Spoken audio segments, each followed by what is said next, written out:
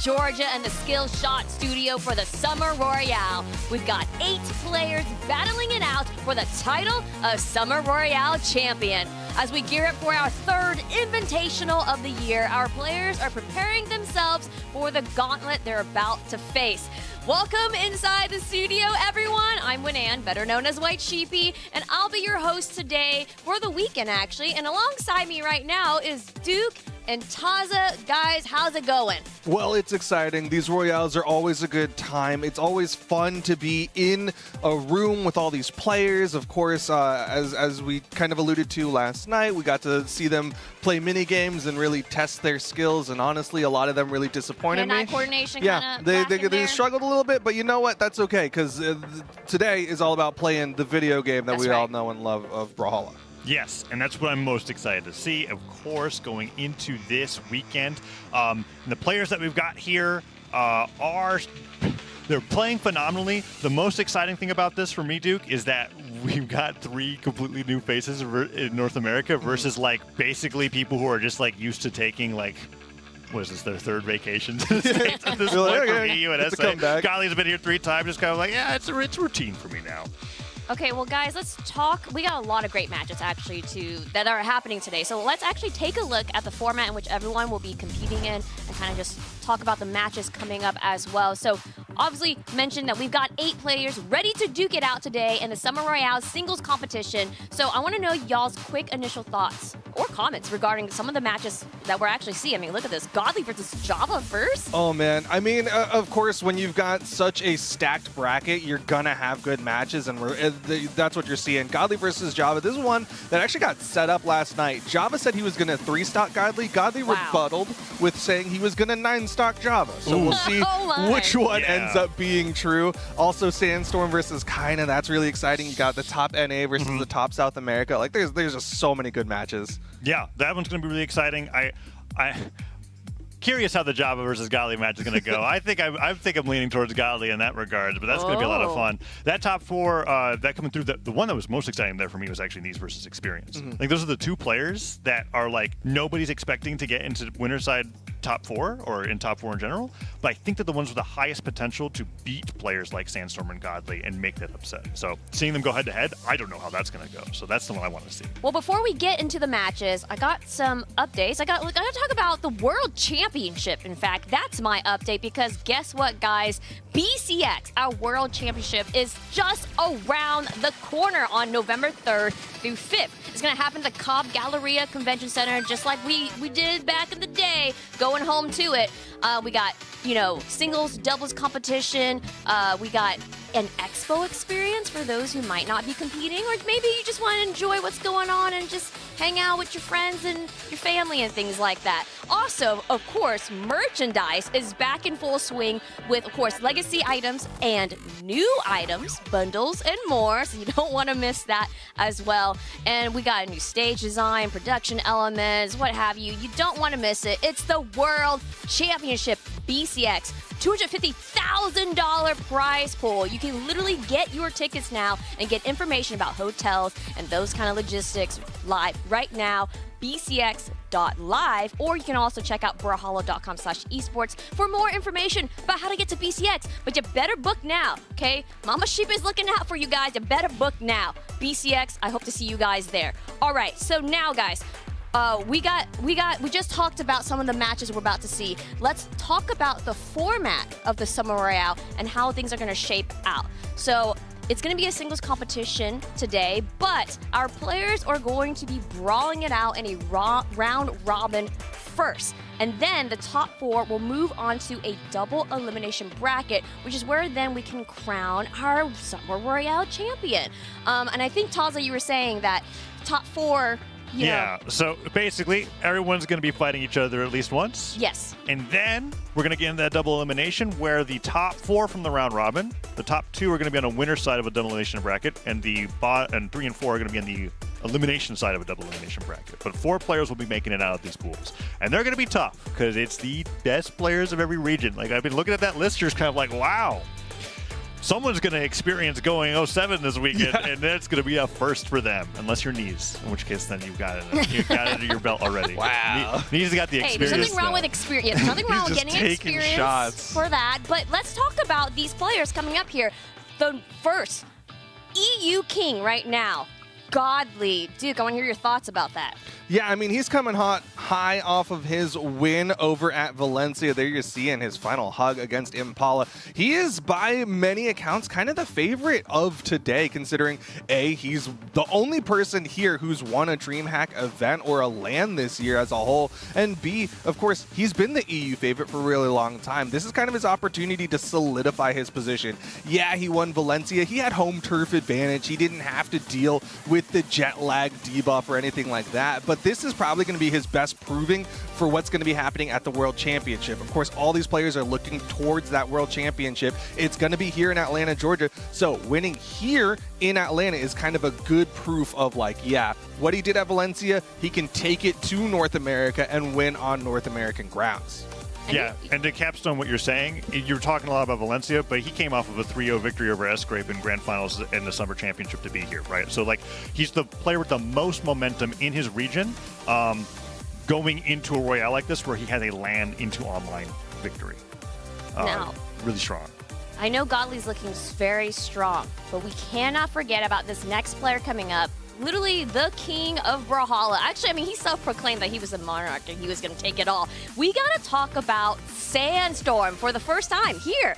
Taza, I want to hear your thoughts about that. Yeah, so you said we cannot forget about him, and honestly, I'm not sure if it's possible to force somebody to forget about this name. You're going to be hearing about Sandstorm whenever you watch Brawlhalla, and yes, he has been on the grind this year, coming back into Brawlhalla and having, like, the most, like, watching his results scale from 4th to 5th to 3rd to 2nd to finally getting 1st to qualify the Royale has been so exciting, and he's been doing it innovating with Spear Legends the entire way. He started off the year with Arcadia, now he's been really pushing the Mirage, and he's playing Mirage in ways that nobody else is really doing, and it's such a cool strength for him because he first did it with the Scythe. He's basically the one reason why anybody even wants to play Scythe. And then you look at how many Scythes have won tournaments and you go, oh, those are actually all Sandstorm wins. So he's really just the innovator in Brawlhalla, and definitely one of the favorites, if not the favorite, to take the Royale this weekend, as well as Godly.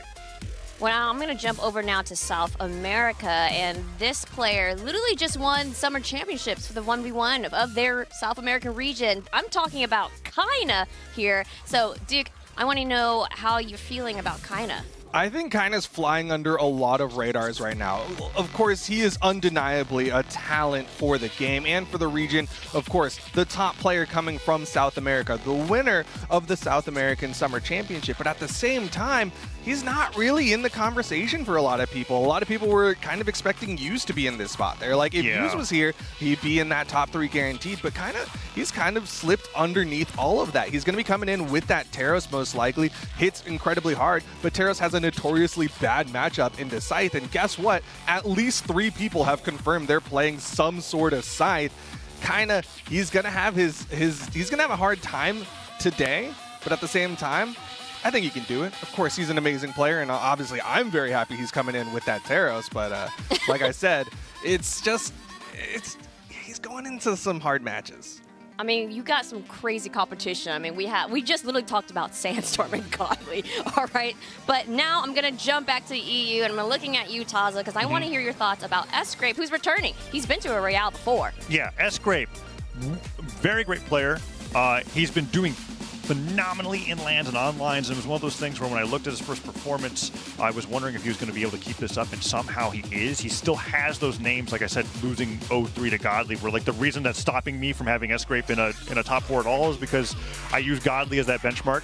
I'm like, okay, Neeze, SGrape, you haven't beaten him yet. You can't do it, but he's beating everybody else, and he's doing it with a play style, a hybrid style of playing between Spear and Lance. I know he prefers the Spear over the Lance better than anybody else in Europe right now. I think he has a really good chance of making an upset here, and also having a possibility of getting that 3rd or 4th spot out into winners top 4.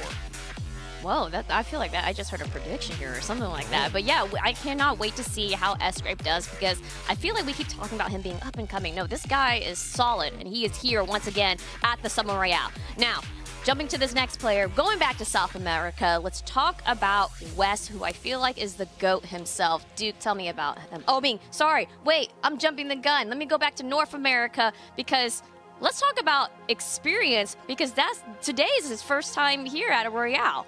Yeah, again, another one of the new faces for the North Americans experience. We've said it before, and time and time again, we talk about how he's so known as a 2v2er. Like, that's where most people give him the credit as this 2v2er. But he's coming in, of course, hot off of his 2nd place finish in 1v1s, had an amazing elimination bracket run. Do you remember the paper trail of social media on that run, though? Yeah, he's one of those players where I feel like tends to get down on himself in ones. Yeah. And so the fact that he made this run and made it here into the Royale is the craziest storyline ever.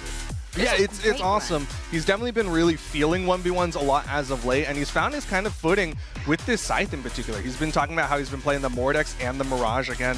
More Scythe potential coming out this weekend, and it's just, he's been looking like really good compared to what we're used to seeing from him in 1v1s, which sounds really bad, but like this is a different experience that we're seeing in 1v1s. Yeah, today. And it makes predictions scary with him, because he's either going to be 8 or he's going to upset a lot of predictions. That's what I feel like is going to happen this weekend.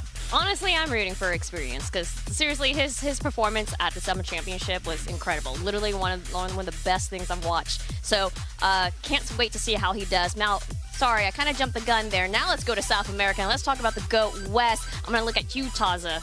Let's talk about him. I think Wess is the best boots player in the world currently. And I think that he's going to be holding that moniker for the rest of the year. And the question that's in my mind is, how are players going to be able to deal with it? Last time when I watched Wess versus Sandstorm, and Sandstorm was experimenting with Thea, Wess kicked his butt. It was brutal. And so after that, Sandstorm hasn't really been back to it. And so when Wess is here at these events, I really feel like he's going to be just like a huge check of like, okay, do you know the boots matchup well enough? It's been a whole year. There's been three matchups. Can you fight against me? And if everybody's answer is no, then he might just win his way into the top 4 here. I would not be surprised.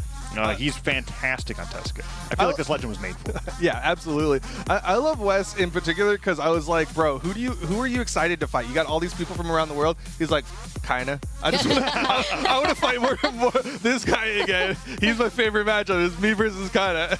I love that. He wants that run back because that's who he lost to in the Summer Championship. So I definitely respect it. Yeah, that's cool. Well, coming up next here, this is our last North American player to join us, and also for his first time as well, it's Java. And Duke, I'm going to look at you for some feedback about Java. Java is an interesting one. I said it, I think, on Monday, where he's got the potential to beat basically anyone, and that he just hasn't shown it quite yet. It's like a kind of a matter of time until like he's gonna actually show up and take out big names. We've seen him do it before. He's beaten some of the biggest names in the game in bracket, but at the same time, like, we haven't really seen him go home with that gold medal. He's found his footing with this Hattori. He's hinted that he might bust out the Bodvar for a specific person, which I'm excited to see. And again, I gotta reiterate that rivalry that he's kind of formatted against Godly, where he's saying he's gonna 3-stock Godly, and that's going to be our first match of the day. And last but not least here is Neeze, who's been to every single Royale. Taza, do you think he can take the W today? I don't think he can take the W, but I think what he can do is be really annoying and get a win over Sandstorm. And that would be, that's what, Neeze is here to just make it so difficult to say who's going to actually be able to do things. Because I think there's two players here at this Royale that I think could beat anybody here, even if they're not favored to, and that's Neeze and experience. And I couldn't say that about everybody else. And so when I look at Neeze, I go, well, how good are you playing today? Because maybe you do it. Because he did do it last Royale, right? He went from being the last placement in Winters to getting into top 4 in Summers. So he's got that fluctuation. And this is going to be the event that can kind of solidify whether or not he busters out or if he's going to be a constant top 4 player. It'll be exciting to see. Yeah, it's going to be definitely exciting to see all these players challenge each other. Now, we talked about all the players. I got to hear your predictions. I'm going to actually start with Duke first. Predictions for today. Man, these Royale predictions are always so incredibly hard. I think a lot of people have very similar top 2s, but that third spot, like you could just roll the dice and pick someone, and you're more than likely have that potential. Okay, but whom? I had to commit, and I am gonna go off of what Taza said, and I think there's one person who has the best battle boots, and that's someone who has some experience being here at a Royale. That's somebody who's made it into the top 4 already before, so I'm putting Wess in that 3rd place spot. In 2nd place, I'm giving it to Godly. Again, he's got that momentum from his win at Valencia, but there's only one other person who I think just has a little bit more of an edge. He's saying he's back. I got to give it to him. Also, he's not European, so that's an extra bonus point. Sandstorm on top. Wow. I'm surprised that you have Wess at that 1st place spot. I know. No, Wess in 3rd. Oh, yeah, Wess in 3rd. Wess, Sandstorm first. Godly, Sandstorm. I go 3rd to 1st. Oh. Okay, well, Taza, what are your... Fine. That makes sense. Taza, Yes. what are your predictions then? My predictions, should I go 3rd to 1st as well then? Yes, do Am I making your life hard by Yes, going? you are. I'm sorry I didn't count It's in. okay. It's okay. I should have paid attention. Here's how they here they are. I think this is actually the easiest Royale to call predictions for. I was looking at the Summer Championship, and I was looking how players were dominating their region. I think they're going to similarly dominate here, and then it's just a question of how they play it against the head-to-head. And so I've got Kyna at 3rd, I've got Godly at 2nd, and I've got Sandstorm at 3rd. Wow, okay. And it's that straightforward to me. And I think the only thing that's going to be weird is if Experience or Neeze decide to make an upset and take that 3rd or 4th seed, in which case we have Sandstorm and Godly in 1 and 2 anyways. I think that's what's going to be happening this weekend. All right, well, we'll just have to watch and see, and of course, chat. Be sure to join us on these predictions when we're going on break and things like that, or just go on socials. Let us know how you feel. Who's going to take the crown today for the Summer Royale? Now, before we jump into the game and the matches, I got a little sneak peek of something for you guys at home when it comes to Brawlhalla content. I think we got a video to play, so why don't we just go ahead and roll that?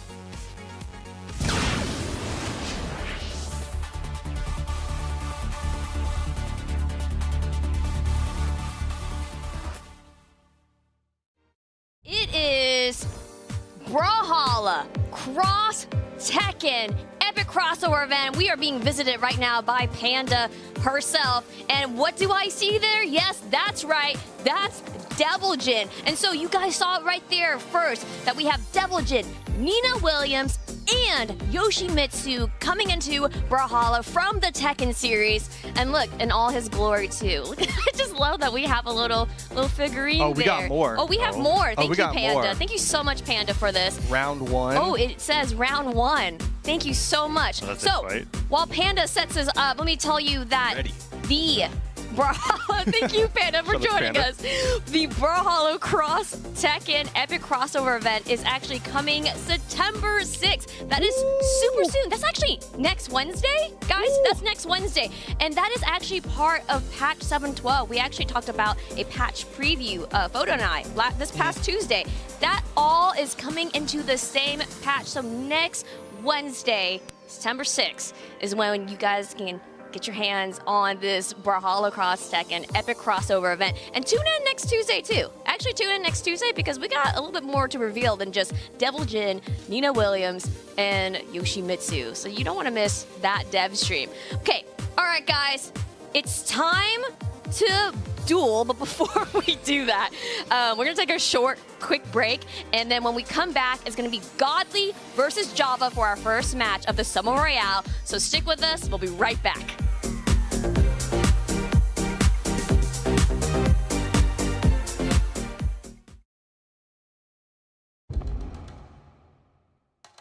To get that weapon, doing a great job unarmed, and manages to pick up that bow as well. Putting on that pressure with those dash jump fastball nairs. Looks like Sandstorm's getting juggled. Oof. I mean, and that's one of the biggest strengths of the bow kit is that juggle. Is the immediate NSIG gonna take Sandstorm off the top of the map. We saw Small Brawlhaven really come into play in Sandstorm's earlier match today where he was taking people very quickly.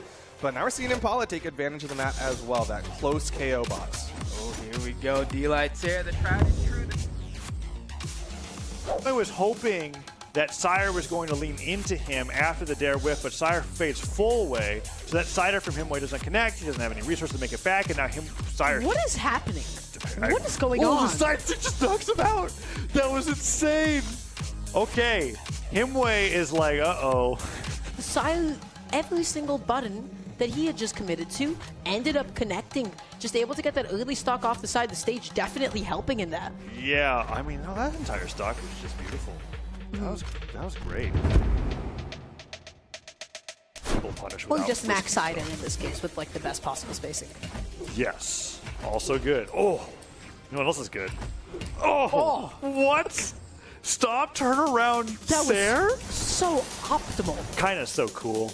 Yeah. Yeah. That was not like a traditional stop sider. That was not like a stomp down or anything. No. That is, whole I am stock. going to push you further off stage. That felt like somebody Still getting going. a first hitbox. He's That was so cool. Gravity cancels sideline off and on stage.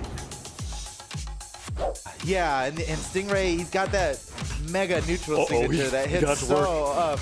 Oh, and that almost knocked out on its own. He's still got 2 stocks. Down air, nair, in recovery. control. What a dude! That last stock was like 20 seconds long, not even.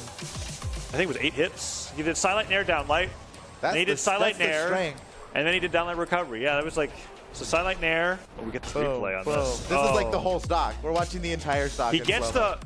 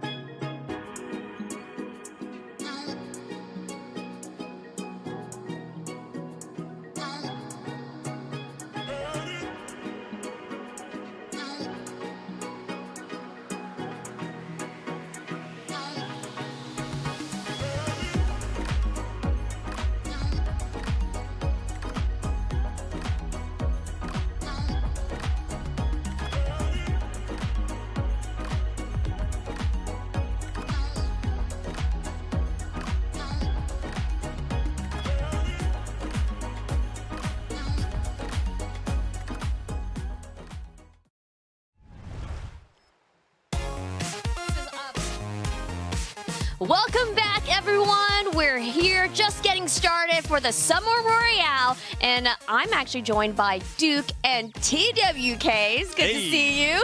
And our first matchup in the singles competition here, actually in this round robin, is going to be Godly versus Java. So actually, I'm going to go to you first, TWK. What are your thoughts on this matchup? All right, I know you guys were talking about this during the pre-show. Godly has had such a dominant performance over in the European region. Summer Championship looked almost uncontested. I mean, pretty much the only set that wasn't a 3-0 there was against Frydazol outside of top 8. So Godly is just on an absolute tear. But Java has slayed kings before. And I know we say, you know, what is a king to a god and what is a god to a non-believer? I think Java is ready to just throw the whole book out.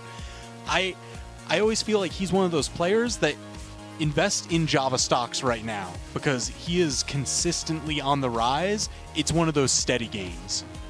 So I'm being told to introduce the stage, and I'm trying to figure out if we're talking about the stage here in the Summer Royale with Godly versus Java, or we want to talk. Oh, yes, we are. We're talking about this little area here at the Summer Royale. oasis over there? I know. Look at them. So they have their own little area where the players are actually competing here. And you can actually see on the screen, Godly on the left there, Java on the right. They're actually looking like they're getting ready here. Duke, I also want to know your thoughts about this matchup. Yeah, I mean, I've said it already a couple times about how they have basically created a rivalry in the past day and a half of saying each of them is going to 3-stock. It's just a matter of how many 3-stocks. Obviously, it's a little bit of a taller task to 9-stock someone in a bracket versus to just get a 3-stock.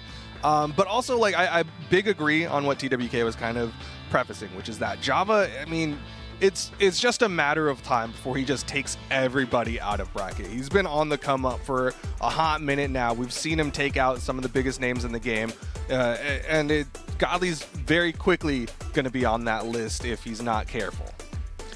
Yeah, and I guess just looking at the Legend matchup itself, Godly does lean on the gauntlets a lot, right? We've got the Spear Mirror match, so we're going to leave that set aside. But Godly's gauntlets, they are one of the shorter ranged weapons in the game. And Java playing one of the highest speed legends of the game, I think is going to give him a little bit of an edge to just kind of dance in and out of the range and score little chip hits here and there. Yeah, and also, like, coming in with that high speed, Java's one of the few people who's really leaned into those new dash mechanics, which makes it even harder. And Godly coming in, like you said, with those short range weapons, he is, by his own admission, said that he is a Gauntlets main. Those don't do that amazing against somebody who's really just doing that, like, dash landing right in front of you. And so if Godly picks the wrong time to try to catch that landing, he's going to get opened up by Java in big ways because he's got two weapons that are really good at capitalizing on those small mistakes. Yeah, gonna depend a lot on the early conditioning. How well can you dial in which way they're going to dodge? Because you need to make every single punish count for the most that it can. And Spear, Gauntlets, we know if you burn a dodge against those, they get extended strings for massive damage. Yeah, and then again, with the Hattori specifically, I think everybody who's ever played against a Hattori knows the threat of that N-Sig. Oh my gosh. And they know, that's one thing that, like, in that matchup specifically, you have to be extra careful about how you dodge against that sword. But at the same time, like, Wu Shang's N-Sigs are definitely not something to sleep on either. If you jump at the wrong time, getting caught out by that off stage, on stage, those things can be devastating. Yeah, he's going to spin to win, you know, whether it's on the ground, in the air, doesn't really matter. That neutral signature on both of the weapons, it's a helicopter. He's taking you for a free flight. Dude, I miss the good old days, which honestly to a lot of people aren't the good old days, of Spear Side Sig. When that was like the big go-to for the Wu Shangs out there. But now it's like, yo, we like Gauntlet down Sig. We like Gauntlet neutral Sig. Well, I mean, it's kind of been like the evolution of the meta, right? A lot of folks, they do tend to stick close in on the shoulder blades. They want to be in range for a punish most of the time. Everyone is really just dialing in their own movement. Everybody gets better at it every single season. So a lot of the value of those signatures that just kind of hit all around you, even if they don't really move that far or that fast, really, really pay off. Because you're just like, I don't care whether you're dodging to my left or my right. If you are within arm's reach, I'm getting you. Yeah, and we've seen that be very effective in all sorts of situations. I also have to point out that Java's hair, like, poking up is really driving me nuts. I don't know if we can send someone in there. He's got like one hair wisp, and it's just like, as somebody who has really bad cowlicks and it like peeks out, it drives me nuts when it happens to me, and now it's driving me nuts that he's got this little hair wisp. I think it's part of his, like, strategy. Bangs, or right honestly, now he's trying to distract God. That's what it is. He's already got you. You've fallen into the trap. He's winning the mental game. Okay, he's got to figure out how to stop this God. Can he hear us? Can he hear us about this?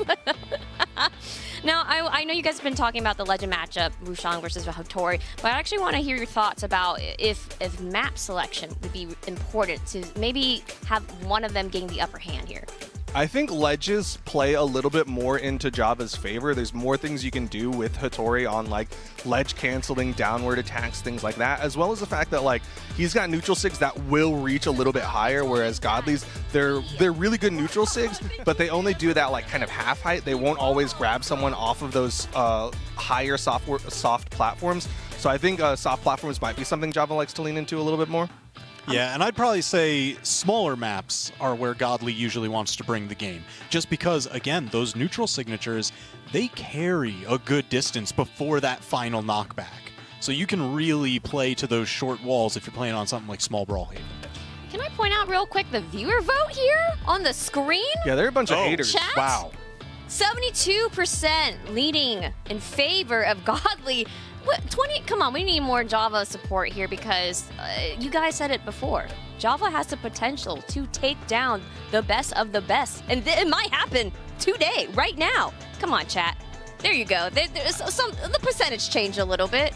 I don't think it changed the way you wanted Hey, it to. come on, okay, all right, okay. TWK, I didn't need you. I don't need you pointing it out How like that. persuasive was Taza during the pre-show? My They're God. like, She's yeah. like, it's that straightforward. That's what it is. That's what he said. But I'm I like, mean, That's how Taza views the world. it is Godly that we're talking about, right? Like Sure. when we had there we go, everybody there. on the desk, Thank you, they chat. all were like, okay, it's if you talk about regions, Godly is EU. Like they say there's North America, South America, and then Godly is the representative. You know what I mean? Okay, like, okay. So it kind of makes sense that anyone going into Godly, it's like, okay. But we've seen this in the past Royales. Things get a little bit mixed up here. We don't know who could actually be the winner. Well, I mean, there's some that might have more favor since we are seeing that in the viewer vote, but we actually don't know. That's true. saying. Cross-region stuff always goes a little bit sideways. I mean, we've seen it at the Dream Hacks over the course of this summer. We've seen it at the past Royales. It's just the question of, can we see that as a first match here? I see. That's a good point here. Now, we're still waiting for the players to get ready here and get brawling. TWK, can I get your predictions real quick since we just kind of already talked to Adam and, Taza and Duke about it? Oh, you want like my top 3 I predictions? kind of want your top 3 predictions. I kind of want I really didn't want to. Oh, okay, then never mind then. We don't have to. If you don't want to, then we don't have to. I was just gonna say, because Taza's never gonna let me live down that I agree with him. Oh. What? Oh. He's makes strong points, okay? Oh. I was trying to downplay him a little bit now, but you know, he's a smart dude. He knows what he's talking He about. wins one tournament and I know. everybody's got to agree with Okay. him. Well, it looks like we're about to get started here, so boys, I'm gonna let you guys take the action away. Godly versus Java, our first match of the day, the kick off the round robin phase. But this is where the momentum starts. We've talked about how these round robins work. Everybody fights everyone. You want that early momentum. So we've got the spear mirror match to kick it off. Oh, there's that big damage. Anytime that you can get the full side light, down light, gravity cancel, down light, side air, that is so much damage from a spear punish. Yeah, getting that extra down light, it adds up so much. And neither of these players have that kind of easy end sig that you can go to, like a Bryn player might, or even a Queen Nai. Ooh, going for a big side sig on that slide charge there. That was cheeky. Whoa, Got the right against corner. the wedge. That was fast. That was fast. 30 seconds in, maximum capitalization, especially off of that weird edge hit into the wedge. Yeah, that was just like perfectly low enough to get him on that angle, send him straight down, and then finish it off with that nair. Just a nice circular hitbox. Ooh, nice GC downlight there. Tall ceiling keeping Java alive. Oh, beautiful punish. You were talking about that side signature, not as highly sought after as it was in the past, but look at that. Still a great so sig. good. Brings me back to my not glory days, but Java now having to look for a weapon. Both of them actually being denied their 3-stock dreams that they both wanted. Ooh. Man, I love the way that Java plays around the corner. So many times you'll see he'll be on the outside edge. He will dash through pivot neutral light to not only regain the stage, but to set up an edge guard of his own, and it happens in the blink of an eye. That's that high movement speed and that Java movement in particular. Nice downlight, catching that landing from Godly. Second side air, staying out there, doesn't hit the side light, but a ground pound. And Java's 1 stock away from making Godly bleed. Yeah, again, that's kind of those things about the gauntlets, trying to wake up with the neutral air, but they do have very short range, just out of grasp. Ooh, good movement from Java. Like you're talking about, he's really quick on going straight through the opponent and turning around, and Godly's struggling a little bit to find hits on a Java now.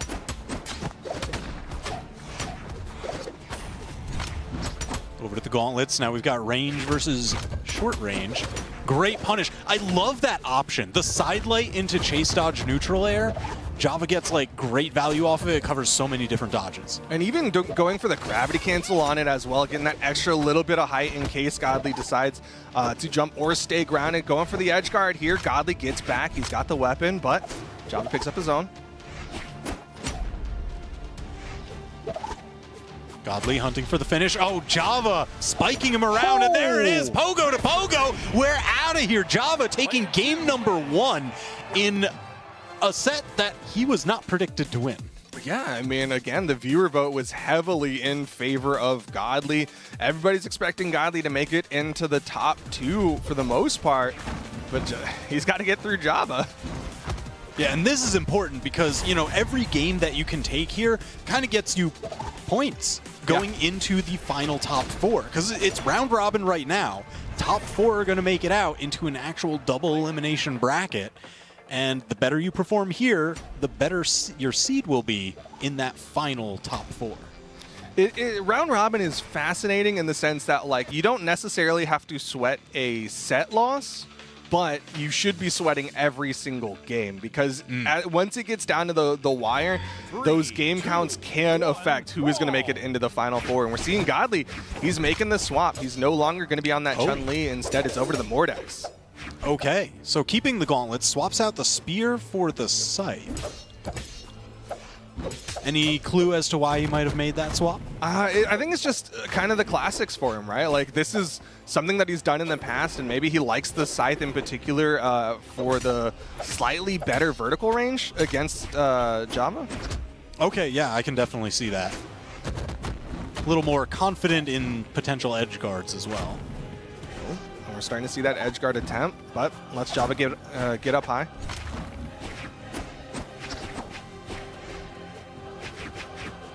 Jockeying for position here. Godly trying to find his way in. Finds it with a little tap onto Java. Ooh, weapon toss goes through. Godly's a little too close for that one. Denying the weapon pickup there. Nice little dare, but doesn't get the downlight. Ooh, uppercut. A little bit of a tall ceiling here. Not going to seal the deal just yet. Ooh, went for the long reach on that downlight. Java right on top of him. Gravity cancel downlight recovery. Java taking that first stock again, but a little bit more damage on this one. Still looking for that next weapon drop. Oh, Java continuing to juggle, continuing to starve. Godly finally manages to tag a weapon, but look, he got deep into the yellow just for his trouble. Yeah, and Java was really keeping that pressure on top of him. Went for that up toss, wanted the nair to bounce into the weapon toss as well, but didn't quite work out. Good avoidance there. Saw the NSIG coming and throws out one of his own off the downlight. All right, the reverse rip. I guess the scythe actually does play against Java's play style pretty well, because every time that he dashes through you to neutral light and retake stage control, you can actually use the active input of your neutral air or down air to just negate that entirely. A little bit more control with that scythe. Neutral light gonna KO. That's a lot of damage that he had to put onto Java. That is a lot of damage. Ooh, but he's not getting too aggressive there. You can see Godly, he's not trying to push the weapon advantage. Instead, he's like, I'm going to just try to make sure you still don't pick up a weapon. Gosh. Keeps it going. Denies. Oh, Java has not been able to land for a long time. Look at that. I mean, completely negated the damage difference that existed going into this stock. Yeah, it just feels like that first stock from Godly was build up, but there's the double downlight. Huge. Absolutely huge. Got that dodge read, got him with the double sidelight into the downlight, Sair. Woo! Yo, style.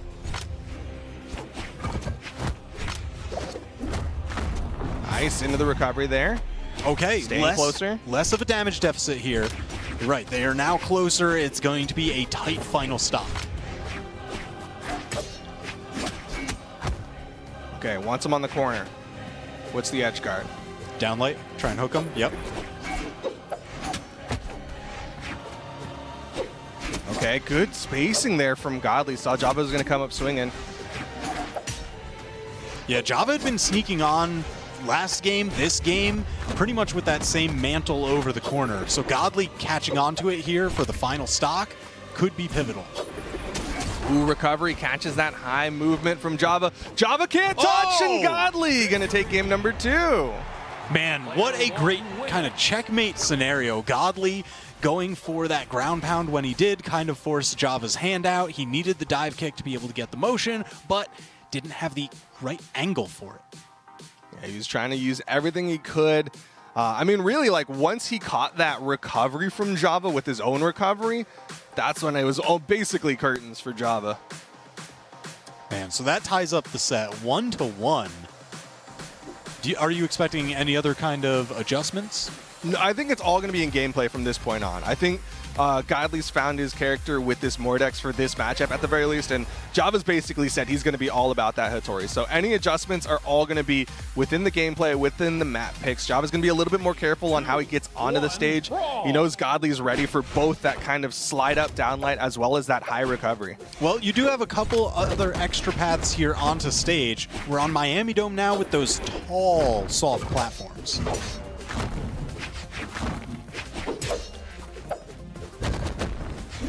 Oh, beautiful read. Oh my gosh! Got him with the tap from the recovery, but finished off with a nair off screen. Java going to take a huge lead here for game number 3. Yeah, I mean, any momentum Godly had from that previous game, completely erased. It's gone. Dude, that got rid of the momentum he got from winning a LAN. Like, that took so much out of the sails from Godly. It's like not just a flat tire. You drove over a whole spike strip there. Everything is flat. You need just a new car. Total it all.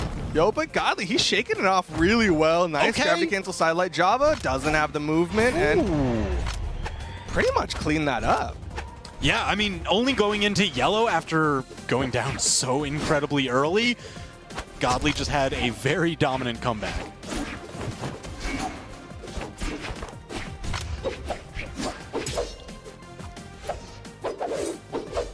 Oh, nice great dodge. Java's trying to go for more wake-ups here. Yeah, he's really been able to slice Godly up. Godly hasn't gotten any of those like extended dodge punishes that we saw that really catapulted him in the previous game. I mean, that's something that you need really badly with this legend pick. Like, single hits from the Scythe aren't going to do that much. And Java doing a really good job optimizing the damage he gets onto Godly. Oh my gosh, what a call out.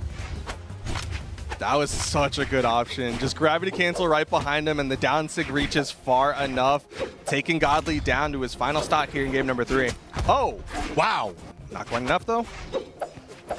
Man, so, okay, every time that Java gets some insane play to take the stock lead, Godly is there right back with it. Unfortunately, he can't always be playing on the back foot. If he is answering, Java gets to lead that conversation. He needs to take over that role. Yeah, sometimes you got to be the first person to ask a question.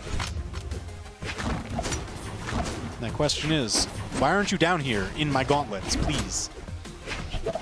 He's trying to force the question onto Java, but Java, again, doing such a good job using that longer range of the spear, but Godly's got him in the offstage. Oh! Weapon toss hits one nair, but Java gets back up. Ground pound misses. Oh, missed the ground pound. There's a small target there on that spear recovery. Chipping away at the damage lead, setting up the edge guard. Uh-oh. Godly unarmed. Manages to arm up. He's okay. Yo, but he's taking damage. Both of them getting into the red. Who's going to find that big hit? Good dodge down. Punished with the side sig. Java, he is up 2-1. Yeah, he was clued in on that one. He was like, oh, yeah, you went for the long follow-up last time? Yeah, you're going for my dodge-in punish this time. Dodge down, psych.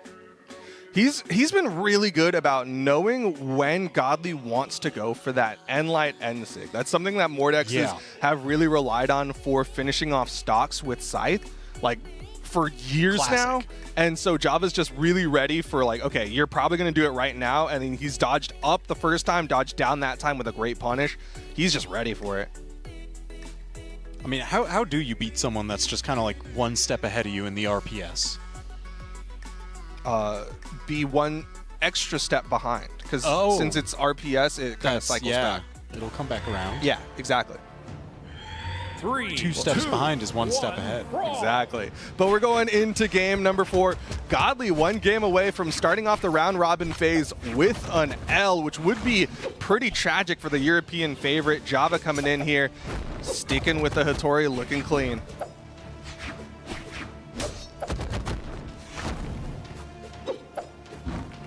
Man, I want to see Godly's edge guard with those gauntlets again, because he had that one like diagonal toss with the gauntlets immediately after. That was just so sick. Yeah, I really wanted that to convert into more, but Java's like offstage defense has been pretty much on point. But right now, Godly looking good, denying the wall touches, and Godly with the biggest lead he's had. Yeah, this is crazy. I mean, actual predictions aside, like I don't know how many people expected Java to be in the set lead here. I mean, he made Godly lose more games here than Godly lost in all of top 8 of the European Summer Championship. What does this say about the region's skills? I'm sure somebody's going to try and say something about it. What does this I don't know if you could do that. Godly with the falling side air. Java spending a lot of resources. Godly another dare. Weapon toss misses. Java. Danger. Sweat beads. Yeah. Checkmate. Another KO for Godly. Is he going to get the first 3 stock of the day? I mean, I don't want to say it, but download complete? Maybe. Okay, good spacing there from Java. Gets in with the side light. Another edge guard. Oh my gosh. Missed the downlight though, and Java finds the angle. Godly going to fall here. No 3 stock. All right, denying the 3 stock, pretty huge, because you don't want Godly's momentum going into the final match having been a complete blowout for you.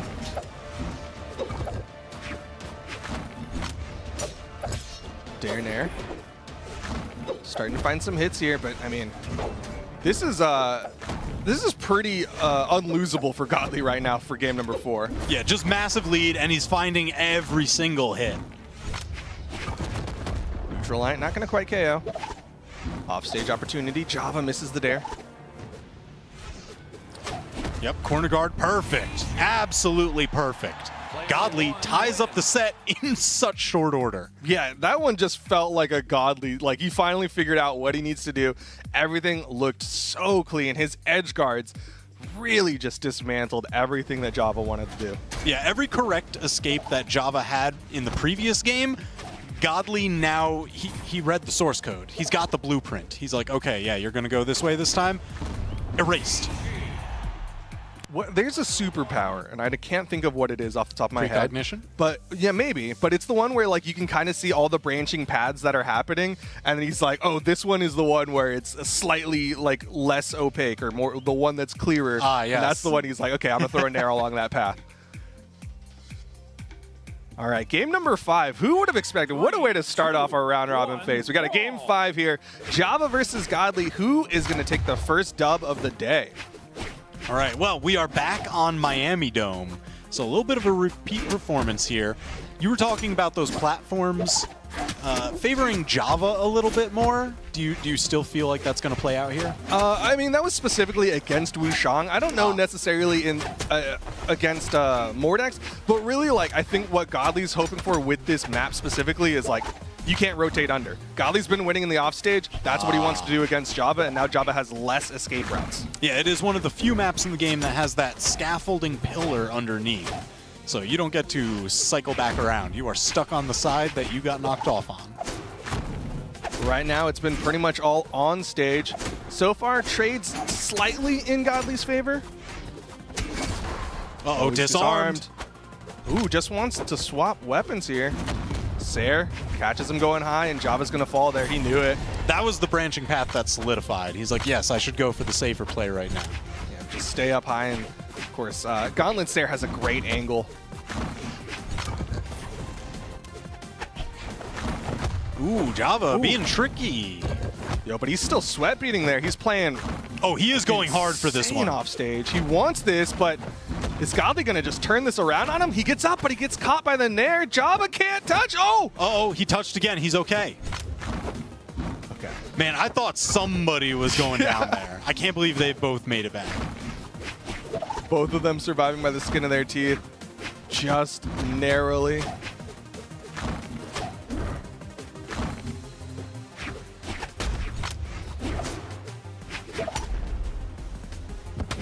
Oh my gosh, big signature read. Java, he had been searching for that one earlier in the set, but it really wasn't paying the dividends. He managed to get it as a punish, but this is like the first time that he actually landed it as a neutral read. And he comes out onto the second stock, swinging, getting some great damage. Saw that gravity cancel downlight whiff from Godly, and optimal punish from Java. So 2 stocks on the screen, 2 games on the screen. It's 2s all around for everybody here. But only one person can be the winner of this game and the set. Java going for the double recovery. He's been starting to go for a lot more of those double recoveries, and Godly's avoided it so far.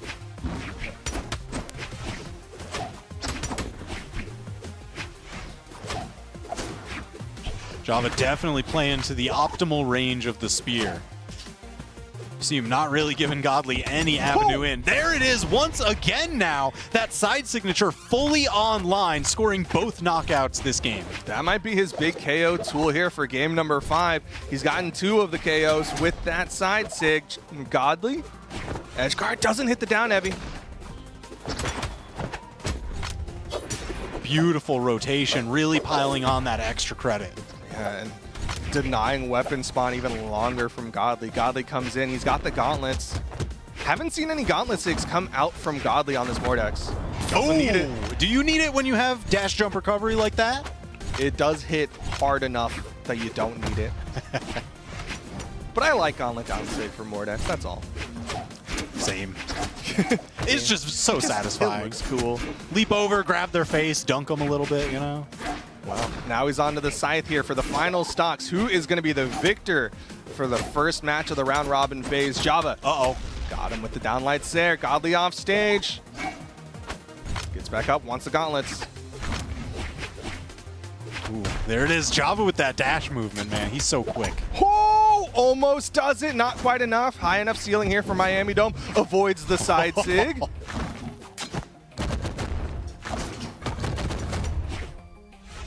Damage starting to even up. Java, just the weapon toss just to set Godly back on his heels, trying to stop that momentum. Oh, the weapon toss. But he's got nothing here. The recovery launches Godly, but Java currently unarmed. Godly with the scythe. Godly's so deep red, though. A Sair would take him out. A recovery could take him out. Oh my gosh! There it is, finally! The one time it hits is the one time he needs it to. End light and sig, and Godly clutches it, like you said. Man, Java, he had the dodge read, the timing read on every single neutral, any of those setups into neutral signature, except for the last. Man, that pressure. That was such an intense final. And again, that was our first match of the day. That was their first matches of the day. You know, it's going to be a good round robin when it starts off like that. Oh, yeah. Oh, yeah. I mean, a lot of people were kind of expecting a little bit of a blowout. They're like, all right, yeah, this is first match of the day. Godly so dominant in his region. But, man, that was actually down to the wire. I think a lot of respect was earned on both sides, considering last night they both were like, I'm a 3-stock you, you're going to 3-stock me, it's going to be a bunch of 3-stocks, but instead, like, went down, final hit, game 5, like, what more could you ask for? Jeez, look at those maximum punishes from Java, so much damage. The 20-second knockout at light yellow. The top of the map. The GC down. Like, Java had so many great options, and Godly kept bringing it back. I love how this is just kind of like them getting to showcase their skills against each other on such a big stage, too, where they're just like, hey, check this out. Oh, yeah? You like that? I got this for you. So clean. Yeah, I think that was that set where Godly really, like, honed in his edge guards against Java, but this is that game 5 where Java was bringing out those side sigs. Sideline. Man.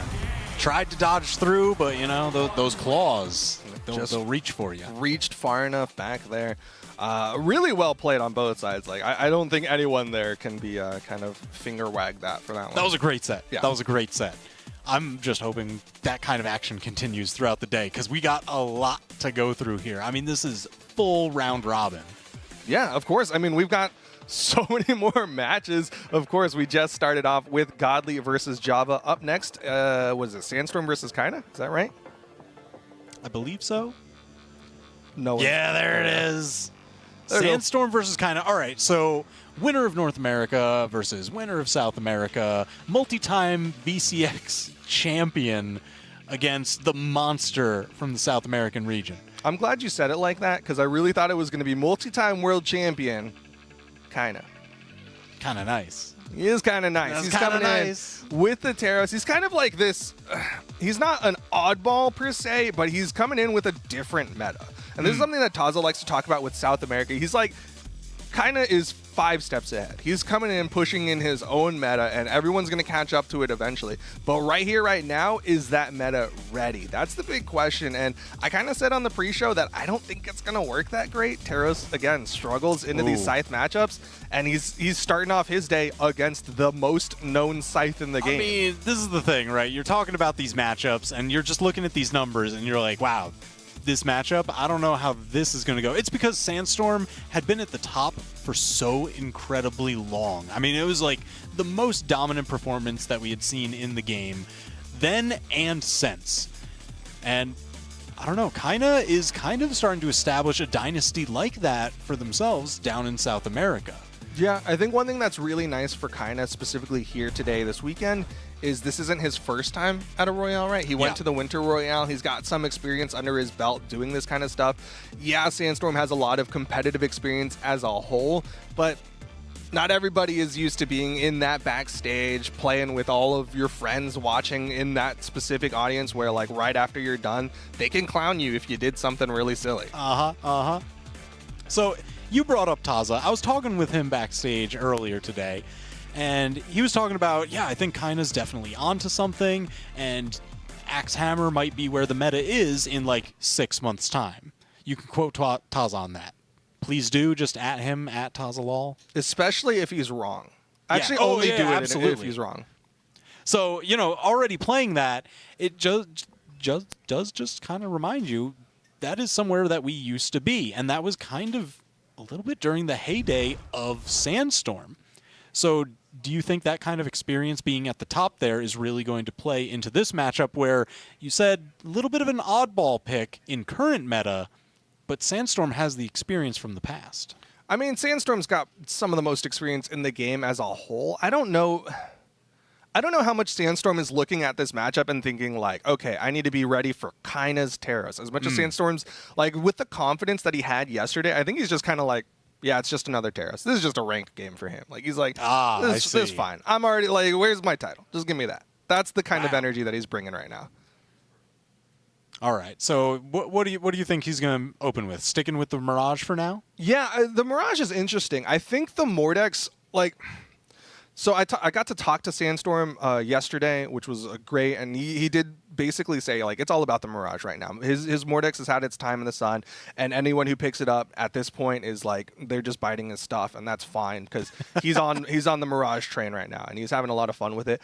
I think the Mordex is a little bit stronger specifically for this matchup, mostly because Spear has kind of a middling performance into Axe, and then it'll do pretty well into the Hammer, but you don't. Most people aren't that worried about Hammer right now. Right. So I think if he went to the Mordex specifically for this matchup, it would probably be a fine decision. But at the same time, like, he's really enjoying this Mirage. He was talking about how the signature kit just kind of works for him right now. So I think he's having a lot of fun with that. Oh, yeah. I mean, he's been using it to phenomenal effect. Such a dominant performance in the Summer Championship. And I'm just curious how he's going to play around with some of those other signatures. Because, you know, like the downside signature isn't the only one that, like, shrinks her hurt box to actually have some extra built-in evasion. You see that on, like, the Spear neutral signature. She kind of dips down into the ground. Yeah. She's got some great sigs and also some great looks. We got to remind y'all at home about the merch. Ooh. Of course, there's merch currently accessible over at brawlhalla.com/merch. Maybe you can pick up a nice little crew neck like this one, or you can't get that shirt. That shirt's fire. But also, you can get these are great. Currently exclusive tank top for Summer Champs. It's the run back. We had it available during the event. Now it's again available for I guess this weekend. But brawlhalla.com/merch. Check it out. Pick up your merch while you can. Yeah, chilling while it's hot outside. Who needs sleeves, you know? You don't. It's nice and hot, and you gotta keep as much of your body cool as possible. Yeah, that's right. Yeah. So when it's game 5 of a set, you better have one of those on underneath, so you can just be like full vent. Okay. It looks like Sandstorm hates everyone, and instead it's kind of SGrape. Oh, Sandstorm's still in his other set. Okay, so yeah, he definitely hates everyone. Oh wow, okay. Everyone at home, it's Sandstorm's fault. At GD Sandstorm, he's the problem. Instead, we're gonna watch Kyna versus SGrape. Okay, now how do you feel about this one? This is interesting, and this is gonna sound very mean to SGrape. I love SGrape as a person, but right now he's talking about playing the Mirage, which like, if you had to stack up all the Mirages that are here this weekend, Sandstorm would be on most people's top pick for Mirage. Right. And I don't know that SGrape would be that far from the bottom of most people's picks for Mirage. And so, like, in a way, it sounds like I'm saying he's going to be like Sandstorm Light, but he kind of is going to be a Sandstorm Light. Wow. Sounds like underestimating him, and I love SGrape. I think that's kind of what got Europe I'm a big SGrape fan, but a little bit of trouble because SGrape has been like consistently improving performances. I mean, making the top cut of the Summer Championship, no slouch, and beat a lot of those names that you would expect to kind of like out PR him in that respect. So definitely earned the spot here, and looking to kind of continue that. I would definitely call SGrape like one of the dark horses of this competition. Yeah, I think SGrape, because he's still relatively new to the esports and whatnot, of course we can see that head-to-head and the stats like that, but I think he still kind of gets discounted in a lot of ways. A lot of people aren't really quite sure if he's like proved himself enough times. Yeah, he's been to 2 of the Royales, but is he really that good, or is he gonna fall off eventually? I personally, if SGrape was saying he's gonna come in here with the Tesga, if he was saying he's gonna come in here with the Orion, I'd have a lot more confidence in him. But because he's specifically saying the Mirage, I'm like, I don't know how to feel about that. Well, I mean, that's the nice thing about these long sets, right? You can kind of try something out, and then if it's not really working, you can go back to your tried and true, your original mains, you know, those comfort picks. So maybe the Mirage works. If it doesn't, we know he's got some different kind of picks in his back pocket. Yeah, and he might have one of the larger potential available character pools of the people here. And we've already seen, like, swapping characters has been pretty effective. Godly already earlier made that swap. Now you're seeing some, of course, footage of him at Valencia. SGrape, I mean, he's such a nice talent to have for the European region. I'm a big fan of SGrape's spear. I gotta say, like, he's someone who's got some great spear fundamentals in particular. Like, I said this on Monday, where he's one of the few who, like, if you dodge incorrectly, he knows exactly how to pick that apart. Yeah, I mean, even just in these clips, I mean, there are some crazy hard read call-outs. And listen, in a set like this, especially when you've got to play everybody else, you can get those hard read call-outs if you're consistent with those kind of gimmicks, and that can catapult you into top seed of the Final Four bracket. Yeah, I mean, he's definitely, it's interesting because he's I think by most accounts he should be the second favorite for Europe. And of course there's like a pretty large gap in most people's minds between Godly and everybody else in Europe. Right. But I feel like there's a lot of people who are like, well, we'll put Neeze higher on the predictions than SGrape. Like, it's I guess just because so weird. Even though, you know, Neeze was down in like 5th place for the Summer Championship, you know, he's been to these Royales before. He's been to all these top tournaments before. So I don't really disagree with putting Neeze as like the safer bet. That's fair. But, you know, the safer bet for this matchup, probably Kyna. Again, we were just talking about before when we were looking at the prospective matchup into Sandstorm, but Kyna has been an absolute powerhouse. Another one of those players that has been consistently coming out, and not even within their own region, but other regions, and really showing they are a force to be reckoned with. Yeah, kind of like, I think early on, I was expecting Kyna to kind of be that big powerhouse for the South American region, and then Neeze really stole the spotlight off of his win at Spring Royale, and then, of course, the follow-up DreamHack win.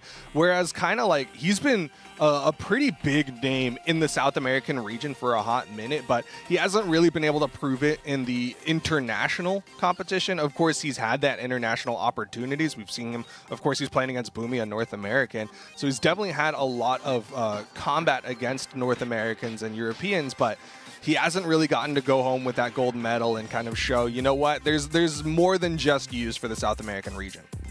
Yeah, so I know we're staring at a lot of Kyna Lucian, Kyna blasters going on in these clips. Is that who you're expecting Kyna to open with in this set? No, I think, well, okay, so he played Taros throughout the entirety of Summer Championship, and I think that's what most people are kind of expecting. Yeah, he's got the Lucian. I almost expect, like, if the Taros doesn't really work, he'd go to the Asuri before he goes back to the Lucian, because that seems to be, like, his other big pick, if I'm remembering his stats correctly. Yep. Interesting. Yeah. I'm always so curious when we have these players, because, you know, you can usually file a lot of top players under either they have massive character pools or they are hardcore maining this one legend. They're like, that is my dude, I'm sticking with them all the way through. And balance patches come and go, and they just kind of still stick on their guy. I always love the matchups and sets that are between two of those players that have massive character pools, because it's like every game you get something different. They're always trying to stay one step ahead. They're metagaming a little bit of, okay, what is the legend with this legend? What does the map pick need to be? Rather than just trying to dial in and playing the man, it gives you like that little extra, you know, ball to juggle. Yeah, I think being able to mix up your characters, being able to kind of, like you said, stay a step ahead is something that is incredibly valuable. And I think if anyone is going to try to do that, it might be SGrape, because like I was saying, I think Kyna's one of the people who I think, similar to Sandstorm, like, yes, they have large character pools, but when it comes to like the individual events, they tend to just stick with one. Like they're like, that's my character for the event. Maybe I'll switch to something else if things aren't looking too hot, but for the most part, it's like 1 or 2 characters per event, whereas we've seen SGrape, I think even in Summer Championship, like he had the Mirage, I want to say he pulled out the Orion, but also he had the Tezca as well. Like he's played a couple more within a singular event. Is that Daddy Friedazol? Yeah. He's given some preset coaching, which is not against the rules. Yeah, you know, gotta get that advice in while you can. Friedazol, famously pretty much the only person to take games off of Godly in the Summer Championship. Yo, I mean, he is a definitely a talent for the European region. It's so funny, like he comes in because some of these guys are a little too young to be on their own, so he comes in as like their guardian, right? But also, like, people will be like, that's just Fry, like he's just here.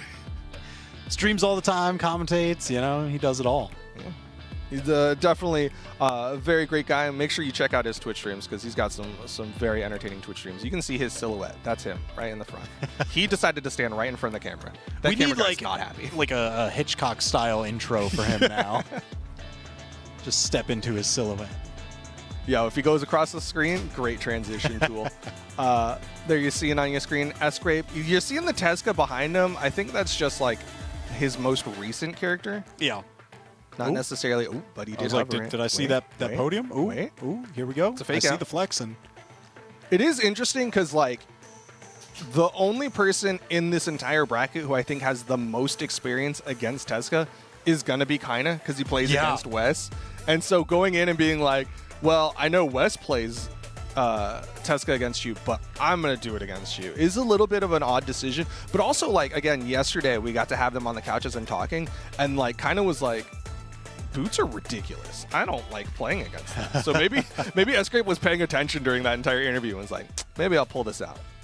I think it is also important, you know, that's what kind of took you through most of the Summer Championship. And stick with that here in the early rounds of the round robin just to get yourself warmed up with it. I mean, this is a marathon set of games throughout the day. Yeah, I mean, like we were saying, Sandstorm was still playing his out. Nice read there with that signature. That's some good damage coming out from SGrape, but the falling Nair misses, but another one will connect. And I like that disengage. He's like, yeah, that's a hammer. I don't want to get recovered. Ooh, okay, gonna miss the side sig, but not a big punish there. Downlight, I don't think would have reached high enough for Kyna. Kyna showing the escape after that active input boot side air. So SGrape opting for the damage. Neutral signature, absolutely huge. Staying with the confident edge guard for a double feature. I love it. SGrape hit the first one and then was like, let me adjust this monitor real quick. And then Kyna comes back up, another end sig, and SGrape taking that first stock, but a nice cleanup there from Kyna. Yeah, the quickest of answers. And he's going to be sticking with the axe. That seems to be kind of his big weapon of choice from his play in the Summer Championship. He's been getting a lot of KOs with that axe neutral light in particular. Right now getting juggled a little bit. Man. Uh-oh, stuffed recovery. Yo! In danger, let's go. But he still gets up. SGrape, another ground pound. Kyna still gets up. Finally, he puts out some damage onto SGrape, but SGrape's got so much on the side sig will clean it up. Man, honestly, I can't believe Kyna made it back from that edge guard, but SGrape wasn't going to let that one go for long. He's like, that's fine. I'll get the KO a little bit later.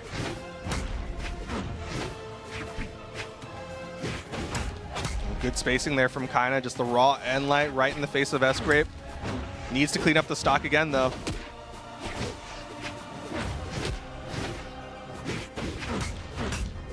Building that damage, the strength of Teros, the damage of the axe, it adds up to a lot. Downlight almost knocking out now. That's a lot of damage onto SGrape. Another downlight, and Kyna will do it. He is perfectly happy building up all of that damage and finishing off with a light attack. Yeah, I mean, if you're getting punished kind of crazily by SGrape, play it a little bit safer. I understand.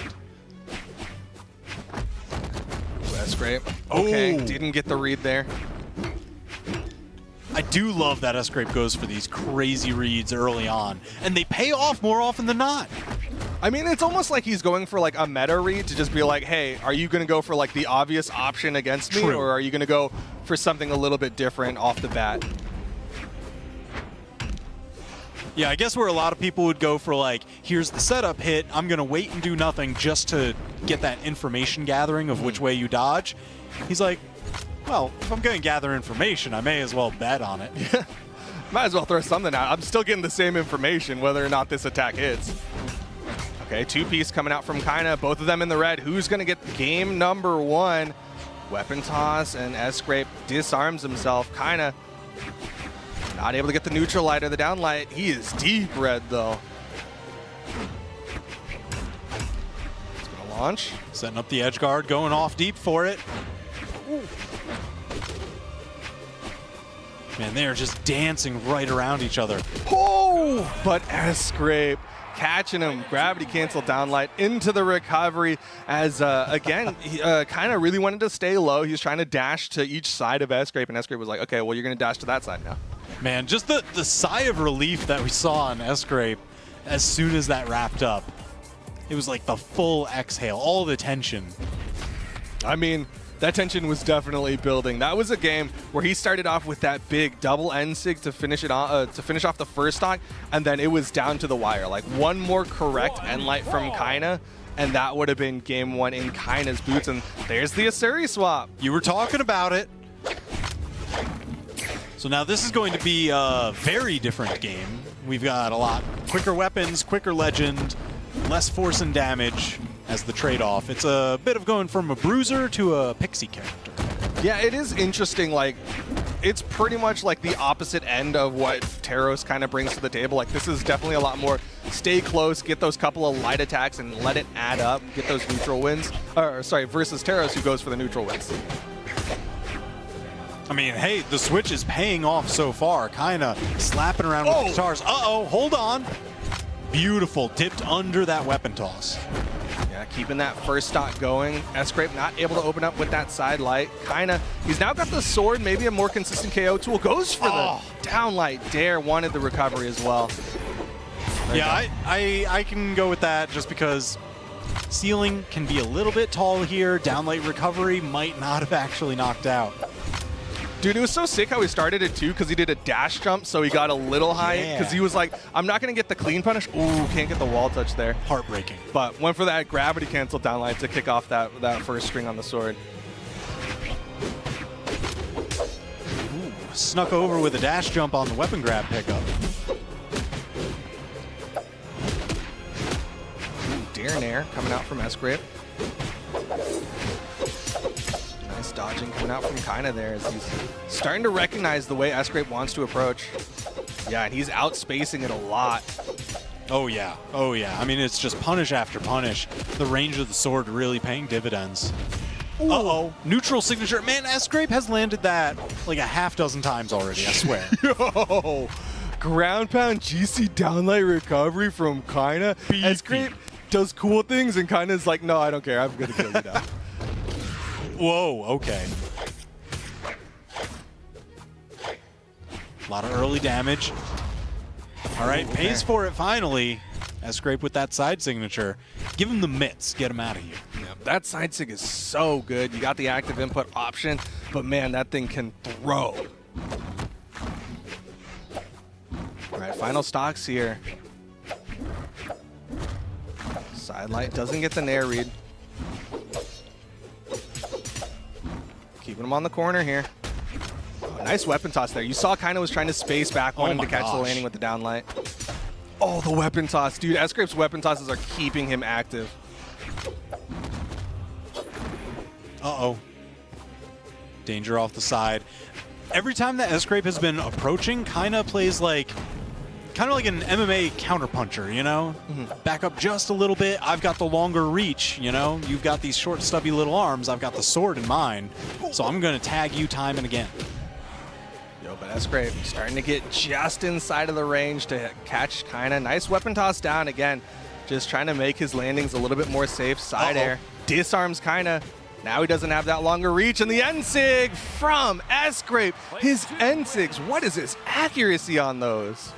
It's got to be something crazy. I feel like every time I see it, it just has been taking stock after stock after stock. Yeah, those boots N6 from SGrape. I mean, talk about buying into the stocks. You got to buy into the boots N6 stocks. Yeah, and the spacing that he gets on it, too. I have never seen it, like, actually bounce on the stage. He gets the offstage spike every single time, even if it's just by an inch. Yeah, I mean, he is very good with that signature. Now, we're going in to game number 3. Dude, SGrape's up 2-0 over the South American favorite.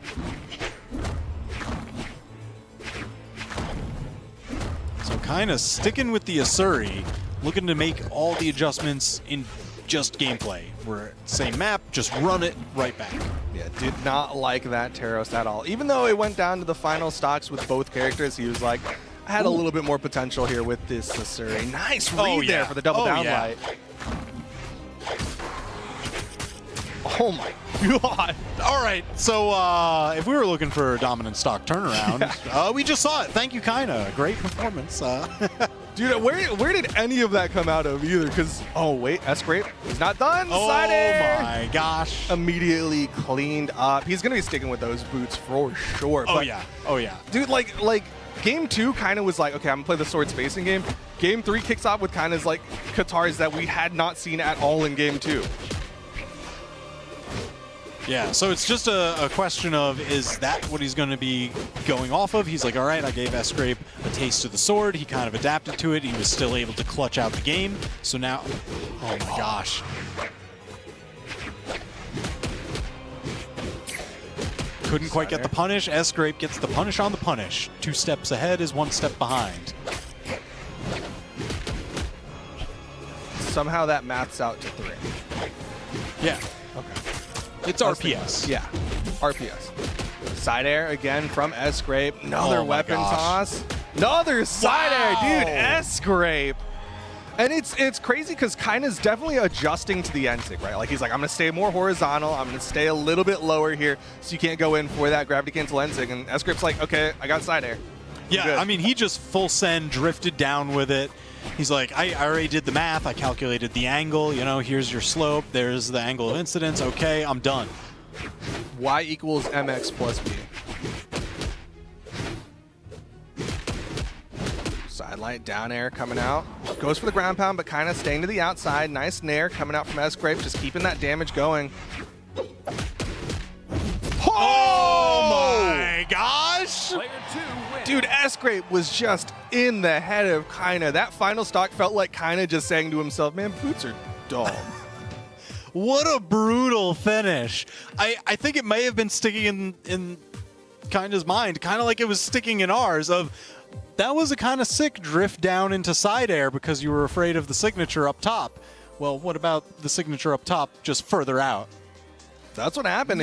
Just what a great read. That was a read that he hadn't gone for at all either. Like, I think that was the only boot side stick he threw out, and it KOs to finish it off. He 3-0'd Kyna, who was in your and Taz's top 3 predictions. Well, you don't need to. I wasn't on pre-show. You don't need to. Okay, say it like was that, in Taz's top 3 predictions. We can just Taza. You're in Taz's chair. That's, you know. Oh wow.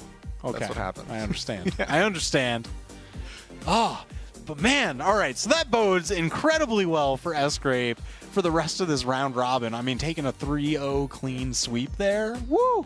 Yeah, I think that's really good for SGrape. Again, SGrape, he comes in and people like don't really know what to expect from him. He's this young guy, kind of new, but still coming in here, taking out one of the biggest names. Again, the top for their region. That's very good for SGrape. Yeah, I mean, absolutely insane. I need to calm down a little from that one. My heart rate pumping a little too quickly. So we're going to take a momentary break. Don't go anywhere because we have so much action throughout the rest of this Royale.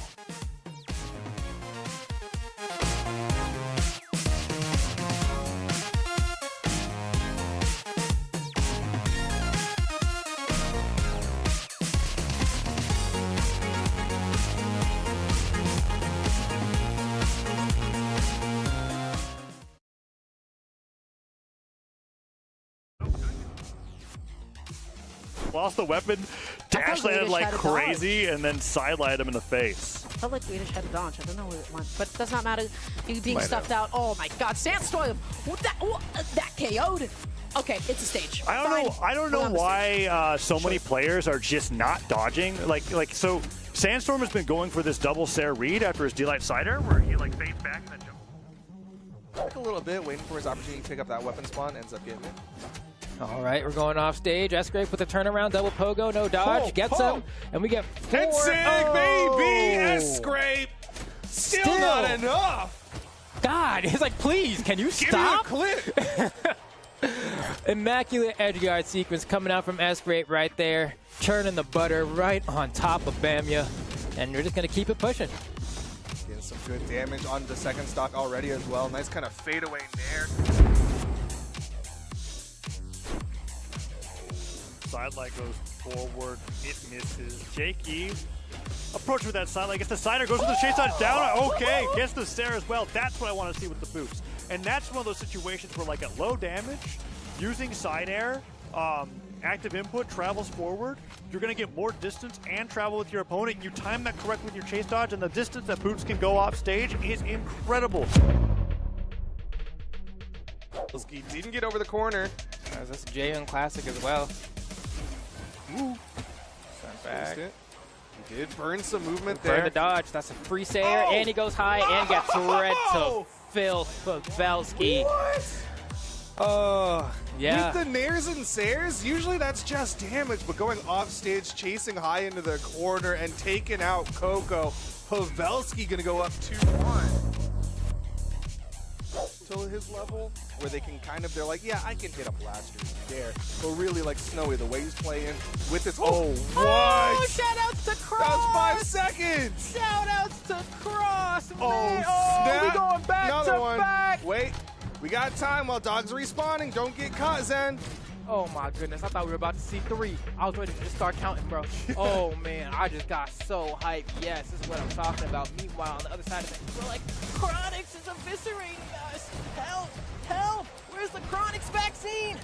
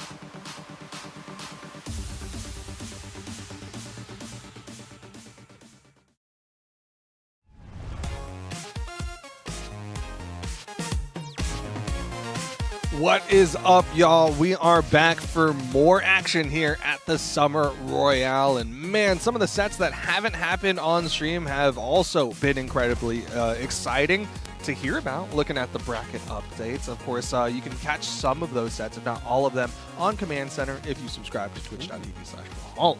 Now that's fancy. Fancy. Yeah. Yeah. And of course, we'll post those uncommentated on the YouTube once we get access to that. But up next, we've got Java versus SGrape. All of Java's sets so far, we've seen one, and then one has happened off stream, have gone to game 5. Wow. Okay. So, Powerhouse, I mean, he lost one, won one. Yeah. He beat Wess 3-2, and then he lost to Godly 2-3. Okay. So he's going the full distance against a lot of these Powerhouse players. I know some people have talked about Java maybe not being the most consistent, but he is always steadily improving. So I love seeing these longer sets. I think they bode really well for him throughout this event. And it's just the question of, can he do it again here? Because we just saw an incredibly dominant performance from SGrape. Yeah, SGrape definitely had an impressive performance. I'm curious if he's going to be changing it up from the Tesca. Of course, the Tesca looked really good, but I'm curious if it was a specific counter pick for Kyna, who had just fallen to Wess's Tesca, so maybe that's what happened.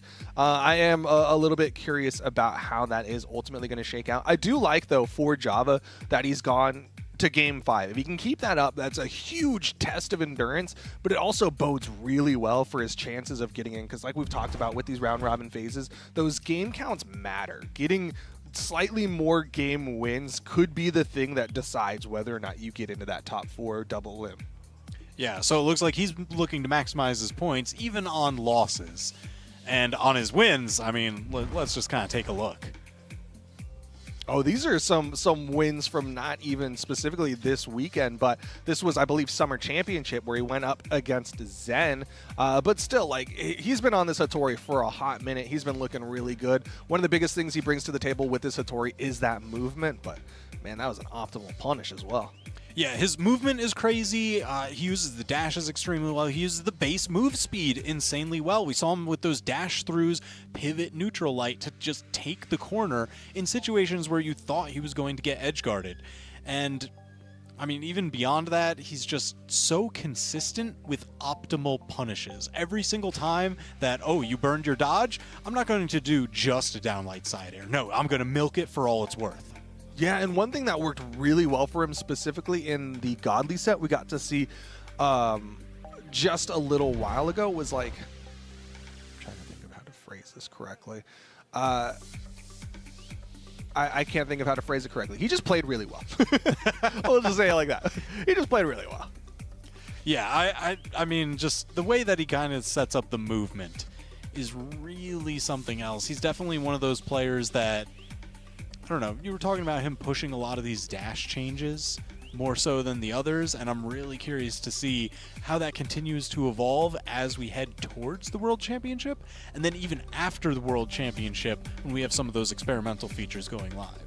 Yeah, it'll be interesting to see if he can, because, you know, whenever new features hit the game, it kind of shifts the way people play, and not everybody can always keep up. But now we're seeing a pretty even spread. The community not sure who they're rooting for here.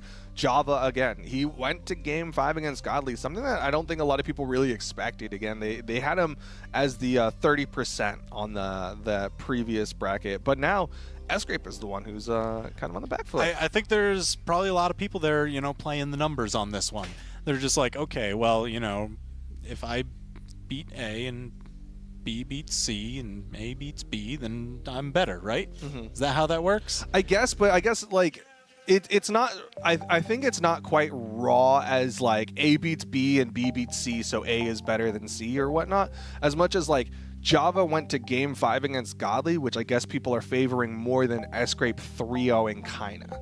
Right. Because, I mean, if we're looking at the way that they got to this Royale back in the Summer Championship, Godly was like clear 3-0s against SGrape in winner's bracket, loser's bracket, the whole shebang.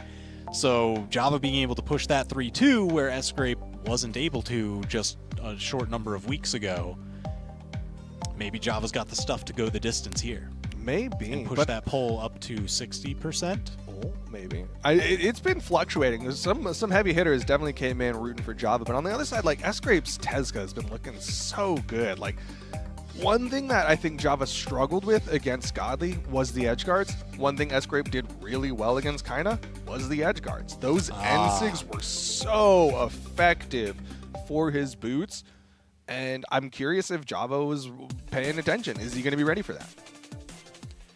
I mean, he's got to keep his eyes open. He's got to be aware. He's already 2 sets deep into the round robin, and he's got, you know, just a few more to go until we start kind of figuring out who's actually going into that Final Four.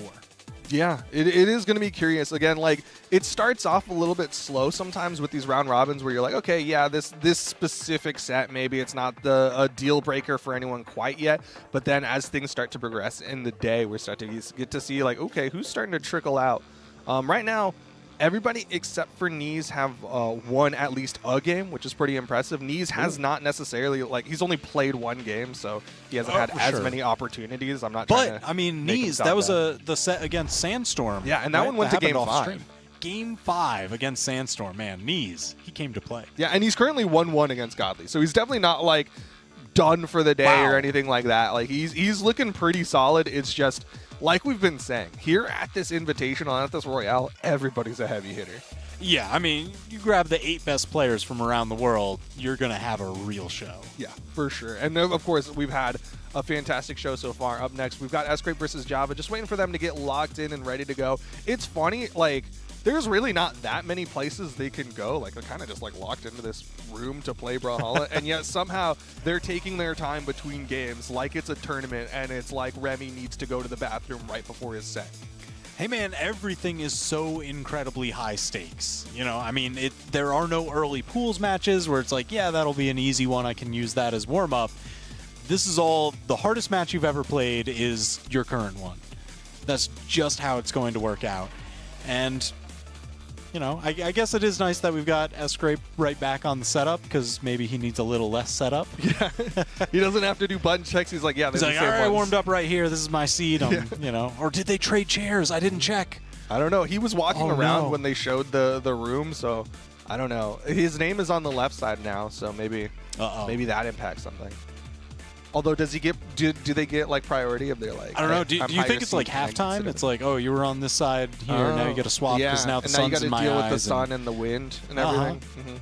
Well, we're playing in a closed set, so it's fine. Oh, right? Could we add some wind? Yeah. Like, where's the big fan? Can we just take a giant, just circular fan and plop it right in the middle? Java's got the longer hair. You know, we can get that flowing. I think that that'd be a good aesthetic. We can just put a nice like billowing hair for his set. Yeah, get the doves to fly out. Very dramatic. Yeah. Ezio? Ooh, I see where you're going. Of course, just waiting on them to get into it for the people at home who are like, what are they doing? What are they talking about? Who knows? We're talking about the Summer Royale. Yeah, it is the Summer Royale. Is that what they're talking about in the setups? Maybe. SGrape and Java. Yes. We've also, of course, got so many other matches that are going on. Of course, so many of them are happening. I'm going to do a quick little bracket check-in while we wait for them to get locked in. I'm very curious.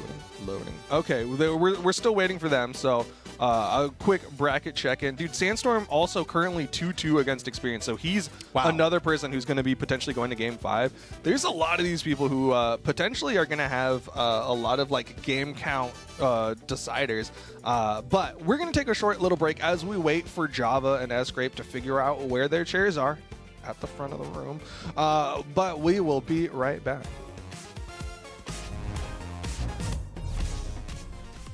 One stock to one stock. This is just the first match of the set. Oh, an Experience laddering up. Gets the recovery. Stingray dodges out of none of it. Can get the nair here on the landing. Neutralite nair. He still has no jumps. That's it. Stingray can't make it back from here, can he? Oh. Downer comes now through. It's over. Now it's over. Dude, flawless stock from Experience at the end there. Enough juice. Give Gradish a chance here to go ahead and try to stay relevant. Another signature from Luna. Not going to be enough. That was it. He's like, you had a cute little weapon toss combo thing, but let me show you a weapon toss combo. No, that's raw. Seeing that conversion immediately. And the immediate downlight, even if you don't connect the side light, it just feels so good. Oh, he went for the end line. Okay, goes for the neutral signature. Wess waits it out. One ground pound. Uses that weapon throw to stop Wess from hitting another one. The dunk comes through. Falling side air could be it. Ground pound connects. Use has a dodge, and that's it. Wess My God. with the comeback on the last stock. He was so behind. He was still behind 60 damage when he got that win. That was an incredible edge guard. Such is the nature of the spike in the platform final. You think that it's going all in your favor. You think that you have this game in the bag, and then you get one off the top. And so great awareness from SGrape from going ahead and lining that one up and securing stock. Acno, though, already with some pretty beastly plays for game one. Yeah, but gets caught on the dodge down by SGrape. Saw him sweat beating, still getting the wall touches. SGrape keeping it going. And Sing to end the dodge. With the clip. Oh my God. Boy, let's go. That's what I'm talking about. Yeah, he's like, these boots are here to play. I'm trying to get these to Godly. Hold on. Oh, what else? He got more. Wait. More in the tank. He goes for the read. He's feeling himself, dude. He's feeling so good. That play was massive. How did that hit? He got him with the back end of the feet. The heels he put on the heelies for him.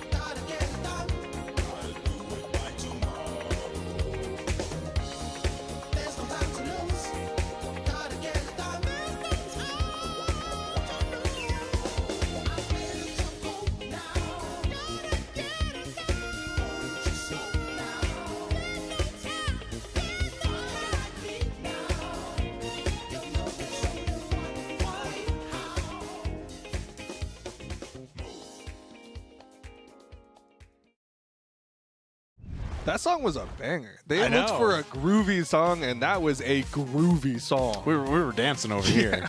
That was fun. But of course, we've got fun action as well, because again, we're here at the Summer Royale. We've gotten to see a couple of matches, again, a couple of happened off stream as well that you can follow along if you're subscribed at twitch.tv/Brawlhalla. But we've got more coming up next. SGrape and Java maybe do exist in real life. Ooh.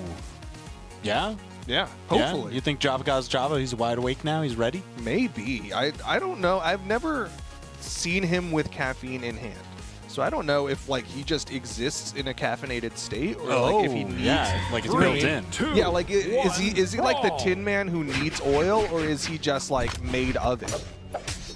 That is a great question. I mean, right now, those wake-ups are looking crisp and clean to the tune of the damage lead. Yeah, I mean, he is getting hits. I mean, taking a page out of the earlier book of Kyna there, using that longer range that he's bringing to the table. But SGrape reaching out there with that side light, catches with the down light nair, went for the recovery read there, but Java able to dodge away. Yeah, and tack on a fair bit of extra damage as a punish. That recovery, you know, it's pretty big, but it does do a significant amount of damage. That was a perfect weapon toss, not only to like turn around the edge guard, but to keep himself safe. Yeah, he needed that up toss. You saw SGrape was preparing for that ground pound. Java did that weapon toss early enough that it didn't end up going through SGrape and ended up giving him that protection. Nice nair there as SGrape went for the wake up. Man, Java is moving. He's got tons of extra credit already. Playing the range game, not gonna knock out just yet. Java's got another chance to build a further lead. And he's been very effective at building these leads. Whenever he gets that stock advantage, he makes sure to get extra damage on top of it.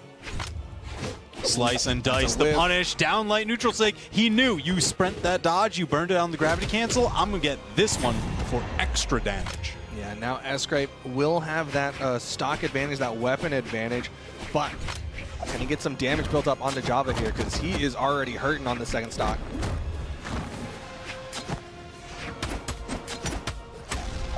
Man, absolutely perfect.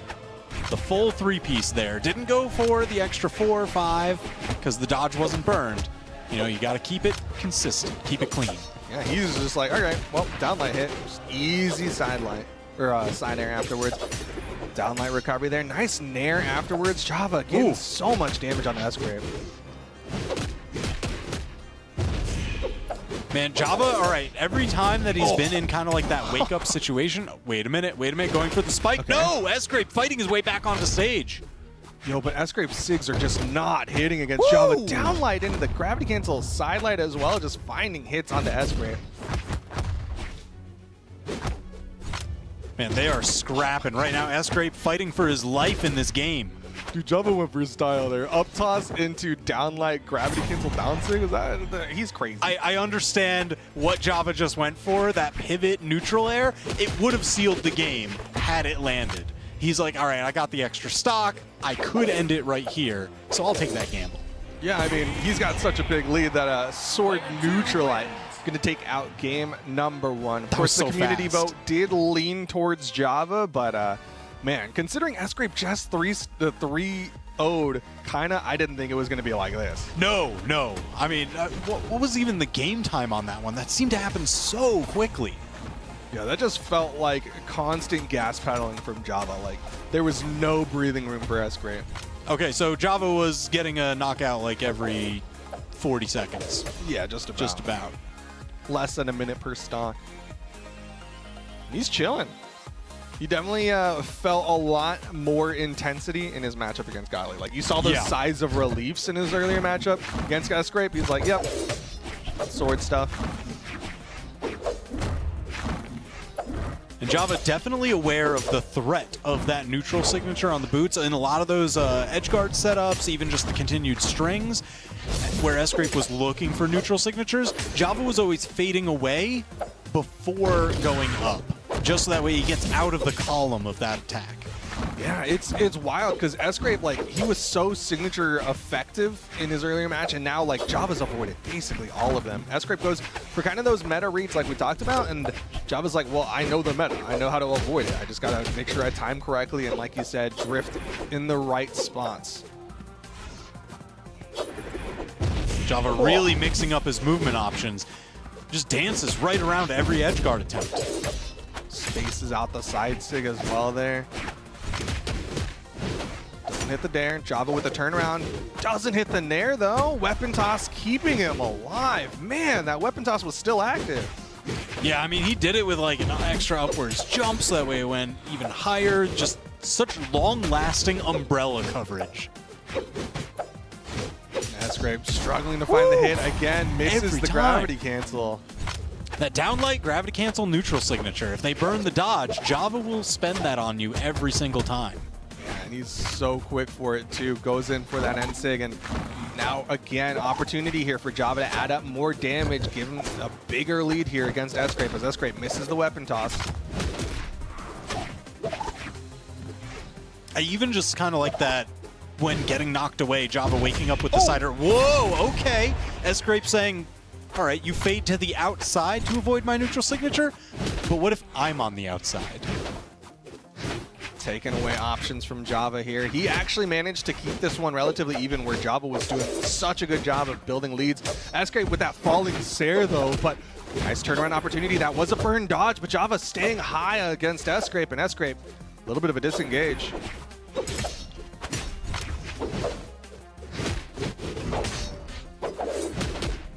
Oh man, they are just answering swing for swing, blow for blow as we march towards the end of these two stocks. But Java swinging a little bit harder. Despite the higher strength stat on the side of Tezca, Java's weapons do a little bit more damage per initial hit.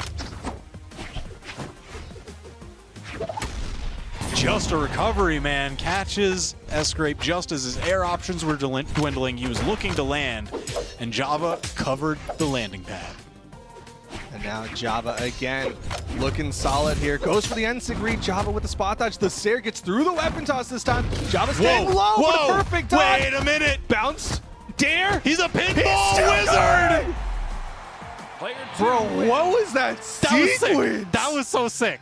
He was like, okay, I got the wall touch on the perfect dodge up, and then was like, time to clean house, and just went in, utilized the pillar on Miami Dome. He's lucky. SGrape is lucky that there was a thing in the way because we could not see just the murder that happened. Dude. That is great. Criminal. That is so crazy. That was How many criminal. rebounds? You know, all extra point for every single bumper. Oh my gosh. He's playing like an elementary school kid at a bowling alley. Like he turned on the bumpers. We're going to go over here. We're going to go over there. We're going to go to the next lane. Double strike. So that's 2 games now, Java's favor. The first one was a blitz. The second one ended in spectacular fashion. What does SGrape need to change here? Looks like it's going to be a character swap coming out from SGrape. Oh. The Diamond Head. Not busting out a spear at all. One of his praised weapons. Not even busting out a lance. One of like his classic weapons that he started out in his esports career with. Instead, he's going over the Diamond Head, that Caspian crossover with the Katars and Gauntlets. Interesting. So he keeps the gauntlets, but trades out the boots for the Katars. Do you think it's on the weapons, or do you think there's a difference in the signatures that's going to make? I really feel like it's the signatures. Like, yeah, most Caspians are picking up Caspian for the signature kit. Those side sigs in particular are really good for KOing. But like SGrape really showed he wants to go for sigs with that Tezca, and they just were not working. Now they're working. Yeah, I mean, it just adds so much extra range and priority. Because Tezca's signatures, I mean, they'll move and they'll cover a decent area just because of them moving through that area. But Caspian, he gets to threaten from range. That's a lot of priority where you're not putting yourself in danger. Yeah, I mean, even just like going back to that N-Sig that connected where Java went for the spear toss down, like that's something Tezca can't do. Nice wake up side sig from SGrape. It's all about this sig kit for SGrape. Yeah, he is just looking to fire projectiles. I mean, he's used the down signature, the neutral signature, the side signature. Every way that he can just toss stuff at Java, he's letting it rip. It's so cool, too, because it's like, it's Caspian. He's got Katars and Gauntlets, 2 notoriously close-range weapons, but then you go to the signature kit, and he's got projectiles. Oh, yeah. Oh, yeah. Very sneaky. Ooh, SGrape stays low there. Nice recovery. The weapon toss staying active, putting a little bit of hit stun onto Java, but SGrape needs more of a lead here. Oh, missed the Sair. Man, Java was so quick to capitalize on that too. Sometimes when you get hit by like the first hit of a true combo, you're just like, all right, they're gonna have the follow-up. But no, you can't count on that every time. Keep your eyes open, stay awake, because if they drop it, you'll be able to get that punish. Well, I mean, they don't call him Java for nothing. Man does not sleep. Side sig gonna whiff there for SGrape. Java starting to hone in, like, okay, you like to use these sigs in these spots, and you start getting too close for you to use them.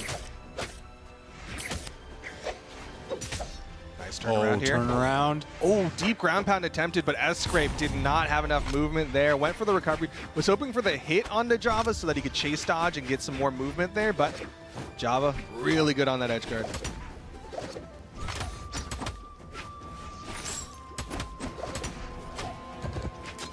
Man, that side light chase dodge neutral air has done wonders for Java today. It just covers so many different dodges. It's a lot of, I'm going to call it almost guaranteed extra damage. Oh, the dare beating out the end sig there, but Java still getting the Sair for the chase dodge up, and that'll do it. Java with a clean 3-0 on the SGrape. The sigs were not enough.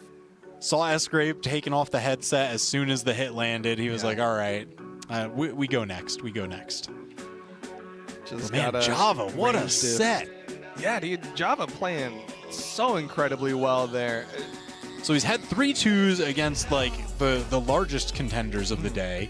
He had a blowout win right there.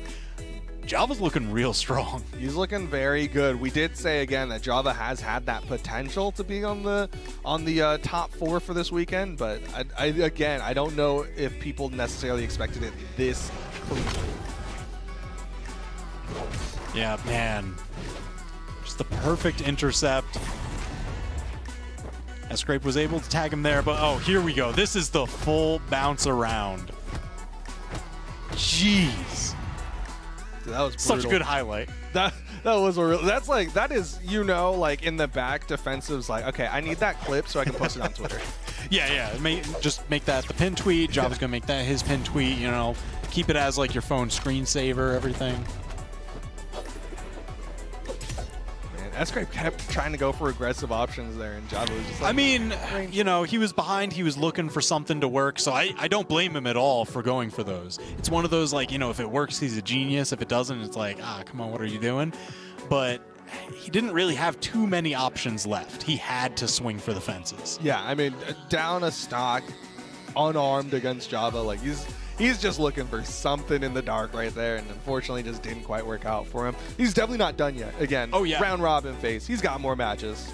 Yeah, I mean, we just saw him with a ridiculous win, and now a loss on his record. So it all depends on how the rest of the pack does. 3-0, 0-3. That's basically just a 3. Yes. Well, it's just a 0. Balance as in all things in life. Clean. And honestly, well, no, Java's not balanced because he was 3-2, 2-3. And now he's 3-0. Oh, so you saying to restore the balance to the force? Yeah, someone's got a 3-0 Java. Oh, okay. All right. That's all I'm saying. But up next, we've got Experience versus Neeze. This is a matchup that Taza was very excited for because in his mind, these are the 2 wildest cards here. They're the 2 who have the most volatility with that potential to really upset anyone else in the bracket.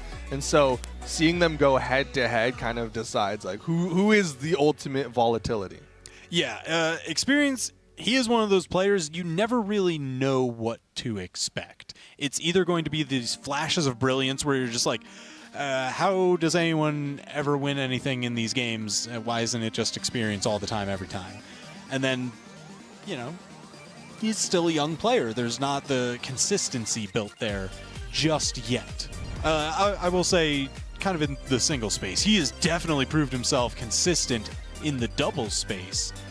But that singles, I know, still hungry, still looking for those podiums. Yeah, I mean, he's podiumed for the first time ever at the Summer Championship in singles, but also I think like I was talking to him yesterday, and he's getting more invigorated for doubles with the upcoming balance changes. So I mean, I think he's just getting fired up all around.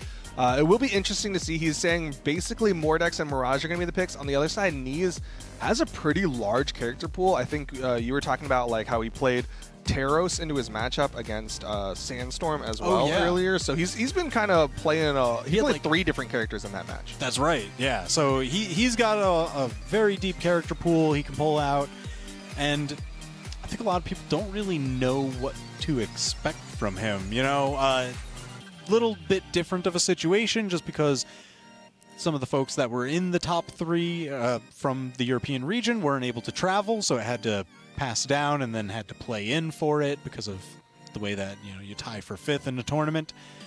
So everyone's just kind of like, Neeze. Yeah, it is interesting. What is he going to do today? Because, like, on one hand, he's made it to every single Royale so far. Wow. But on the other hand, people are going to be like, yeah, but he got 5th at Summer Championship. Yeah, but, you know, he's here, and what, that set against Sandstorm went to Game 5? Yeah. Yeah, I think he is definitely not someone to be counted out just yet. Does look like he ended up taking the L to Godly, so went 1-3 against Godly. Still taking games, though, against a lot of people's projected top 2s. He's been looking good.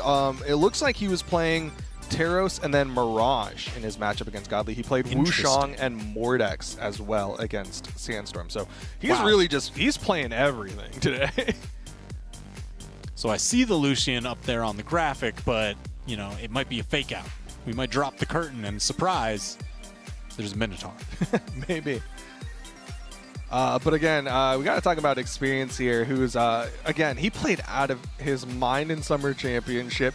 He got that 2nd place finish, beating out Java, who, again, just had the victory over SGrape. So I think Experience is definitely not someone to sleep on here, as we're getting ready to get into it. I did see a Teros on the side of Neeze, and I believe that was a Mirage on the side of Experience.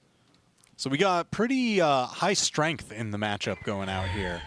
Mirage, you know, she does hit like a truck, and she does have weapons that give you some extended strings, extended dodge punishes. So she can pile on that damage, really catapult you into the red extremely quickly. Well, Neeze starting off, gets a nice little neutral light, stomp side air. Was expecting the fall down, that's why he went for that falling stare, but he's sweat beating and Experience just keeping him far out there, but enough movement speed for Neeze to get back up safely. Yeah, able to get back up, but, you know, every single time that he gets his footing, Experience just sets him back on his heels. Ooh, the downlight catching as well. Neeze taking so much damage in this offstage. He's going to fall to Experience's edge guard. Yeah, that was 30 seconds in. It wasn't like a crazy offstage, you know, immediate knockout. It was just consistent edge guard. I've taken stage advantage, and I am not letting go. Yeah, I mean, he just did such a good job of denying options from Neeze. Every time Neeze got close enough, Experience was catching him, keeping him away from the stage. Ooh, a little bit of a fire back. Dive kick to get under the weapon toss. Ooh, NC catches him jumping there. Just raw coming out from Neeze, and it's over to the Axe. Manages to sneak in, grab another scythe. A little bit of extra damage. Nice staying low there, avoiding that recovery from Experience. Oh, that was a burn dodge. Beautiful. Experience saw it. I love how quick he was with the conversion. Just, all right, I'm going to reverse you off the stage, immediately gravity cancel, side light into recovery. Oh, even the unarmed punch? Experience is pulling out all the stops. Neeze is watching that, and he's like, man, what is that hitbox? Because he went in for the Axe down air and unfortunately just ended the down air before Experience came in with that haymaker catching his feet. Yeah, again, that's a little bit of the danger of coming down to somebody on the ground, because, you know, even if you're going to both hit each other on the same exact frame, there is the priority at play. If you're on the ground, you will beat out somebody in the air. Grounded priority, man. You got to keep that grounded footing, and that's something Neeze is looking for as he gets a nice string onto Experience there, finishing off with a ground pound, getting extra as well. But Experience has been getting these stocks just a little bit faster. Oh my gosh, stuffed recovery, sweat beads. Oh, Neeze went a little bit too low. Experience really turning this one around. He's burned so much, going so high in Experience with the ground pound. GCN sig Hail Mary attempt from Neeze, and Experience going to take game 1. Woo! Man, that was a nail biter. Started out so incredibly dominant for Experience. Really thought Neeze was going to close it out at the end there. But all it took is just the wrong bet. Expected Experience to go low. Experience went high. And then it was just side air, side air, side air. Yeah, I think what Neeze should be recognizing is like he needs to stay on stage. When he's on stage, when he's keeping his feet on the ground, he's looking solid. But once he goes off stage, Experience just picks him apart in those off-stage engagements.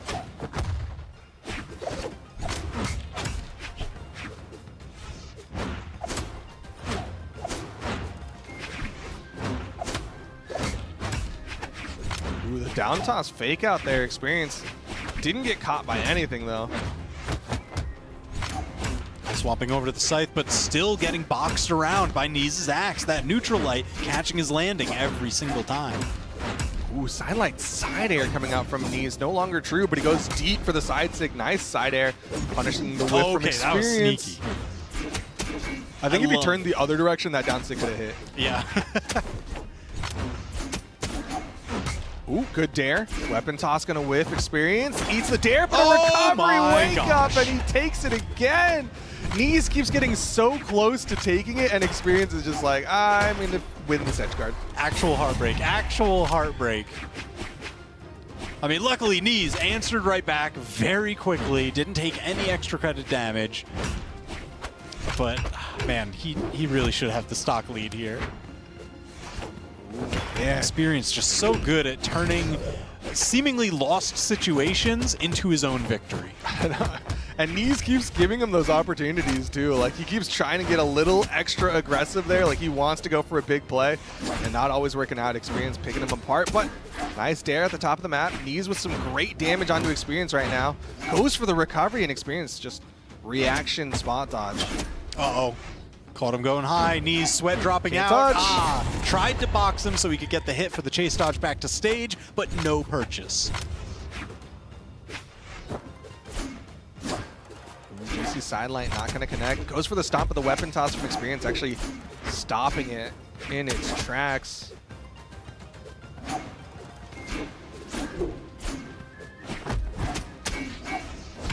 Again, Experience, he went for that reversal down air into the immediate grab to cancel side light, but Neeze punishing him for it this time. Eventually turned that into the edge guard and knockout.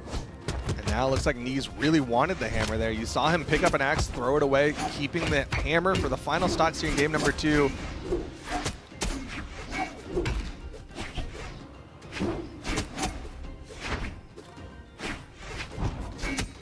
Dare. Oh, the down sig, and Experience takes game number 2. Neeze on the cusp of getting 3-0'd by Experience. Oh, man. Experience is cruising right now. Looked a lot more comfortable in that game. It was less of a seesaw. Yeah, I mean, game 1, Experience was kind of stealing these opportunities away from Neeze, but game 2, it really felt like Experience, he stole that first opportunity and then was like, okay, now I just need to keep this going, keep Neeze off stage. Ooh. That down signature, just, I don't need to move anywhere. I'm just going to cover this space. If you're coming in here, you're going out. It's really good, especially because, like we talked about, like it shrinks that hitbox of Mirage, so it makes it a little bit safer from those like dare approaches, which Axe players are notorious for. Oh yeah. And then of course, like on the other side, Neeze has something similar with that Axe down sig, but you have to face the correct direction, and you're not going to shrink down with it. It's such a good sig for the Mirage players. All right, so we've seen a couple different legends now from Neeze. And swapping once more. It looks like it's the Mordex for game number 3. Hoping that this is going to be the thing to kind of turn things around, wants to match Scythe for Scythe against Experience.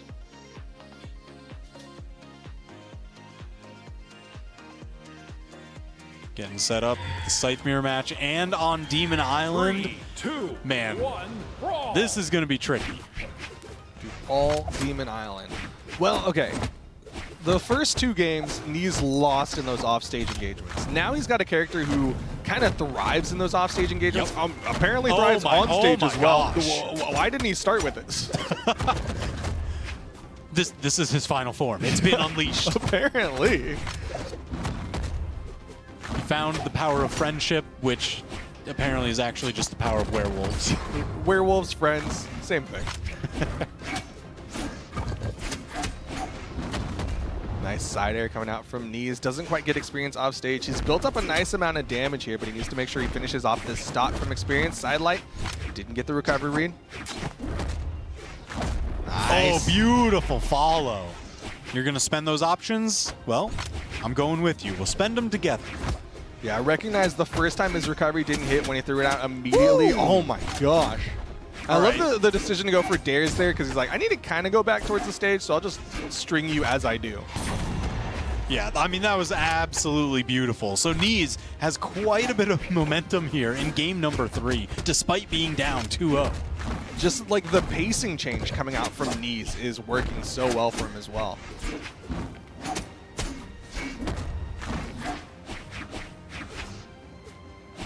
Experience really trying to stay above Neeze. Oh. Neeze resetting his jumps. Oh, experience caught the tail end of the dodge, gets the maximum punish. Good recognition there. Saw that he could go for that extra downlight. Neeze gets caught. A neutral sig from experience. Again, experience with the lead over Neeze. Uh-oh. This could spell disaster. Quickly dashing around. Neeze avoiding that ground pound. So smart.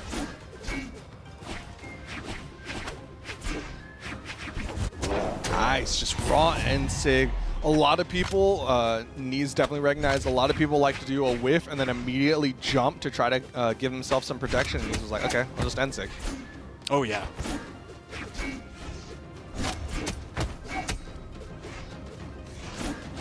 Neeze always getting those extra juggles off of the initial neutral air to knock him up.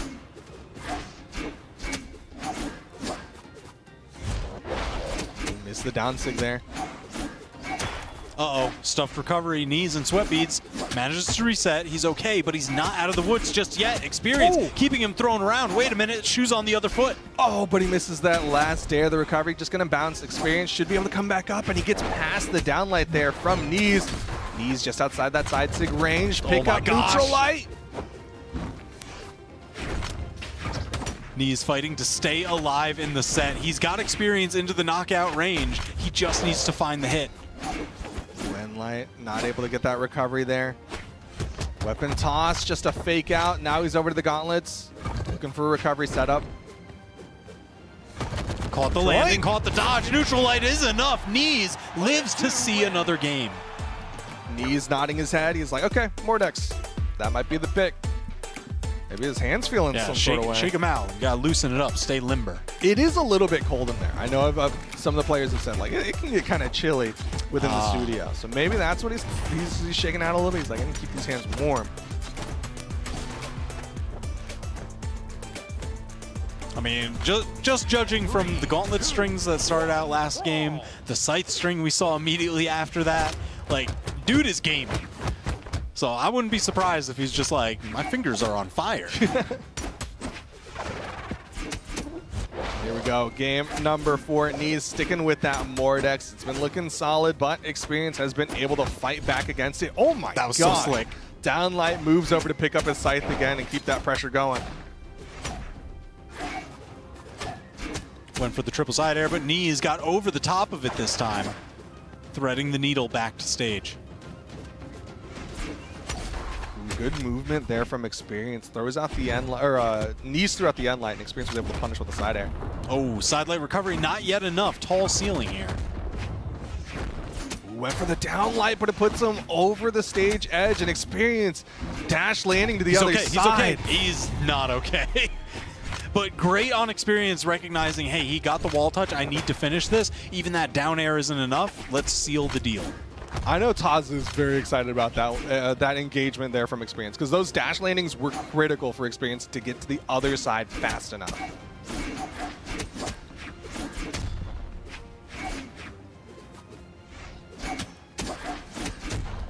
Sidelight just gonna finish it off. Goes for the active input for that extra kick, that extra oomph. Yeah, just in time to stem the bleeding. Just because this one was starting to run away from him a little bit, and Neeze cannot afford that. He is down 2-1 in the set. If Experience takes this game, that is it. Yeah, Neeze wants this to go to game 5. Even if he doesn't win the set, at least taking it to game 5 betters his chances of going on into the double elimination side of things. Oh, absolutely beautiful. Sidelight off the stage, recovers in the air, so you don't even need to do something special to get your recovery. You can just go right for it. Oh, D-Light, chase dodge nair. Going for more nairs there. Experience currently unarmed, but Neeze spot dodging right above him, and he's sweat beating. Does he have the movement? No, it's final stocks. Neeze versus Experience. Yeah, that was excellent pressure. Saw the sweat beads and would not let him reset, no matter what. I love that dash forward, toss down fake. It's like just trying to get somebody to flinch, you know? It's a chump check. Ooh, downlight, double downlight, nair. Oh, Experience wanting some damage there. Knows that a recovery would not have KO'd.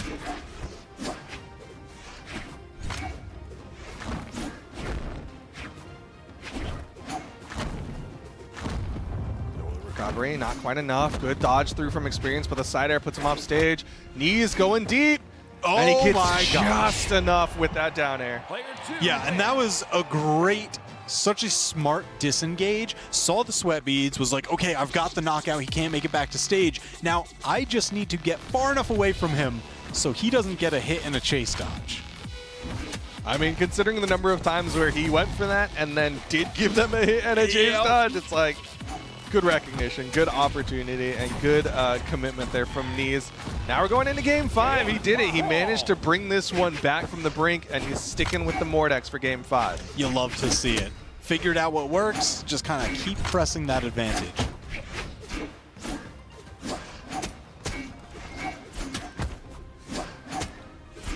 And Light, dodge down from Experience. Both of them trading blows with their sides. Ooh, ooh, oh my Whoa. gosh. That was so sick.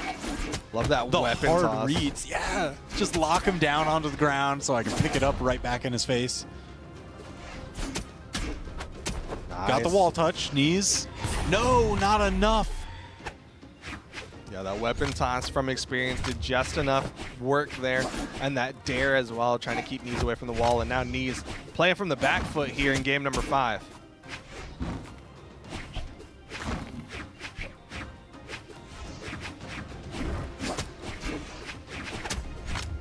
Man, you can see the way this one's kind of slowed down a little bit. Like game 3, once Neeze made the swap to the Mordex, like he's been gas pedaling, but now that we're here in game 5, you can see them sometimes kind of go to their respective corners. Oh yeah, that is the tension having been built in the set, and a lot of respect given both ways. Just kind of knowing, all right, well, if I overextend, there's a lengthy punish in my future, and I cannot afford that right now. Ooh, GC downline not going to connect there. Neeze really needs to finish the stock of Experience. Again, that down toss, trying to bait actions out of Neeze. Neeze weapon starving Experience and converts it into the knockout. You can kind of tie that one back to Experience having tossed the spear at Neeze, and Neeze just not being near it, you know, dodging right through. A lot of times you do get to press your weapon advantage. We usually see it in those like last stock scenarios where it's like deep red and somebody's just like, I don't really know what I can do. I've been trying to get these hits and I can't. Just weapon toss. And then they end up losing because they're disarmed for too long. Because they can't get a weapon back. But here we go into the second stocks here as Neeze a little bit more damage. Downlight recovery. Oh, it will KO. Solid. I was not sure that would. Yeah, right on time for that one. So Experience has a notable lead here with Neeze on the final stock.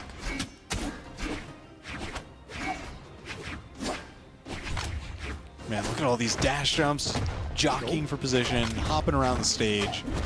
Oh my gosh, the highest up. Gravity cancel sidelight recovery. Neeze tying it up. This is dead even. What a good cleanup from Neeze. That gravity cancel sidelight was so critical. Final stocks, final game between these two.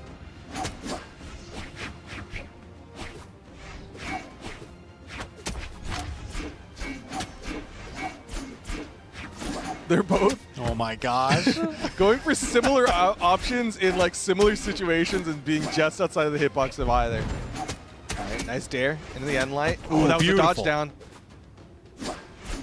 Knew that follow-up hit was guaranteed because of the burn dodge. Great punish on that signature. Ooh.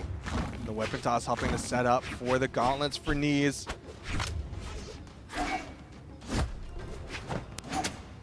Oh man.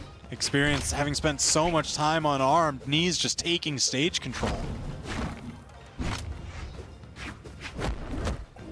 Oh my gosh, he had the read. He had the read, just slightly off. Experience managed to fast fall out of it. Oh, but Neeze still Let's go. gets it. The reverse 3 to take down Experience.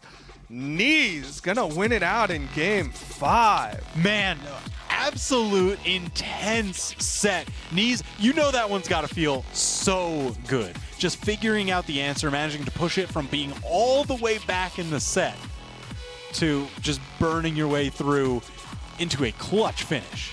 That was massive. I believe that's the first win for Neeze today. Yeah. Yeah. He took an L to Sandstorm and an L to Godly, which again, you can't be that upset I mean, he was still about. taking games off Yeah. them. One of them went to game 5, the other game 4. He's just going the distance all the day today. Everybody today has won a game. Oh, wow. Everyone. Kyna got This is a competitive W. mix. Oh, dude, Kyna 3-0'd Godly. Whoa. What? Yeah. Everybody has won a game and everybody's lost a game? Is that right? Yeah. Experience beat Sandstorm 2-3. Wait, Experience beat Sandstorm 3-2? Yeah. Yes. Yes. So everybody gosh. has won a game and lost a game. Wow. Okay. I mean, like, again, Yo, it's this the is so good. Royale. This is so but good. This is going to be a good day for sure. Man, oh man. I mean, we've been spoiled by the matches that we've gotten to watch, and I'm just like, I can't wait to see those. I can't wait to see who actually boils down into the top 4. Like, this is a wild event. Oh yeah, it's gonna be good.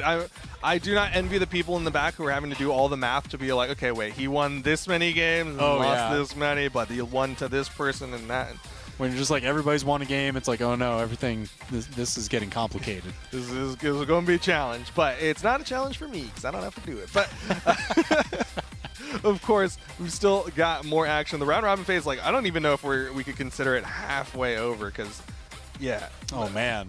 At most, Godly's played 4 games. Everyone else has basically played 3, and everyone has to do 7 games. Okay, all right.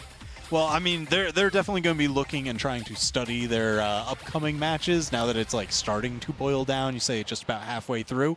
So while they kind of sift through that, we might sift through our predictions a little bit. And you folks in chat and out on socials, you can let us know your predictions. And we'll take a couple minutes and come back and take a look at those. All right, take it easy.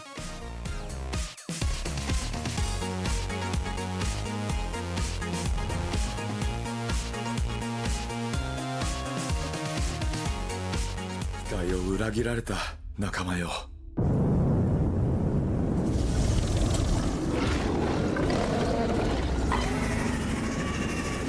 誓うよ。死ぬまでこの世界を守ってみせる。失われた魂を見つけてやる。魂を貸してくれ。ガルダー！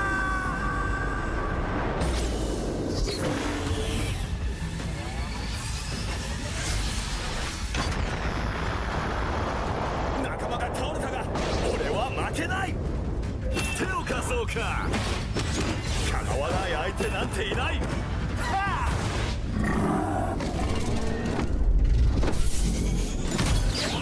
仲間よ、力を貸してくれ。多勢に無勢だが俺にはかなわないぞ。ラプターフォースの真の力を見せつけろ。お前の攻撃は強いが俺の意志にかなわない。まだまだ仲間のために戦う。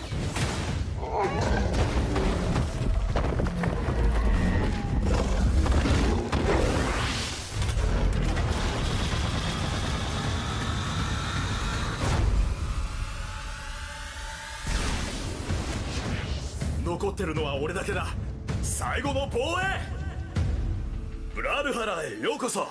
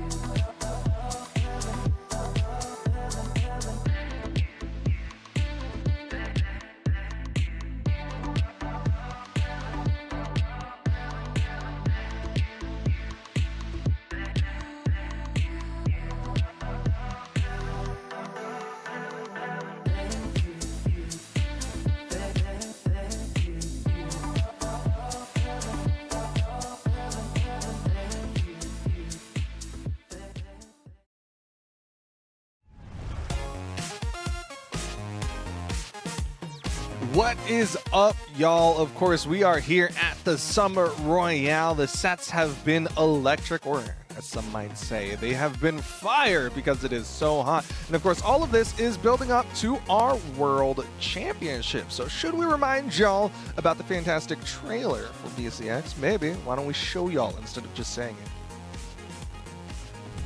There goes Luna, another sad experience with back-to-back 1v2s. 3-0s, Luna and Pugsy. And he still has a chance to get the W. Oh my God! Are you kidding me? It's just struggling. Sarah doubling up. He goes all the way out there. What a ridiculous. One of those barely situations. Team combo. Oh, the down stick into the neutral stick. And Pugsy. Ryu holding on the down air. In the middle of two gauntlet players, this could turn bad, and there it is. It's gonna hurt. It's the worst, and you are gonna lose game number 2. You string so many things together. Both of his weapons looking good. My man is still sweating. He's dead. He's dead. Neeze has done it. He has unseated Luna. Vamos, Brazil. Oh my, oh my, oh my. You didn't need the extra hits, but he wanted them. Headphones on. Impala. What an incredible performance. He is your 1v1 Brawlhalla World Champion.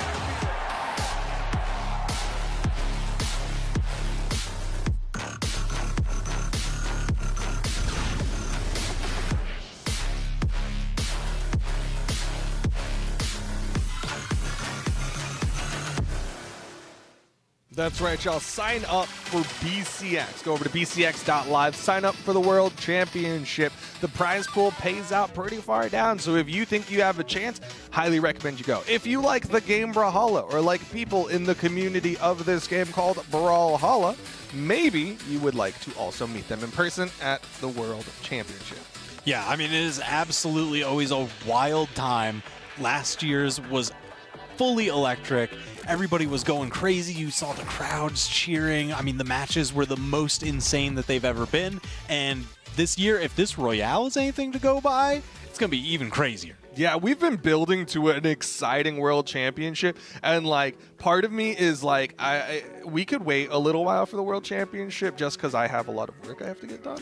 But also part of me is like, I can't wait for it to come because the gameplay, everything is going to be so cool. The storylines that have been built throughout this year are all going to culminate into the World Championship. Highly recommend anyone and everyone, if you can make it, go to BCX.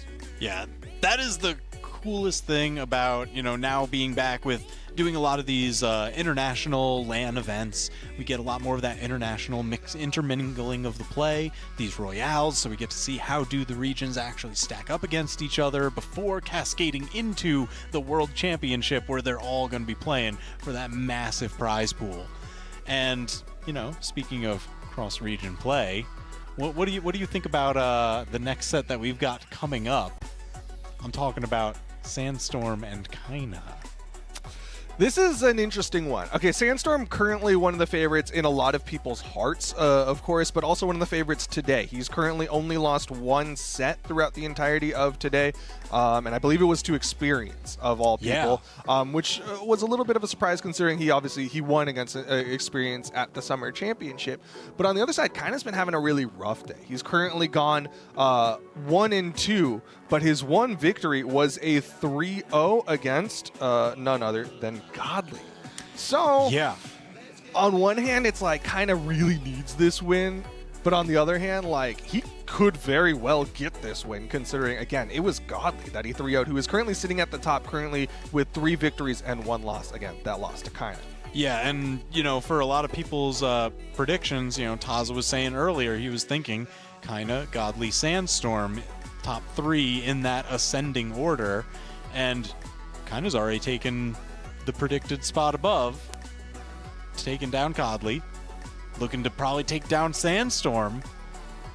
But, I mean, you got to make it into that top 4. So even if you're not winning the set, you got to take a bunch of games. And that's where it's going to come down to how quickly can you adapt, especially now that we're kind of getting deep into the day, deep into the round robin. people aren't, just coming off of casual sets before the actual event. They have been in it. The adrenaline has been flowing. Yeah, it is interesting because now we're starting to see how things are shaking out, and you can kind of see where people are matching up in the bracket. Like, obviously, there's still enough bracket where people can influence their fates, but it's starting to show where it's like, Kyna might need to win the rest of his sets in order to make it into the top 4. You know what I mean? Like, it's getting tight. It's getting very tight, and like the doorway to get into the top 4, into that double elimination, it's starting to close. So these sets are starting to become more and more valuable as they progress. Of course, fan favorite, Sandstorm currently sitting on top. A lot of people have a lot of belief in him. I think even if it wasn't Sandstorm hot off his victory at the Summer Championship, Sandstorm who's saying that he is currently back, I think he'd still have a pretty high percentage because people just believe in the guy. I mean, yeah, listen, he is probably the most dominant player that the game had ever seen in his heyday, and we're not that far outside of his heyday just for how dominant it was. So him being back, having a tournament win under his belt going right into this bodes pretty well, but every event, especially every offline event, is always its own separate beast. It's how can you perform on any given Saturday. Yeah, and this specific event would be really nice for Sandstorm. Sandstorm, he's made it out to, I believe, every DreamHack, but he still has not gotten a LAN victory this year. Ooh, so this would be kind of that first real opportunity if he can go get away with it, because he's saying he's at the peak of his gameplay right now, and then obviously, again, we're in a smaller situation where he's going up against 8 very strong players. Well, he's one of them, but still, like, getting a nice win here would be really big for Sandstorm, because it would be him being able to say, like, yeah, I'm back, baby. I can do it, and I'm going to carry this momentum into the World Championship. Yeah. So I'm expecting, we're going to continue seeing the Mirage from Sandstorm. And are you expecting opening the Taros for Kyna? Yeah. I know Kyna was playing a Surrey for a little bit. I feel like that was specifically against the Tezcas, against the Boots, where he was struggling. I think he's going to go back to the Taros, especially because his set against Godly 3-0'd with Taros. So I really feel like it's going to be all about that Taros for Kyna. Okay. And what would you make of that matchup specifically now, not looking at the players making these choices here, but the advantages of each of the legends against each other? Well, I am a very proud Taros main, which is to say that I think Taros is the worst character in the game, and he needs all of the buffs. Wink, wink, hint, hint to everyone listening at home. And he's obviously going to lose, but it's okay because Taros is great. Oh. No, I think, okay, the honest answer is that it's gonna be tough. I said this, I've been saying this. This is a rough matchup for Taros. Scythe in particular does really well into the matchup because it does a lot of things where it'll outrange, and then once you come in to try to punish, you try to go for your neutral win, Scythe can come in with that neutral and really cover itself and make it really difficult to get those big openers. A lot of times when you're in the shoes of the Taros player, you want those neutral wins. You want to get those big hits, which is something kind of really good at, but Sandstorm on the other side is really good at pushing those opens. He's really good at taking the opponent into really unfavorable situations. So it is going to be one of those situations where, like, if Kyna can play his neutral game, I think he's going to have a decent enough time. But if Sandstorm really gets his footing and starts to push Kyna around the map, it's going to be a struggle. So what kind of arena would you like to see kind of favor in the map picks to be able to play that neutral game? I think triplats. Triplats? More platforms is better. Mod the game files so that the Halo map is legal for tournament, because you want as many maps as possible. Because we even got to see it earlier, right? Is like a place where the players will struggle is trying to find footing, trying to get back onto the map, right? Like, that's something kind of really struggled it against SGrape, and one thing that is going to make that a lot easier is having platforms, different places you can go to. Yes, they can cover with N6, but the fact that they now have to think, okay, are you going to go to that platform? Are you going to stay on the wall? Are you going to come up? Are you going to come up swinging? How are you going to get back onto the stage? Having more different routes, I think that is critical to playing this matchup. That is very interesting, just because South America as a region, we've seen this over past years, past seasons, even when we had different map pools, they play a lot more of the tri-platforms, the dual platforms, than any other region out there. So they're more well-versed in those maps. They kind of favor them in their own picks. And you're saying that could be the answer here? It might be. It's tough because it's like... Yeah. Again, like at the end of the day, who's playing better in that specific instance? But I do think platforms are going to be very helpful. Don't go to Demon Island. I think Demon Island is going to be that's the trap? I think Demon Island is going to be the worst decision. Yes, it's good because there's like a nice solid ground, but I think that's a bait because A, you got short walls, B, you don't have platforms. So Sandstorm, like if you get too far to the edge, that's just we've all seen Sandstorm Scythe edge guards. I mean, we just played through so many clips of it. There are clips of them playing, I think, at all hours of every day on YouTube and any kind of 24/7 stream. You're just like, oh yeah, there's another Sandstorm doing, oh yep, what he does, great. So hopefully, I don't know. For some fans, hopefully we see a lot of those today. For Kyna fans, hopefully we see none of those today. Yeah, it definitely would be a tragedy. But either way, it's going to be a good one. Again, we've got the top players from North America versus the top player from South America. So it's going to be a banger set. But kind of on the other side, we've gotten to see him come out to a couple lands. But again, this is what I was talking about earlier. He hasn't been kind of like the big name for South America. Yuz really stole that spotlight. Yeah, well, I mean, taking a look at some of these highlights, looks like Kyna's going to be taking that back from Yuz. Almost a direct choice there, huh? Yeah. Wow, such a good highlight reel. They were so ready for it.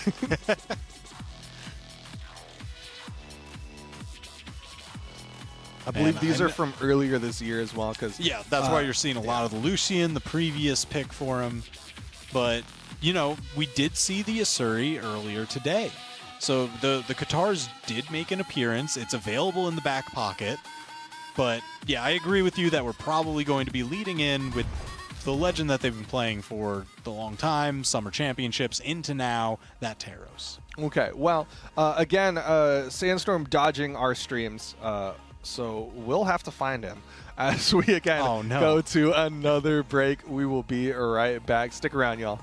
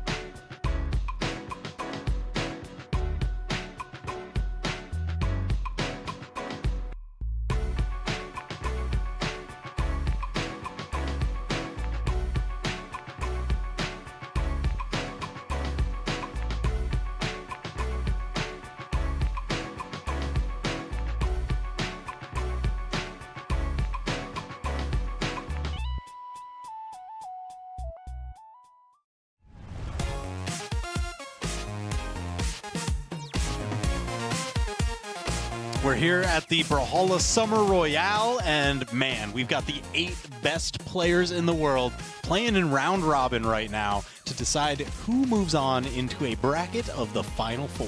And it's been, again, a very exciting day of, oh yeah, everybody has a chance. Yeah, we say that every time, and then other people go, oh, well, you know, some people have more of a chance than others. But right now, it's really looking like anybody could do it. Even the person who's sitting at the top, who's played the most games, that's Godly, is currently sitting at 3-2. And that is the top person. Wow. Which means everybody else right behind him. Everybody has taken a W. Everybody has taken an L. And now we'll get to see who's going to take a W or L. North America versus South America. Sandstorm versus Kyna. Sandstorm couldn't evade us for that much longer. We got him. Well, you know, when she ducks into the ground using the sight down signature, Mirage has to come back out eventually. Yeah, just like ostriches. Yeah? When they stick their heads in the ground, they can't do that forever. Have you asked them? No, because they don't respond. But they are very protective of their eggs, apparently. So, like, I'm pretty sure I got some tech. Ostriches, stay safe. Great. Yeah. You can find out these facts and more from Duke at BCX this year. Go sign up bcx.live or more information at brawlhalla.com/esports. BCX. They're like, all right, we got to fill a panel. Duke, get up there. It's me doing bird facts and dad jokes. That's it. That's all I got. Oh my gosh. All right. Well, there we go. We got Expo. Sandstorm. Y'all know him. Y'all have feelings about him one way or the other. I mean, everybody has to, right? Because, I mean, he has just been such a prominent figure in the game's history. I mean, even current era, this last tournament, he took in a very commanding fashion. Yeah, I mean, he's back on top of North America. Of course, he did take an L today. Ended up losing to Experience in the mirror match, Mirage versus Mirage 2-3 in favor of Experience. But it's Sandstorm. He's like, oh, I'm fine with that. He's done elimination bracket run, so not even having to worry about that because it's round robin right now. Yeah, he'll keep it rolling. But, you know, that's within the region. You know, that was a North America versus North America match going on here. But we've got people from South America, we got people from Europe, and right now, he's got to worry about that South American threat of Kyna. Yeah, Kyna is an enigma. Again, he is one of those people that, like, a lot of people, like, if Use was here, they would feel strongly in favor of Use. But it's Kyna. He's the one who won for the Summer Championship, and he ended up starting today rough. But then he 3-0'd Godly, and now he's going up against Sandstorm. Godly, again, one of the favorites for the weekend. Can he 3-0 Sandstorm and really solidify a strong position going into the final matches of the day? Wow, Sandstorm fighting unarmed for so very long. A lot of fakes for the weapon pickup just to turn around and smack a little bit of unarmed damage. I mean, it is important to not just beeline for that weapon spawn. Like, a lot of people will punish you if the only thing you do is go for it. But nice, Ensig coming out from Kyna. Doesn't hit the scoop up, but he's keeping that damage building onto Sandstorm. Sandstorm catching the landing. Wasn't able to turn it into more, but did on the turnaround. Disarmed Kyna. Oh, Kyna tried to do a little bit of the Sandstorm rope-a-dope. Yeah, I tried to trick him out. Was like, I'm not going to go for the weapon. Went for a swing instead, but Sandstorm punished him. Now it's over to the axe against the spear of Sandstorm. No sidelights thrown out instead. Kyna kind of staying there, but a nice jump to avoid the down sig. That is, again, a staple of Sandstorm's Mirage, as he does like those down sigs. Yeah, I mean, they cover pretty much all the area right around you. They hit pretty hard. Oh, but Sandstorm sealing the deal with the unarmed combo, getting that gravity cancel neutral heavy for the earlier knockout than your recovery would. And again, that dash landing to get that extra range. Like, he was far away, and if dash landing didn't exist, he was not going to get that down light for that setup.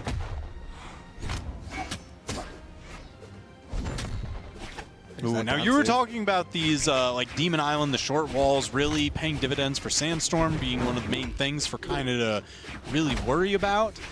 Has that changed at all with how you're seeing this match develop? Nope. He's literally struggling right now. Yeah. The second the edge guard comes out, oh, no. that is all Sandstorm's territory, and that is a fish in the water when Kyna is off stage. Yeah, Sandstorm working on a 2-stock. Yeah, this is looking really good. Although, like, Kyna came out swinging. He's doing a lot more hammer stuff than I think people were expecting. Again, like, even his Summer Championship performance has been pretty axe-leaning, but Hammer's looking solid. Goes for the N-Sig. Sandstorm stays low this time. Yeah, that was a chunky bit of damage that he was getting. You know, the down light into side light, immediately chase into the neutral light, just really keeping the pressure on. I like the option there to go for the scoop up. Weren't too many things that you could do there, but a stomp side air puts Sandstorm into the open air. Hammer's active, but he's got the axe in hand. Neither connected on the Sandstorm. Recovery, but it's not going to get enough force.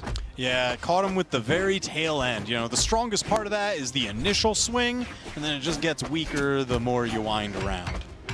Oh, but a neutral light from center stage. High strength on the Taros, KOing the Mirage, and kind of sticking with the hammer. Man, really just trying to guard that weapon, but Sandstorm converting it into so much damage. Ooh, missed the sidelight there. Kyna just out spacing. Oh, red into the recovery. Sandstorm going to take the first game. I mean, that was a beautiful read, right? That was just textbook classic. You get the hit, and then, hey, they're probably going to want to dodge through me, and he wasted no time. That was just immediate. He had it queued up. He didn't even think about it. He was like, yo, watch this. He's like, yep, I already know where to go. Really well played from Kyna, though, because he managed to bring that one back from a spot where it was looking really tough. He was down a full stock against Sandstorm on his final, and he managed to take it down to final stocks.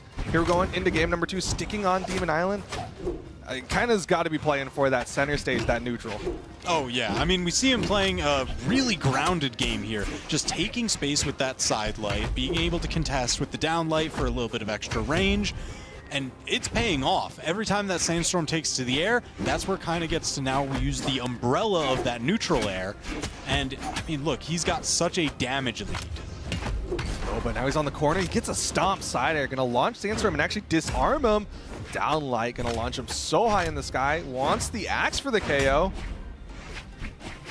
Bouncing Sandstorm around. Sandstorm trying to look for some way to turn this around, but he's got to take stage control back. Oh, the neutral light. Kyna's neutral game starting to work out for him. What's he got for the axe to go up against Sandstorm? Just a dare so far. Nice neutral light. Yeah, it seems like whenever he's on the axe, Kyna is controlling space with neutral light and down air, almost exclusively. It's like if you're not near him yet, look out for those neutral lights. They're going to keep you at max length. And if you do get near him, well, time to fly and swing with some down air. Nice half moon circles. No, but again, the downlight recovery coming out from Sandstorm. Kyna did a really good job adding up a lot of damage onto Kyna here, but where's the weapon spawn? Okay, he's got the hammer. Good spot dodge. Yeah, just continuing that damage advantage that he built in the first stock, now into a full stock lead. This is a very different game too. Yeah, kind of looking very solid with his neutral game right now.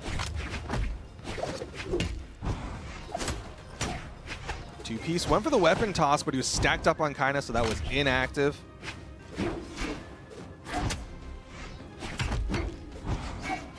Ooh, I like that chase dodge nair attempt there. Sandstorm ended up going for a aerial spot dodge to go for a gravity cancel, and so it didn't hit, but I like the idea. Yeah, Kyna's got a lot of really slick options on hammer. Ooh, modified that into the Russian Mafia. Crazy. Yeah, that tail end recovery dare coming out from Kyna. Oh, he's looking good. Scoop up, not quite enough. A nair would definitely do it. Ooh, disarms but doesn't get the knockout. Still a full stock difference between these two. Neutral light, not yet enough. But man, time is ticking for Sandstorm.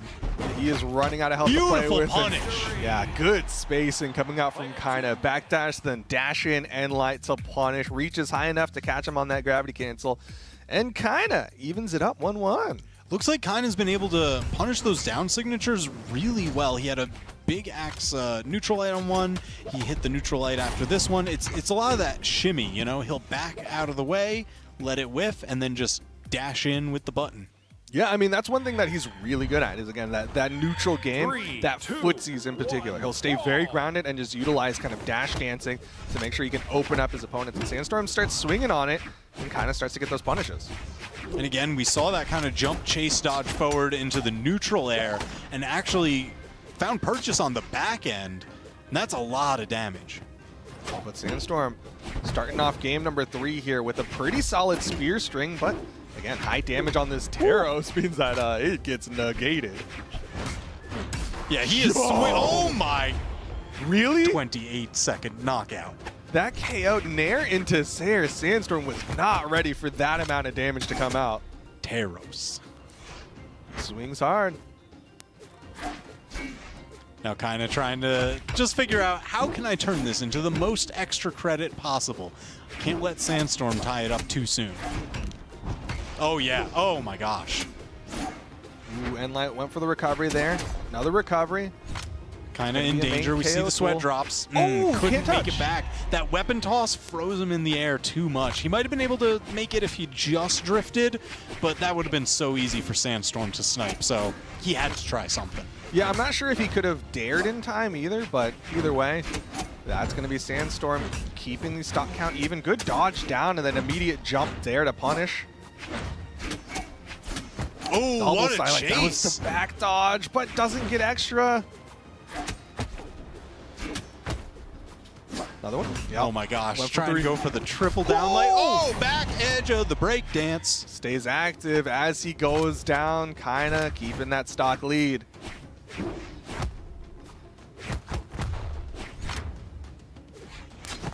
Man, so game 2 was very different. Kyna mostly maintaining the entire momentum. I mean, it is just hit after hit, and each one of those does so much damage.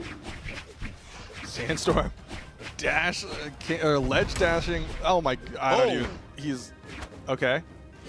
Not done yet. Good attempt there, but kind of got away. Still not enough. Oh, the side air right at the tail end, finally bringing the stocks even. But Sandstorm has a little bit of a hill to climb. He's in the orange already, and as we know against Teros, that could be knockout range. Yeah, I mean, he's like 2 hits from red against this Teros of Kyna right now. Ooh, okay. Avoided the stomp there. Nice, made it out the sidelight, Kyna starting to whiff. Oh, caught him with the stomp there. Nice. Oh, man. Always such a dangerous situation when you go off stage against Sandstorm. Yo, but Kyna, he's one down light. He's one neutral light away from finishing this one off. He knows it. Goes high, though. There's the neutral light. Beautiful punish on the down signature. That's now 2-1 in the set for Kyna. He's figured out what he needs to do. Change up the track as we get into game number 4. Sandstorm, what is his answer? Is he going to swap? Like, he's the last person who could potentially pull out a Tesca. It's the only thing that seems to be able to beat out Kyna right now.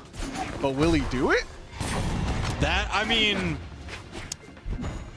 you know, I'm one of those kind of players that I would definitely go for like the legend swap, but Sandstorm, he is sticking Mirage all the way. That is his game plan. That's the legend he's picked for this event. That's the legend he's going to stay. Okay, it's all about the Mirage. Game number 4 here. Sandstorm starts it off, gets a downlight side air. Oh, okay. Good Not turnaround. enough left in the tank to try and go for the early knockout up top, but, you know, every bit of damage adds up.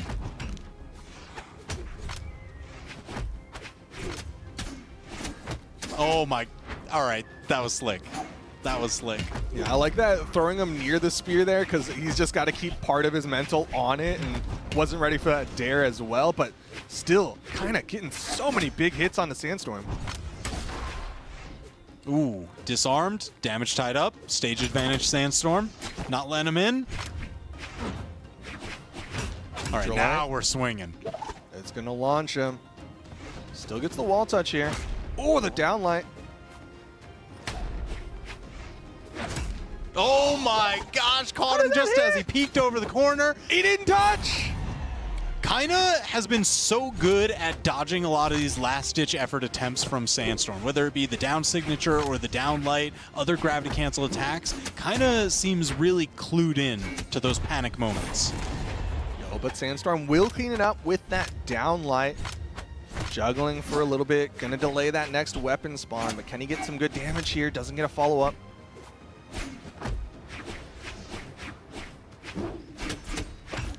Yo, the wake up.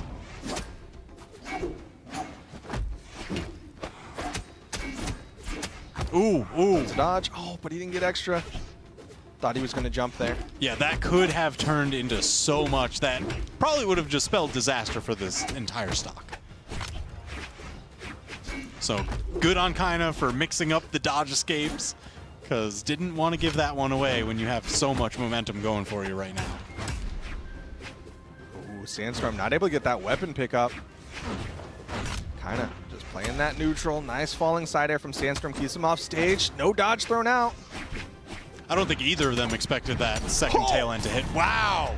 Big side signature. You see Kyna just kind of like wiping his eyes. Just, all right, we got to go on to the next. Yeah, I mean, that was an overall reaction, but nice side air from Kyna. Last stocks here, but Sandstorm wants to win this to take this to game 5.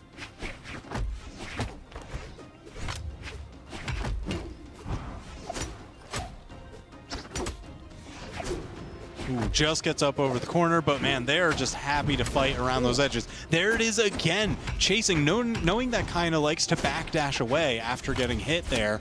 That side signature covers that distance. But these nares from Kyna might cover a little bit more vertical space. Oh Stomp, my gosh. Scoop up, weapon toss, trying to give some coverage, but a stomp side air, and Kyna with the 3-1. He's taken out both the top EU and NA player in this round robin phase. My gosh. All right, that is such a great turnaround. Game 1 looked pretty shaky for him. Not gonna lie, you know, a little bit nervous about how that was gonna go. But game 2, complete turnaround. The adaptation, the punishes on the down signatures, just the unending aggression. Every time that I'm going to take you somewhere on the ground with this hammer, I'm going to turn it into crazy strings. Like, who knew hammer could just kind of keep pressing advantage like that? He was making it look like sword or orb or something a little more string heavy. Yeah, he was doing very good with this hammer, showing everyone that, hey, maybe hammer is not out of the meta completely, because a lot of people do not think much of this weapon, but clearly kind of had something big with it, because that was like the primary weapon for his set. Oh, yeah. Look at that. Just, again, so clued in on all of those last-ditch effort attempts from Sandstorm.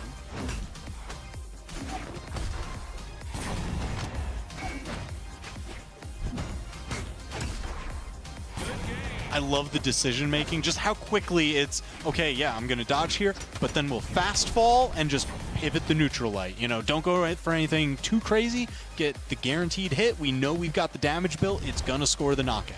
Really well done from Kyna. He's, of course, going to put himself, I think, alongside Sandstorm. So both of them are now sitting at 2-2. And wow. Like I've been saying, like, it's going to go down to the wire. Like at that time, Godly was... at 3-2, so... Wow. Oh, my gosh. The math of it all. The math of it all, Duke.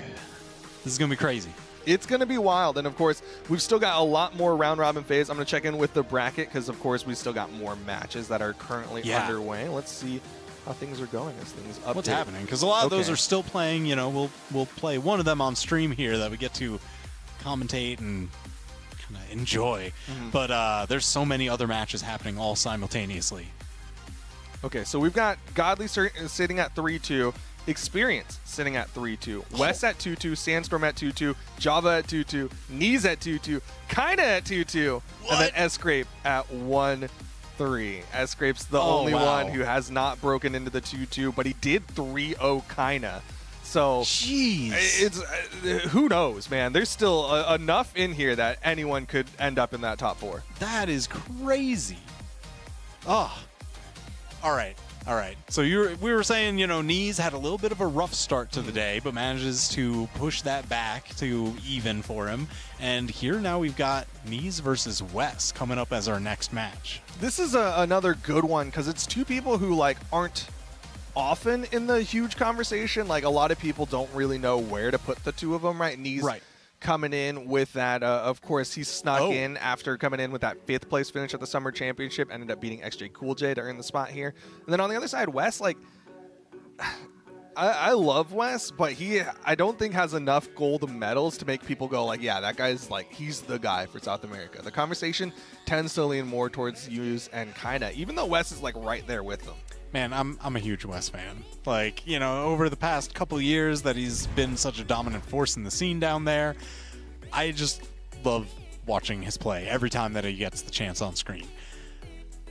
This one was kind of crazy because it did start out very 50-50 for Neeze and Wess on the viewer vote, but it seems like a lot of people are starting to lean Wess. They are liking the Wess pick. I know Neeze had kind of an awkward start to his day, like we talked about, but also an awkward start to the one set that we got to see, where he was playing the Taros for 2 games, lost, went to the Mordex, ended up winning 3-2. And it makes me go like, why are you going to do that again for the rest of the day? Like, is that your plan? Is start off with the Taros, lose a bunch of times, and help me with my propaganda strategies? It's all for you, Duke. I hope hope so. For you. That's all I ask for from anyone, is to just help me create complete fabrications of the truth. Oh, well, you know, Kyna's working against you there. Yeah, I know. He's made Taros look real good. Yeah, he's not helping me out too much. It's okay. We can, you know, we get one. He's the exception to the rule. Oh, okay.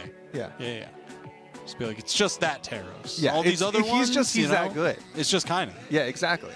He could have done that with anyone, but it is kind of hard to you know, justify the split there, though, because we're talking right now. We've got the 8 best players in the world just from the most recent tournament. True. It is tough, but of course, Wess and Neeze, this is going to be a nice boost for both of them. They're both currently sitting at 2-2, if I'm not mistaken, so the winner of this one will tie themselves up with the likes of Experience and Godly, which will better their chances of going into the top 4. Again, like, with how things have been shaking out, like, you need every win you can get. Every game win, every set win. If you don't end up getting in through the set count, there is a real possibility of getting in through the game counts. I don't know what to make of all this, man. It is too close to call across the board, especially in this match. I'm with the initial viewer vote. I'm 50-50 here. Why does he look like he just got out of Sunday school? You know, he's got to look his best. He is. He's got an interview after this. What are your strengths and weaknesses? He's interviewing for the title of the king. Oh, yeah. Or the monarch. Even though it is a monarchy, he still has to interview for the role.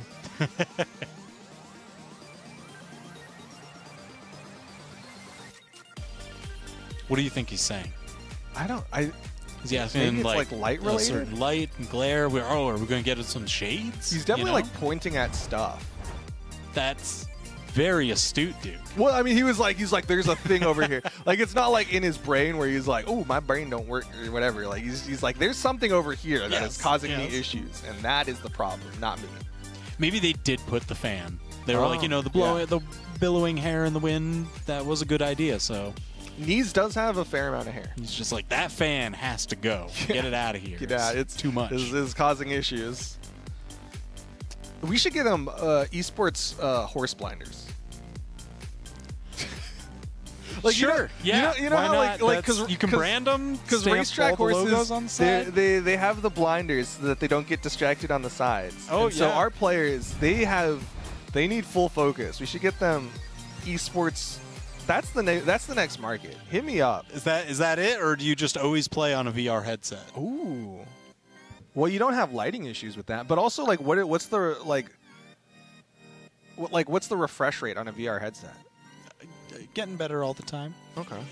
Because I know every FPS player knows you don't want to be playing on a 24 FPS Yeah, I mean right now they can't touch monitors. Yeah. But, you know. So that's what I'm saying is you know what you should do is just glue a 240 hertz monitor to the inside of a VR headset. Now we're talking. I think esports blinders is a lot more of a realistic expectation. Oh yeah, a lot more marketable. Yeah, and like you said, branding. There's really a lot of you can put the logo of whatever you want on the side. Yeah, it's like just like the headsets, except slightly farther forward. Yeah, exactly. That makes it's honestly it's better because then it's it's not going to be under the head because you can't see the side of Wes's headset right now, but you could definitely see the side of his his blinders if he had them. Yeah, exactly. Great. What other fantastic ideas do you have for esports innovation, Duke? Esports eye drops. For the blinders? Well, no, because, okay, let's keep a stack. We're all looking at a monitor for way more hours than our ancestors did. And so, you know, you get some eye drops. Keep those eyes from being dry. And then that way people can start checking eye drops for PEDs. Okay, yeah. I'm telling you, eye drops, horse blinders, that's the future. that's the future. That's what we really need to know invest what? in You know what here. they need? They need an esports trough. Puts it around the mouth, and you've got some like G fuel in it. It's just like you got like a little container that's like attached to your head, and it's just G fuel. Now I see your anime power from before, the branching pathways. Before you were like, yes, the connection is the eyes, blinders to eye drops, and you're like, but we could go blinders to trough and stick with the horse connection. Well, because you need the Why? Because look, if you're gaming, then you don't want to get up to eat, right? So you have the trough and you're there. You're constantly. I think we'd all gaming. rather be gaming, Duke. You Exactly. know, so why don't we just get to some gaming? Let's get I think into they're ready. it. I want to see this Wess versus Neeze. Wess Game versus one. Neeze. Again, Neeze kind of that volatile one. He's going to be coming in here with the Mordex this time. No more starting off with that Taros. He's going up against Wess, he's been on that Teska. Yeah, that Teska has done some serious damage today. I just love seeing those crazy reads of just like, I'm going to let that down signature rip. You can steer it a little bit. And again, the spacing that he gets on those neutral signatures, always going for those offstage dunks. Ooh, went for another neutral sig. He had Neeze in the sweat beat, so there weren't too many places he could go, but a good drift from Neeze got him away from that one. Now he's got the Scythe. He went for the end sig there, not quite enough to KO Wess.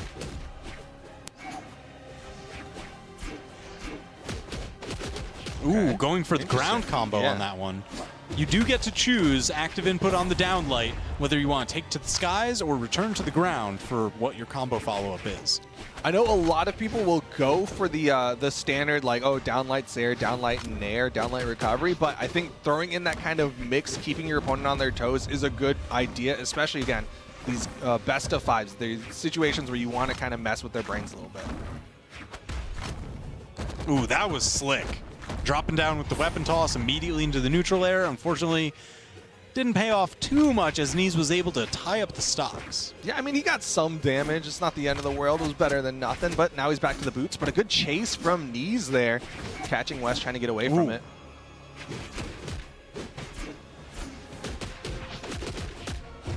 Ooh. Went wide instead of up like Wess was hoping for.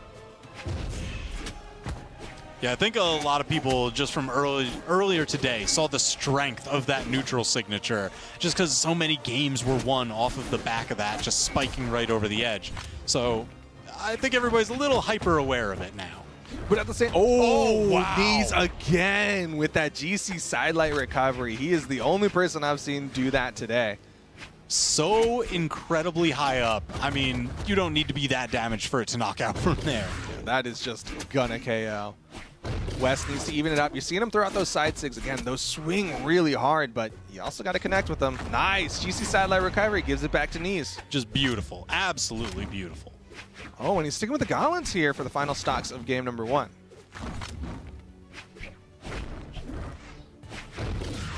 Going for the signature. Neeze with the punish. A little bit of turnaround. They're just going blow for blow. Okay, missed the sig there, and Neeze going to get a punish. Wess is almost in the knockout range, so Neeze doesn't have that much farther to push for a Game 1 victory. Ooh, but the end sig puts Neeze off stage. Nice Sair to follow up off the end sig, but Neeze gets high enough there, and the Sair is from Neeze. Gonna give him game number 1. Yeah, solid. It got a little bit dicey there after Wess was able to spike him off stage, but kept his head in the game, stayed cool, because the worst thing you can do in those situations is panic. Those panic jumps, you'll just be giving them away. Yeah, Neeze making sure not to panic. Did very well on that edge guard. Turned that entire situation against Wess, and that's why Neeze is currently up 1-0. Keeping those hands going. Yeah, gotta keep them loose, keep them limber, shake them out. Dude, that's going to be the thing. Everyone at BCX, when Neeze is playing, they're just going to be in the crowd.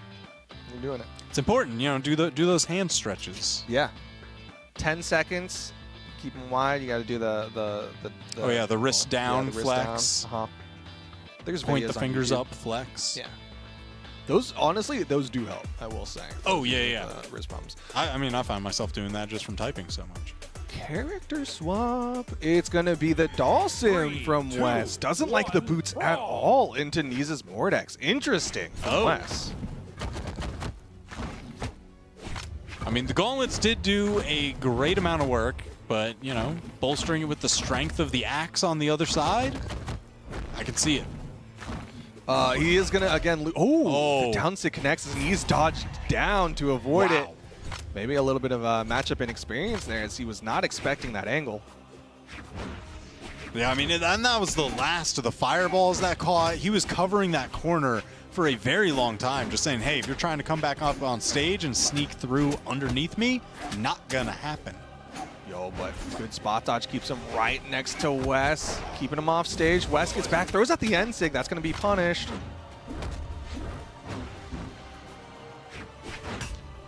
A little bit of that flyby down air into a neutral light. Wess getting some damage, but Neeze answering back. Side air, not going to be able to make it back.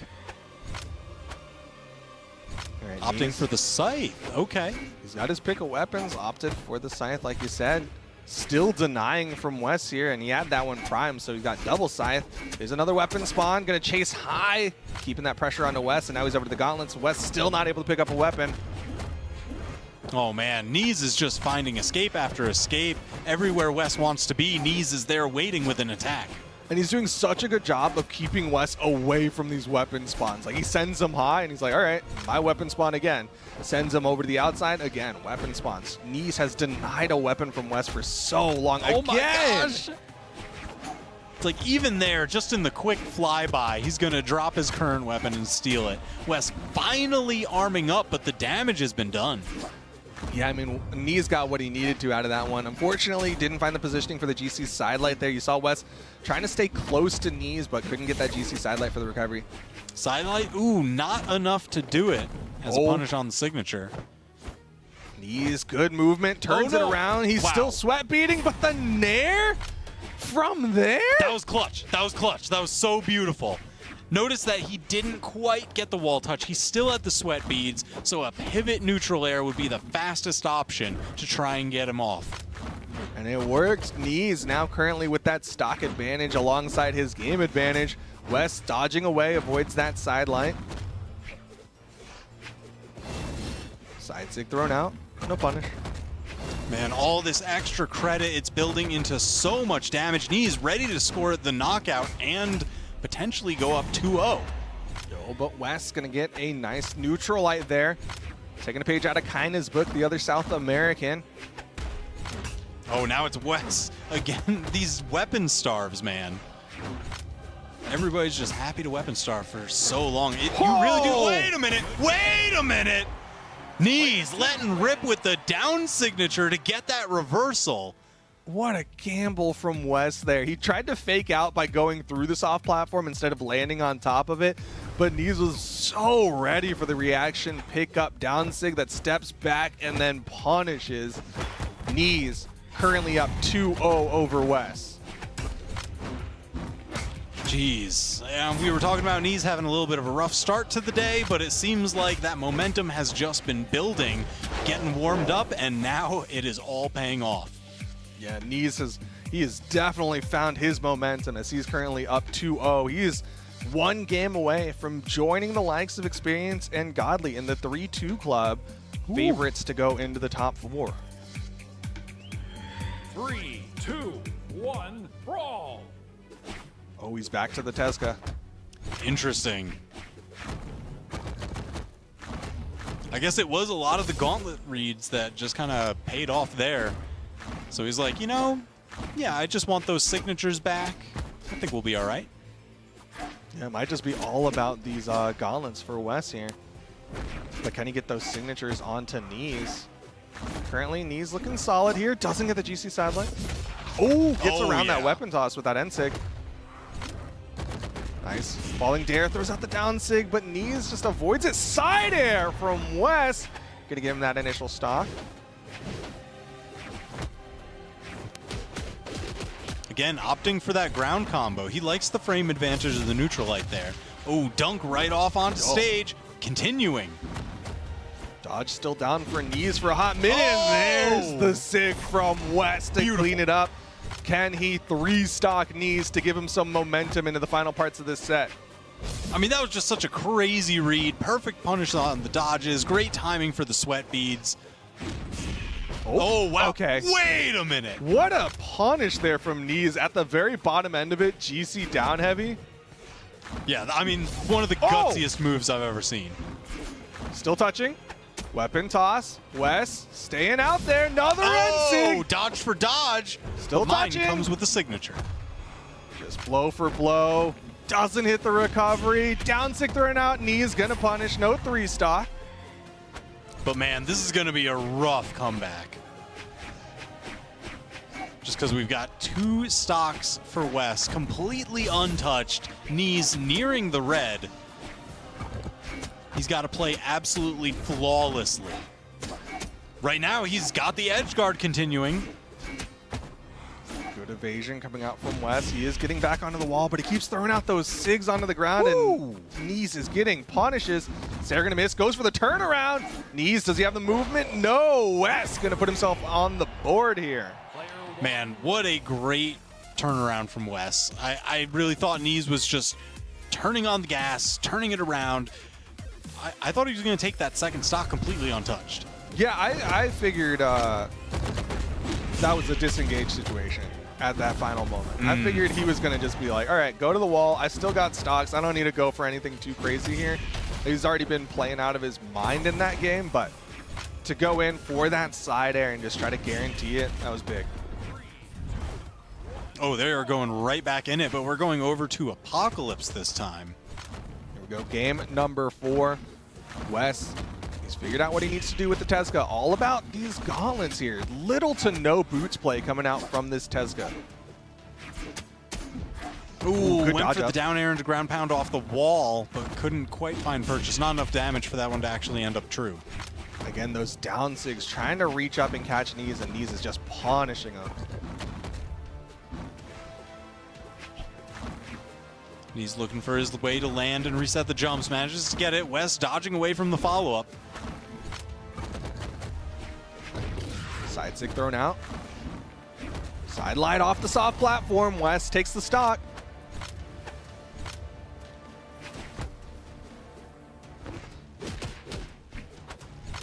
Yep, opting for the weapon starve and going back over to his favored gauntlets.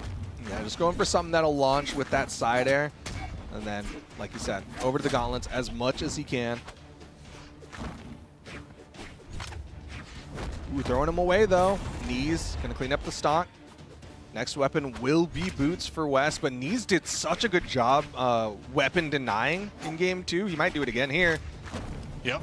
There we're seeing, you know, at least one here. Uh-oh. Oh my gosh, neutral air, ground pound, stuffed recovery, extra ground pound just to add insult to injury. That's another stock, and Neeze now up 2-1 in stocks and in the set. He's looking poised to go up 3-2 in the round robin phase, but Wess starting to bring out the boots, couldn't get that recovery. Uh-oh. Oh no. Double dunk, triple dunk. Toss. Fighting his way back. Wess back up onto stage. Back to the gauntlets here. He's getting some damage. Not done yet. Oh, went for the denial there, but Neeze actually got high enough to pick up that weapon spawn.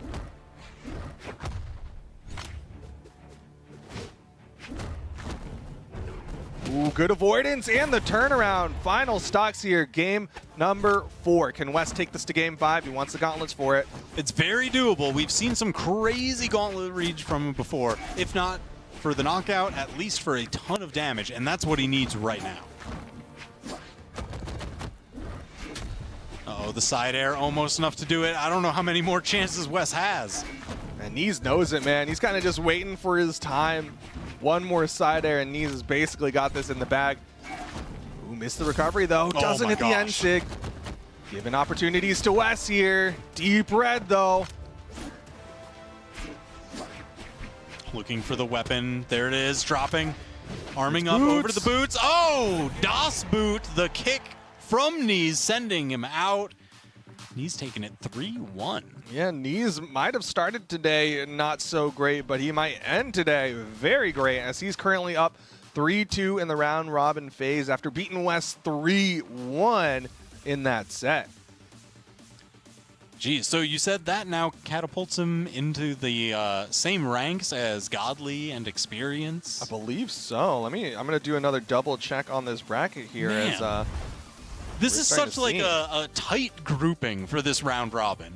Okay, so Godly's now 4-2, Neeze is 3-2, Experience is 3-2, Sandstorm and Java are 2-2, alongside Kyna, who's 2-2, Wess is 2-3, and SGrape is 1-4.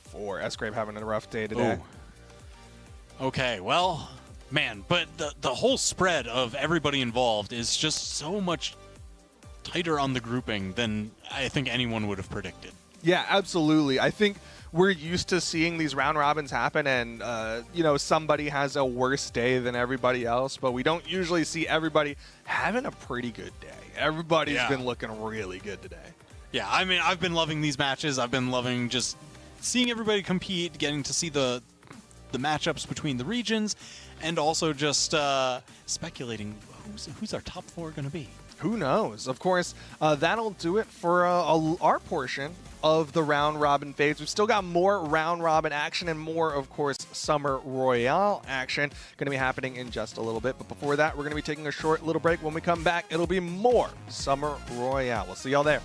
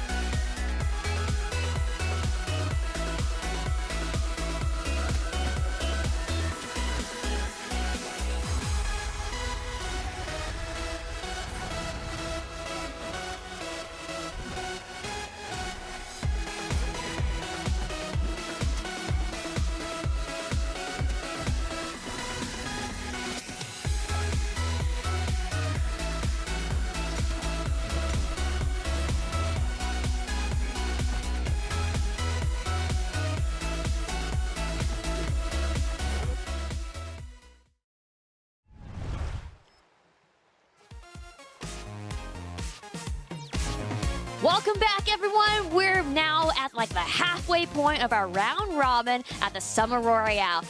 And we also got a new set of commentators here. Foda, Steven, what's up? What are you guys doing here? What's up? It's good to be back on the desk, man. Right? I snuck in. I was not supposed to be here. Steven snuck in. We gave him a jersey and everything so y'all could match. Yep. It's good to be back. Good to be back. They couldn't stop us. They couldn't stop us. They tried to keep us out. We busted the door down. I gotta know, what are your guys' thoughts so far on the matches that we've seen so far? Because some of this is getting close. Okay. At first, I was like, wait a second. SGrape is the best player in the world, right? We were there. We were watching in the back. We were like, what the heck? SGrape's actually too good. He wasn't even supposed to be in this. He snuck in. He snuck in at the last second on this one. We're like, what the heck? That's great. And then we saw Java absolutely dismantle him underneath the stage, and we were like, okay, wait a second. Maybe it is just Java. I think Java's just gonna win this whole thing. I know a lot of people got their money on Sandstorm, but Java's kind of like. What about Kyna? I know. Kyna just won 3-1 over Sandstorm. He's kind of awesome, and Steven? I don't know. What do you think? Looking at you, Steven. Yeah. What do you think? I mean, he beat Sandstorm. That was a lot of people's pick. Everybody was saying Sandstorm's back. It is not that he isn't. He still could be. But to 3-1 Sandstorm, that means a lot. So Kyna really has proved himself here today already. So. Well, the important thing is that they're both still in the running for the top 4 finals bracket. Yes. So anything could happen, right? This is just the round robin. Everybody's getting a feel for each other. They're trying to qualify into the top 4 to make it into that finals double elimination bracket, and then it's really on. But right now, everything's shaking up really good. Yes. I am pleased.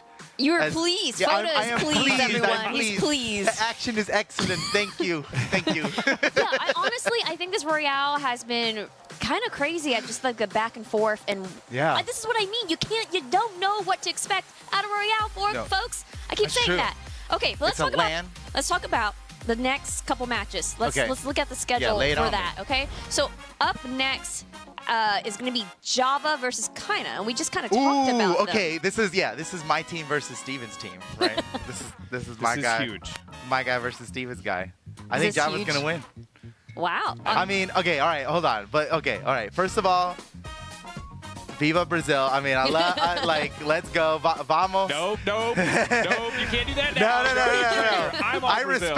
I respect Kyna and Wess so much. I do. But Java's plays, he's blown my mind several times just today alone. And so I'm just like, I'm on the hype train. You know, it doesn't.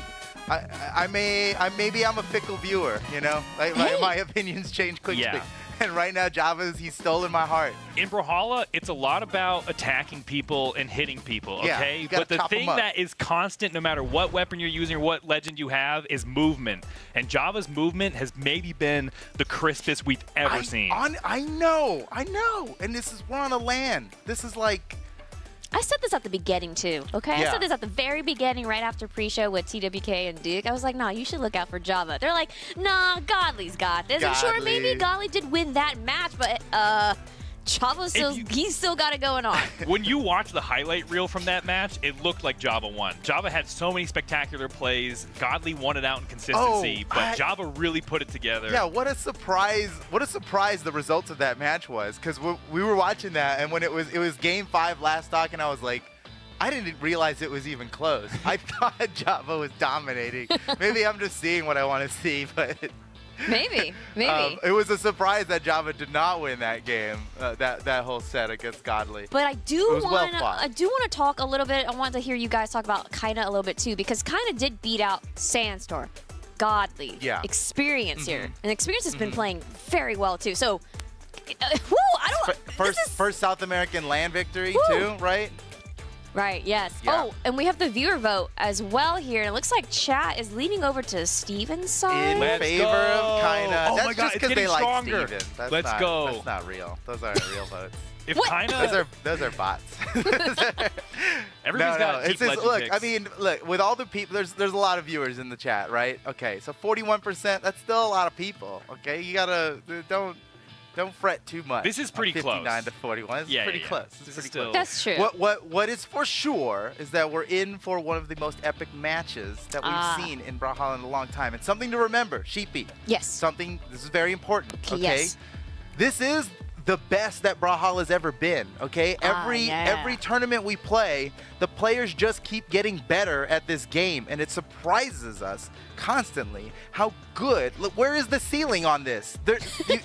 When you see the best player in the game, they are still not in their final form, right? And so that's what we're seeing here today, is the best of the best playing even better than they did in the Summer Championship that qualified them to be here in the first place. And so I am just amazed at what we are seeing here. These guys are so good at this video game.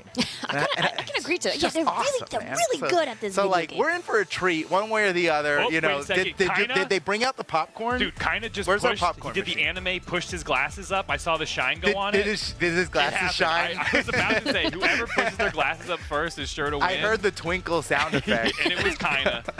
It's over. I'm telling you right now. That's all I does needed. not bode well for Java, I must admit. He's got the anime protagonist energy now. But look at, okay, but did you see up. Java's little picture frame at the top? I'm not talking about this one, but above his head, his little picture frame, he's got his portrait, he's got his collared shirt on. No. He looks like Deku on his first day of class. Look at that. Yeah, okay. Right. There you go. He is the anime protagonist. Oh no. The anime protagonist doesn't wear a T-shirt in his portrait. He might. Okay. You might. I don't know. You don't always know what picture day is. You know what I mean? They don't always tell you. Java's looking fresh. He's ready to win. He's ready to win. And you know what, Steven? I believe so strongly in Java winning this that I'd put a burrito on the line. A burrito would bet? not. You wouldn't Happening dare. live? It's been a while, man. A burrito bet happening live now, chat. Let's do it, bro. All right. It's deal. Let's do it. Okay, Wait, it's on. bump Full fist? burrito. Okay.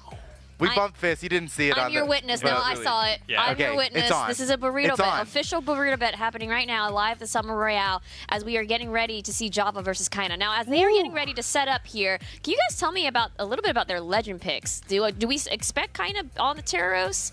Okay. Java Okay, on yeah. I mean, he Hattori? did play Terros earlier, and Java definitely was rocking on Hattori. I don't expect Java to change. Java's Hattori was looking absolutely insane. No way Some of the he best changes. near gameplay I've ever seen. He was landing nairs in situations and the follow-ups. Like, he's so familiar with that weapon and all the different send angles. Very strong choice And for him. I hope Kyna doesn't change, honestly. Well, go. You were about to say your face is like you've got Kyna all over. I want to see the Asuri come back. Me too. He had some great Asuri moments earlier. I'm the only Qatar player on the desk left. You've Oh no! Bona's a filthy Thea main. I'm outing him now. He's a filthy Thea main, not me. I still play guitars. What is this timeline? What is this timeline? I'm the guitar man guy. now. Everybody. No, it's me. You're I'm right. him. You are the Raphael man. Apparently, Steven's the self-proclaimed I guitar love- guy now. am. He's the It's guitar. true. Because I you're in have to- boots. You're in boots. I'm a boots. You're Yeah, a boots I'm all guy. about the boots now. But You heard it here first. Dang. You know, I don't like this. I don't I like will this. respect any pick kind of goes with though. He's been tearing it up with the Yeah. Terros, so might as well stick with But it. here's the thing: is kind of like he kind of regenerated.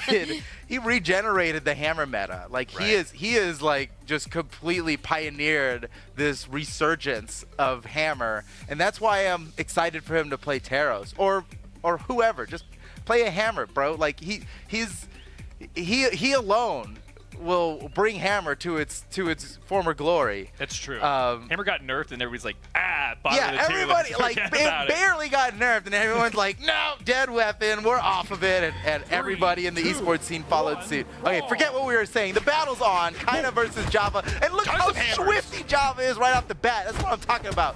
His movement is just so good. Don't worry, that kind of hit him in the face 3 times while he was moving so quickly. I think movement's more important. But happy to see Kyna on Terros. And wait a second, Java, he's on Bodvar. This is not Hattori. We were expecting Hattori so much. He's on Bodvar. This is like, what year is it? 2021? Is this? I mean, he went on an absolute tear. This is when he became the God Slayer. He was wielding the He Asgardian is. Java Bodvar. is Bodvar. When you think of Bodvar, what player comes to mind? It's Java. Now, and in the last 4 years, it's Java.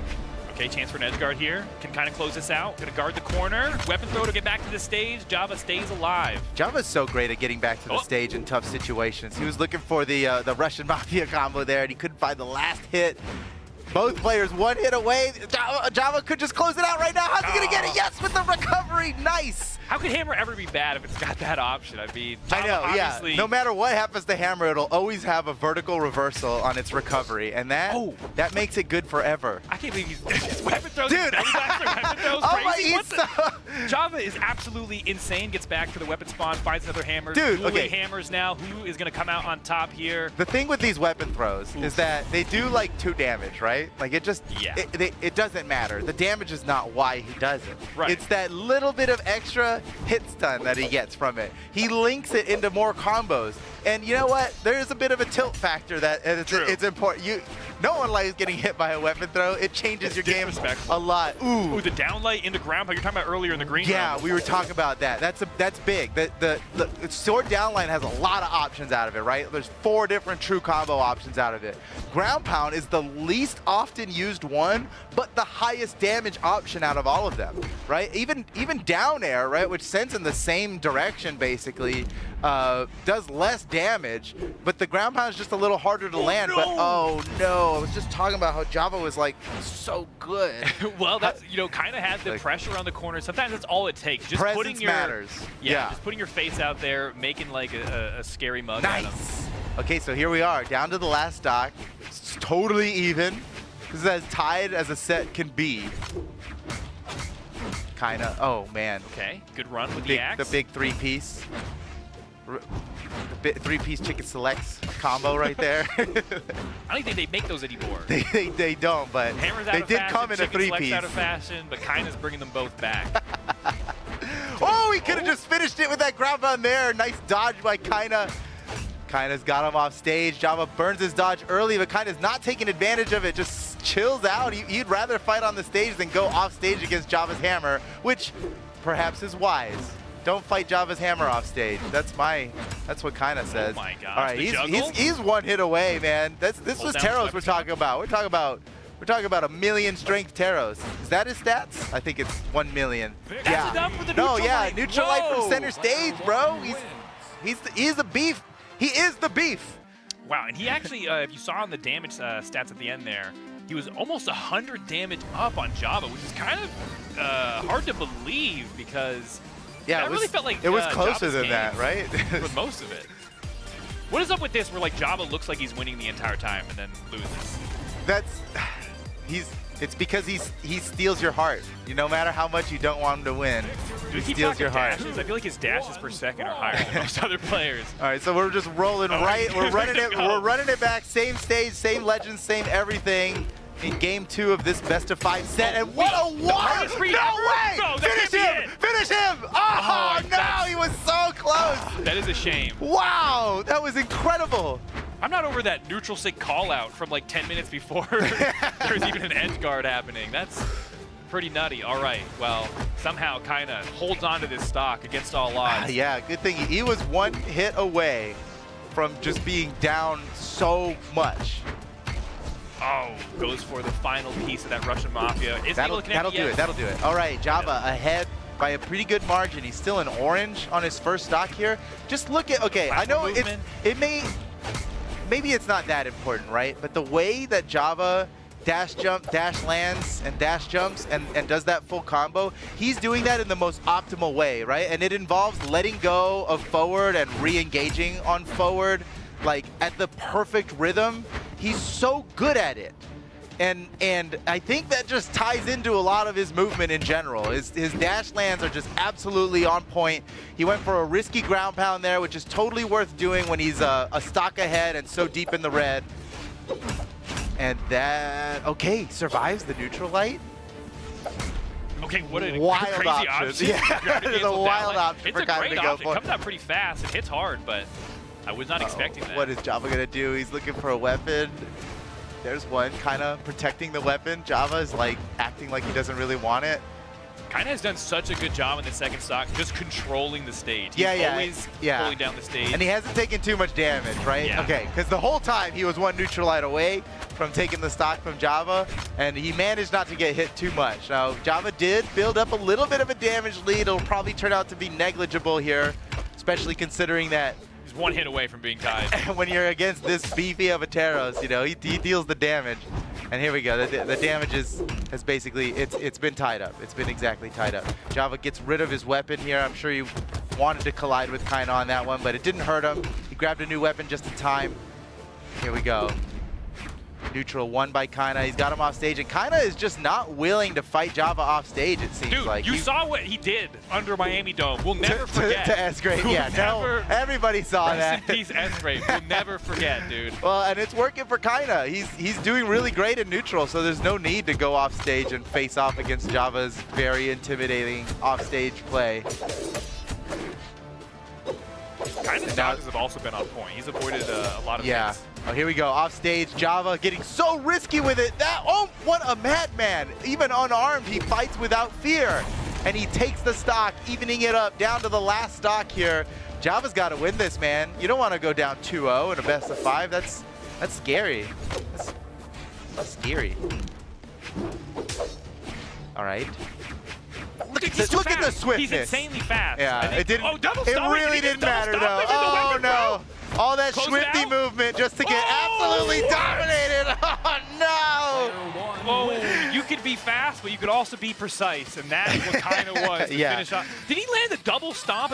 He did like kind of a pseudo yeah. slide We need to charge see it in in the first slow-mo. one. Here comes the replay. Is this it? No, this is the first not stock. Let's check this one out. Okay, yeah, that was cool. Yep, that stop was side cool. air. We're just waiting for that last stock. We're waiting for the last stock. This one, yep, neat. stop Okay, side air. cool. This This happens is what in we want hammer to see. versus hammer Hold on, match. this is it. Look at this. Boom. He did. He double stomped. He did a slide charge stomp, jump, gravity cancel stomp, which is like, what year is this? That's not even supposed to work. And we're insane. running it back to the same stage, but we can see now Java has entered his final form. That okay? is, This is perfect form Java we're seeing now. But Kyna was showing the expertise of someone who never gave up on hammer. That is some true hammer player type tactics. And Java, oh wait, we got a legend swap here. Yeah. That's what I meant by final form. This is the Java. He's back. He's on Hattori. He probably should have just started on Hattori. Although I did really love to see him go back to the classic. You know. That was for the fans. Oh, my that's it. No And way. this is No for the way. wallet. Oh Yes. my God. Woo! When you got to get that bag, you got to go with your best. And that seems to be Hattori today. This spear and the sword play from Java is always crisp. You know, he has it with a bow bar, but his spear has really been singing today. All right, goes for the weapon throw, loses it out on the side. Kyna content with just holding this corner with the axe. He's so good at it, man. It is tough to get back on the stage against Kyna. He owns the stage. His stage control is. Oh, that was slick. It wasn't a lot of damage, but Maybe man, I'm that too looked hard cool. stuck goal, but I'm like, where's the neutral sing on the corner, Teros? Like, we gotta see it. We haven't seen one yet. Actually, we haven't seen a single signature from Kyna's Teros. Now that I'm thinking Wait a about second. it. I'm totally You're right. Not I'm a totally single right. one. And that's Java- crazy because they knock out at like orange. Or a neutral line Especially can do against- it if you have 200 damage on your What opponent. is up with that? Yeah, a lot of people play Teros strictly for the signature. Yeah, spammers take notes. Apparently, it's completely You don't need to unnecessary. spam. Yeah, the best player in the world doesn't All even. right. He doesn't even use the signature. And Java's getting punished for his signature usage there. Lots of damage being racked up. I mean, still with a damage lead, Java has, but Oh, and Java. never- Oh, no! he touched the wall. He touched the wall. He can still make it back. Fighting his way up. Yes. The clash swap resets sides. him to neutral. Now he's in trouble. Got to avoid the axe recovery or axe side air or axe neutral light. Okay, he manages to avoid all of them so far.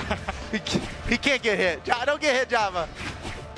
Java needs this. He's down 2-0 in the set. Yeah. He'll close it out and kind of take this game. Kyna could just win 3-0 against my boy, dude. That would be insane. No, I can't deal with that. I can't deal with that. I'm getting guac. Oh, let's go. That's it. Yep.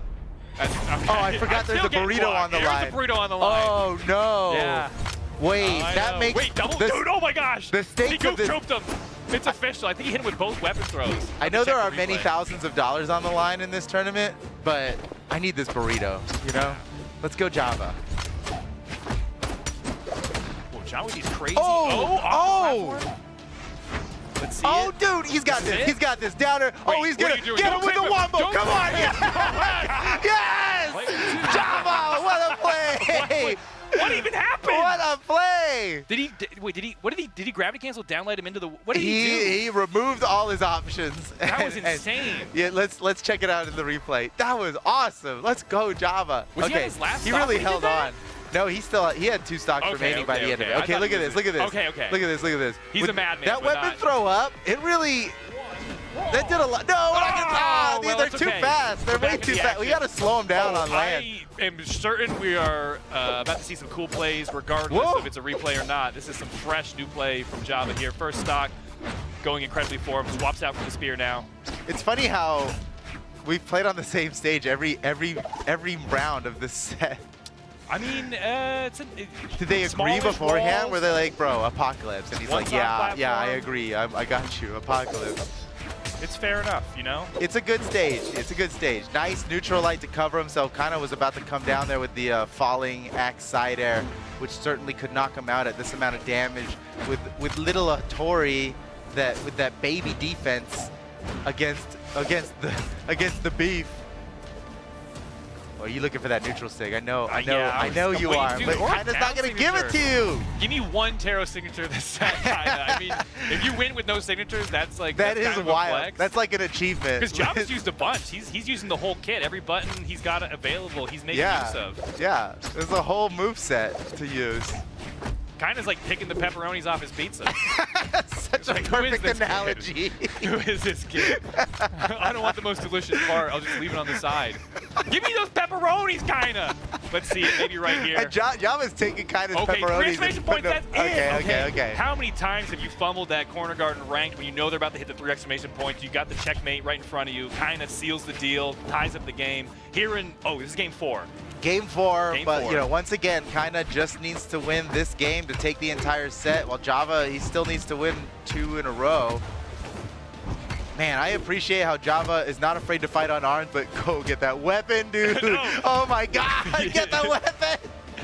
Oh, may cost him. Yeah, Oh, recovery, no, perfect. he should have got the weapon. Oh, yeah, and there's 2 there. I got to Taunting him. imagine it would have gone a little Did he get differently had he weapon picked up a weapon. Just the butterfly effect, you I know? like that Kyna didn't go for the weapon starve, and yet instead he opted to use it as bait. Didn't get the recovery, but still, I like the Yeah. play. Java. Oh, he's in trouble. No. No, is he Kyna's in not. trouble? Kyna's got a game plan, and it does not involve going off stage against Java. It's working. It's working. Miami No Dome criticism from 2023, me. Never forget. I'm just. It's just an observation.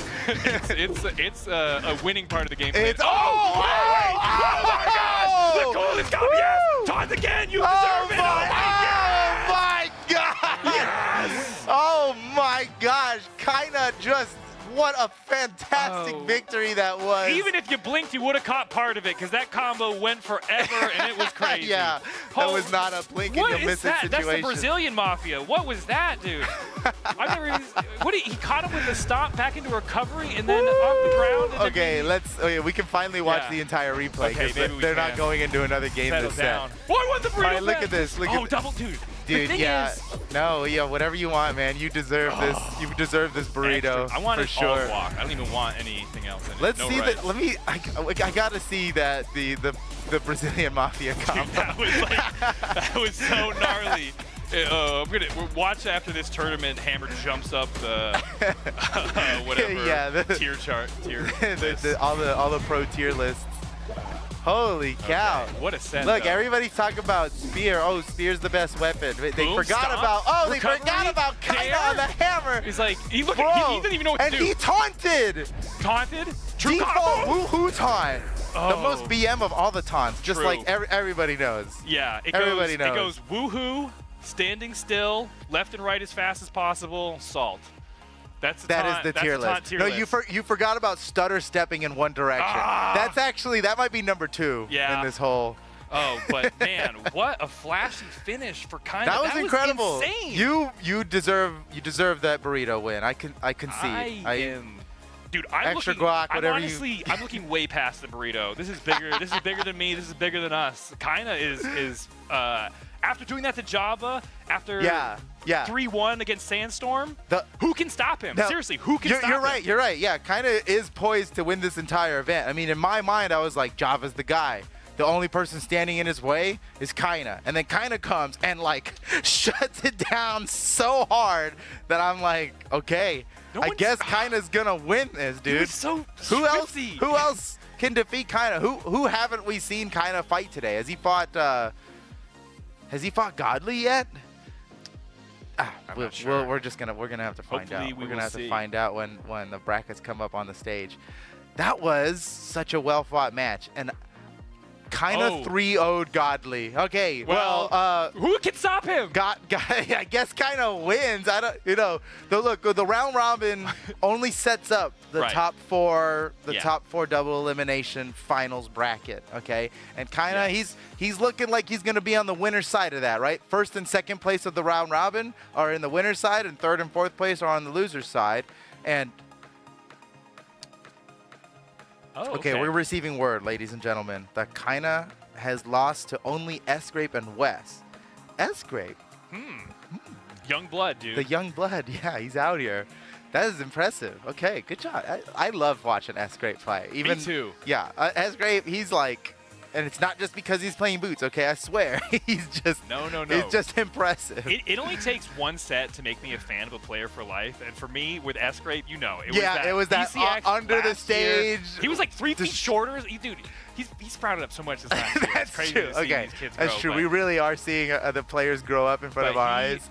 And he was on the main SGrape stage. was a foot and a half shorter last time we saw him. He three-stocked. He's really was- growing into a champion.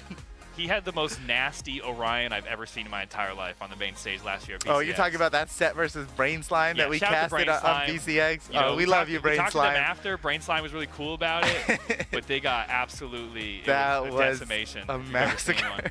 It was SGrape terrifying. did not go easy. I mean, it's the World Championship. That's not the time to play around on stream, right? You get the dub as hard as you can, and SGrape definitely got it. So, well, the point being that SGrape, champion tier of a player, one of two to defeat Kyna today. The other one being Wess, which understandable because out of everybody here, Wess has the most experience against Kyna because Wess and Kyna are the only two at this Invitational. Well, speaking of Wess and experience, we can look at our match coming Oh, up. Is actually that's experience funny. versus Wess. How I do we did think just Wess say is going to shape up? experience. Okay. That's not the experience I meant, but that I know, worked. I know. No, it works I really, think really so. well. It's impressive how well you put that together.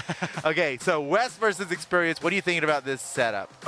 This is tough. I mean, I've been such a fan of experience ever since he burst onto the scene in the 2020 or 2021? The Pro Series. The Pro Series. Yeah. He was like a pinch hitter, and he came in and just was like such a flashy player. He was the sub for his team. He only played one game, and it's a crew battle, right? Where like you only have the 3 stocks, and you try to take out as many as you can from the other. And I think he took out 6 stocks with his 3 stocks. He took out 6 in the most clutch fashion. And ever since then, I mean, he really went from 0 to hero in that moment.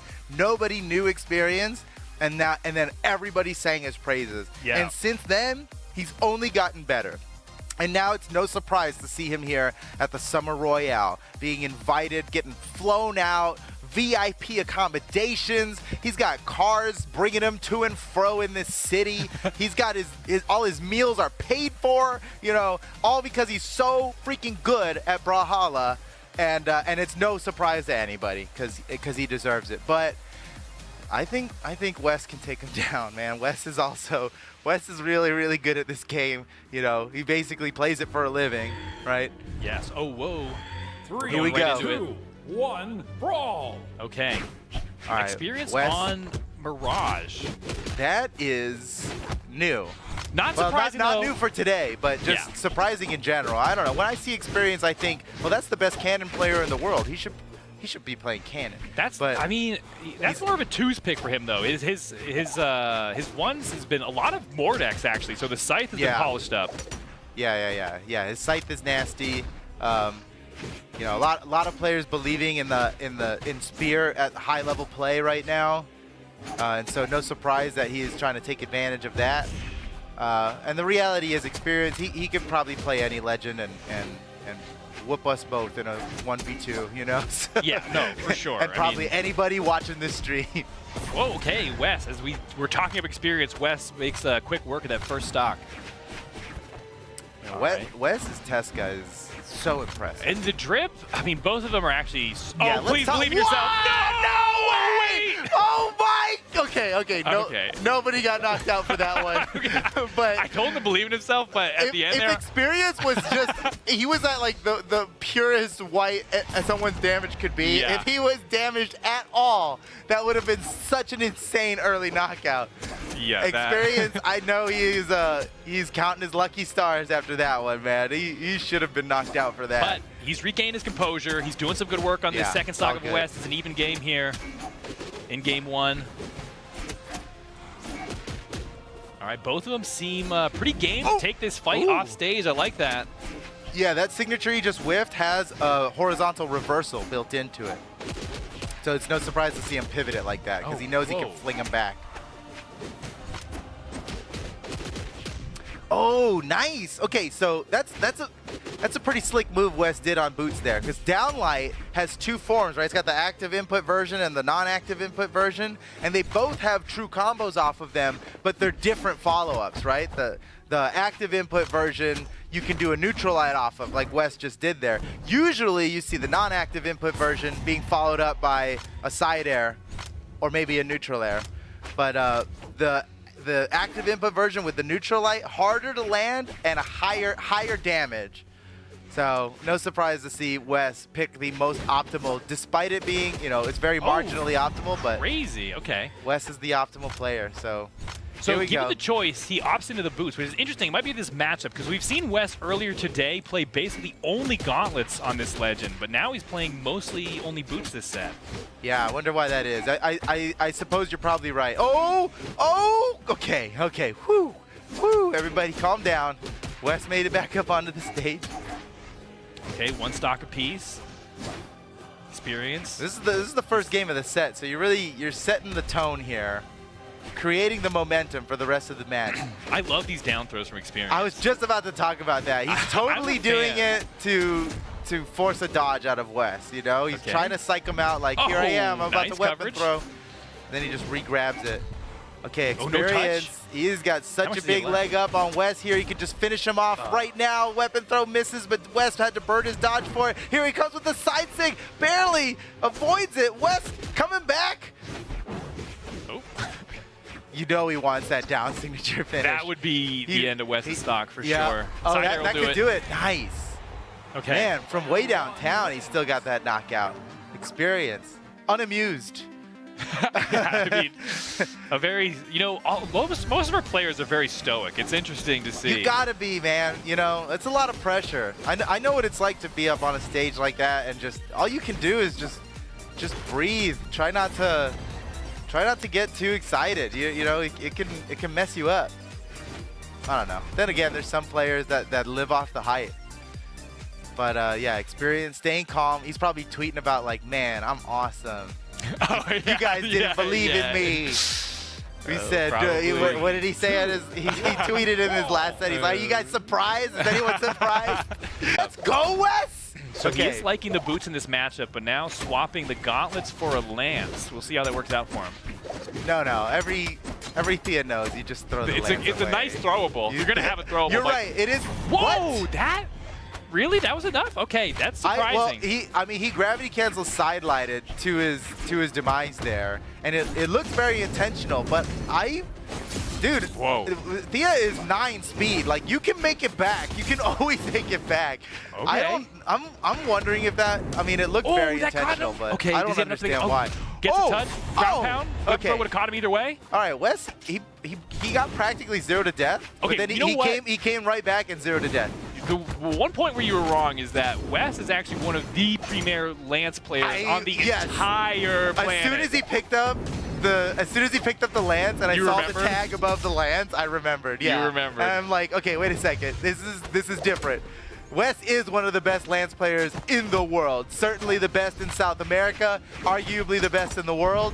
And so, wait a second, you give him boots, which he has been rocking so much on Tezuka, and then you give him the Lance, combine that with extremely speedy SIGs, all right, at the cost of very low defense, but look, Wess, just don't get hit. It's not a problem if you don't get hit. Yeah. Yeah, this is a winning combination for Wess here, but ooh, the low defense coming into play. I mean, he was pretty well damaged there. That was... Nah, anybody else would have survived that hit. My face when casting with a Thea main. Low defense, boohoo. I have 10 speed. Oh my gosh! And a huge side signature, well placed by Wess, off on the edge to tie the game up. 1 stock apiece.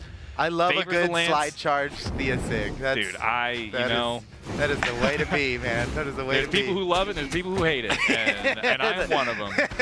And I'm one of those too, for sure. For sure. All right, we'll see. Yeah, fair enough. You, you really are. I've been on your team while 1v2ing, and you cheer for the other team when I do that. It just I'm like, feels what so the bad. heck, bro? Okay, here we go. Watching it, yeah. Wess, he's got the upper hand on Experience here, but Experience obviously Does can he? turn it around quite easily. Oh, he does. Oh, that'll do it. No. No. Mirage is deceptively high defense. I think she's like, what, she's 6 or 7? Yeah, you're right. You're right. He is on the strength stance. Obviously, Wess on the, you can see the bottom there. Ooh, okay. Whoa. That's some Lance. That's some Lance expertise right there. This is where you should be taking notes, Foden. To polish instead of throwing away your lance on Thea. This is the stuff. Yeah, look, I never claimed that I was playing Thea optimally. Oh, true. But you're right. Well, if you wanna, Lance is extremely formidable. that was such a good down signature gravity cancel there. yeah, like that just was. experience on the legend. I want to see pull it this off. final Lance recovery knockout here from Wess. That was so smooth. Here we go. Look at this. Oh, which way am I going? Wait. Back around. Boom. That was awesome. That was awesome. Okay, well, the legend swap was a great idea. Here we are, back on Demon Island, and same he's legends again. Sticking with the Thea pick. I think it's working great. Oh. I am so excited to see. So some one thing Thea you'll being notice used. from experience, we've seen him do this a lot today, but if he's ever in a situation where a weapon spawns on him, he will opt to throw his weapon to get the stun, re-grab a new weapon, and then continue the combo. He does it. He's done it so many times today. That's like his immediate instinct in that situation, which I think is very cool, but perhaps people can get the read on that. I guess the more you use it, the less effective it might be, you know? Because the whole reason to do it is to fake out your opponent. But if they're expecting you to do that, I guess that won't work. Oh, he got him. Nicely done by Wess. And it's great to see Wess getting so aggressive off stage with the Thea because you have so much speed on Thea. Literally the fastest character in the game, the highest speed stat in the game. That affords you more air mobility, which allows you to go out further and still make it back without risking yourself, right? You can't do that on Queen 9. Right, exactly. So he's taking full advantage of the stat, and that's good to see. I mean, you got to do that. It is what helps balance the low defense, and the overall survivability has right. It's kind of switched. You got to take full advantage of the offensive capabilities you're given. Nice, weapon throws both hit. Very funny. Makes me laugh. Make me laugh. All right, Wess does the same thing. Throws the weapon away, opts in for the boost, but we've seen him do so much. Yeah, he's going to want that lance. That's where he's been really dealing out most of this damage onto Experience. Experience trying to find his way to another weapon drop, finds the scythe. Man, I really did not consider how powerful we would make Wesley when putting Lance on Nice Thea, weapon you know? throw. Okay, that's perfect. No way he can make it back. So Rocket Lance has that unique ability to charge its recovery, which can make you able to recover from so far away, but it's slow, right? It takes a lot of time. It's slow, it's predictable. You know what the trajectory is going to be, and although we may often fail that punish, all the time. These guys are not going to fail the punish on a charge recovery. You know, it's a predictable trajectory. Nice down air from Wess. All right, here we go. Last stock. The set is tied 1-1. So close. Oh, that was that crazy version of down air that sends straight up. You know when you hit down air on this stage and then send your opponent straight in the air? Yeah. I've not really seen that tech utilized, but I would love to see that someday.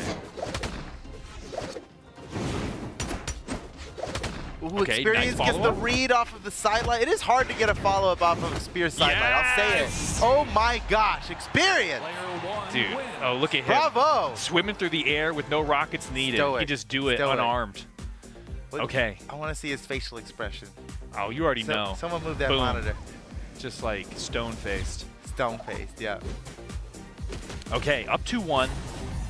Experience needs one more game in this set to close it out with the dub. And Experience needs to win all of his games. He's lost enough games now in the round robin where it's on the line for him. Okay. He has to win all the rest of his round robin matches for a shot at the top 4 finals bracket. What a nice unarmed start for Wess in game 4. Oh, look out. Tokyo drifting that ground pound. Yep. Love to see it. All right, rearms with a scythe now. Okay. Man, this is some insane neutral. Okay, here we go. Here we go. Uh-oh. Risky. Man, Experience is, he is so willing to gravity cancel off stage, which is like good, but also risky, right? Because you don't have a dodge for 3 whole seconds after burning your gravity cancel. Yeah, and against these pros, that's like the dinner bell, basically, being rung. Right. Okay, Experience needs this edge guard to turn this around. Has the reversal. Can you keep him out there? Yes, grabs it one more time. Oh, he almost finished him with that. Wait, he got him anyway. Nice. Okay, all right. He didn't even need that swagalicious finish. Now, see, he was playing to his win condition there because he was trailing in damage, but off stage you could take a stock at any health, and that's what he did. Now in the lead, one stock up, going crazy, push it. Oh, he almost finished him. Wait, he could just end this right now. He's 1 hit away. Oh, man, Wess made it back. Doesn't matter, though. Wess already in orange and on such a low defense legend. Experience could potentially finish the stock before. Oh, never mind. Okay, but look at the damage, though. This is a great place to be in if you're experienced. What a game sense there to go for the slide kick into recovery instead of the ground pound. Just like knowing the situation was optimal to get the KO, exactly what he needed.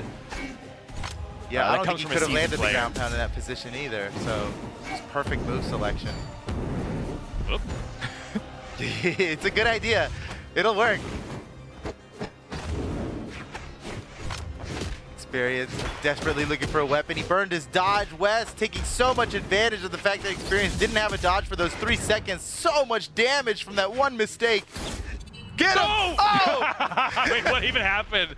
I love seeing that. We had to censor that for the stream. I don't even know what happened, but everyone's back up on top somehow. Experience has to find his way to a weapon spawn, gets the spear. We haven't seen as much from his spear play. Let's see if he can close out this stock, maybe. Oh. Still has a chance. Oh, down throw. Wess he got a little lucky there. He kind of slipped on a banana peel there, and then Experience missed his weapon throw on him.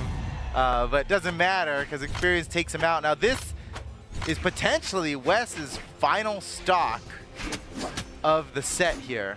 He's got to win this to stay in the set, and he's got to take out 2 of Experience's stocks to do it. Every hit that Experience gets, and he's getting a lot of them. He's really counting against Wess a lot. And it's got to be a signature. I mean, Thea's light attack powers is very little. Oh, but you know what? The lance though. The lance though. Yeah. One of those. Any one of these recoveries could do the job. Dude. Yeah. It's like okay. All right, here we go. Wess is back against the wall. He's got to win this stock right now, or the set is over. Oh boy.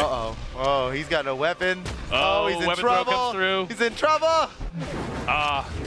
Here we go. This is his win condition. Grab the lance, go to town, get crazy. Like this. Oh, what a dodge. Oh my, he can steal it from Experience right now. Oh man, and now Experience steals the weapons away from Wess, and he just can't get it. GG, Experience takes the set away from Wess in such a fantastic fashion. Congratulations to Experience, the stone face killer. Look at him. Whoa. Love it. Love it. It's like, dang. I like Mirage next to him while smiling, happy, and then he's just like cool as can be. So good. Well played. All right, it's been awesome to watch Experience kind of blossom in the 1v1 version of this game because he's been very dominant in 2v2 for longer, but we're really seeing him put it all together here, being one of the top 3 North American players to make it to this Royale. That's funny. That's a good point you bring up because he, by his own admission, he's a doubles player. He's said it before. He doesn't get singles. He's not a singles player. He doesn't even like it. Or he used to, right? Until he went on like a 12-game winning streak in the Summer Championship. I don't remember the number. It might be more or less than 12, but it was somewhere around 12. And now he's a ones champion. And here he is defeating one of the best 1v1 players in the world, literally, at this in-person international invitational with all the best players in the world attending. And here he goes. Look at Experience, just winning. Yeah, much respect to Wess, though. I mean, he fought so hard that last, like, edge guard situation. He, like, gave himself so many opportunities where you thought maybe he could clinch that stock and push it to a Game 5, but not today. Not against experience. I really enjoyed seeing his Thea, though. That was awesome. Yeah, even when he played Lance, I was still like, whoa. Especially, I mean, he was playing a lot of Lance in that game. Yeah. So. Yeah. No.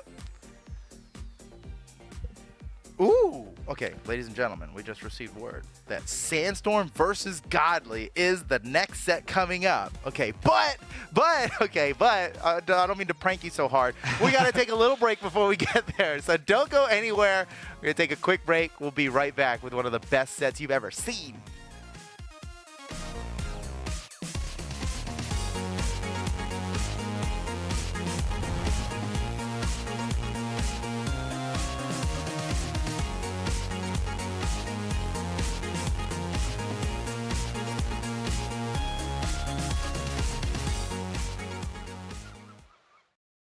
My name is Murilo. I am Kyna. I play Brawlhalla in South America. Trip to here was really cool. Like, always come here is really special for me because be here to play Brawlhalla is a dream for me and was exhaustive because the travel from Brazil to here is like 20 hours. I really practice a lot. I want to do it in Royale, but I can't because I was lazy. It's all. But for summer, I was really playing like 10 hours per day. And in the day of summer, I get 140 hours in the last 2 weeks. For Royale, I just trying to keep the schedule, but I can't. So I just want to do my best here. Being a player is cool because you can play against anyone, and like have a lot of people here I don't have played against yet. And I think it's the best format to be a viewer. Like my father when watching, and he says like, I can see you playing against anyone. I don't think it's the region, but every time you play against a really top player like the power rank #1 from the other region, for being at the top 1, top 2, the player needs to have something special. So in reality, all people have a trick, if I can say. Like I know it's not a main lane, but it's already yet a lane. So it's a dream to me, winning a lane to me. So it's special. Serious, I'm not a person with a good confidence, but this time I am with more confidence than the BCX, San Diego, and Royale. I have to say thank you so much for people who really like see me. I know I'm not a social media person because I don't even use Twitter anymore, but thank you so much to all.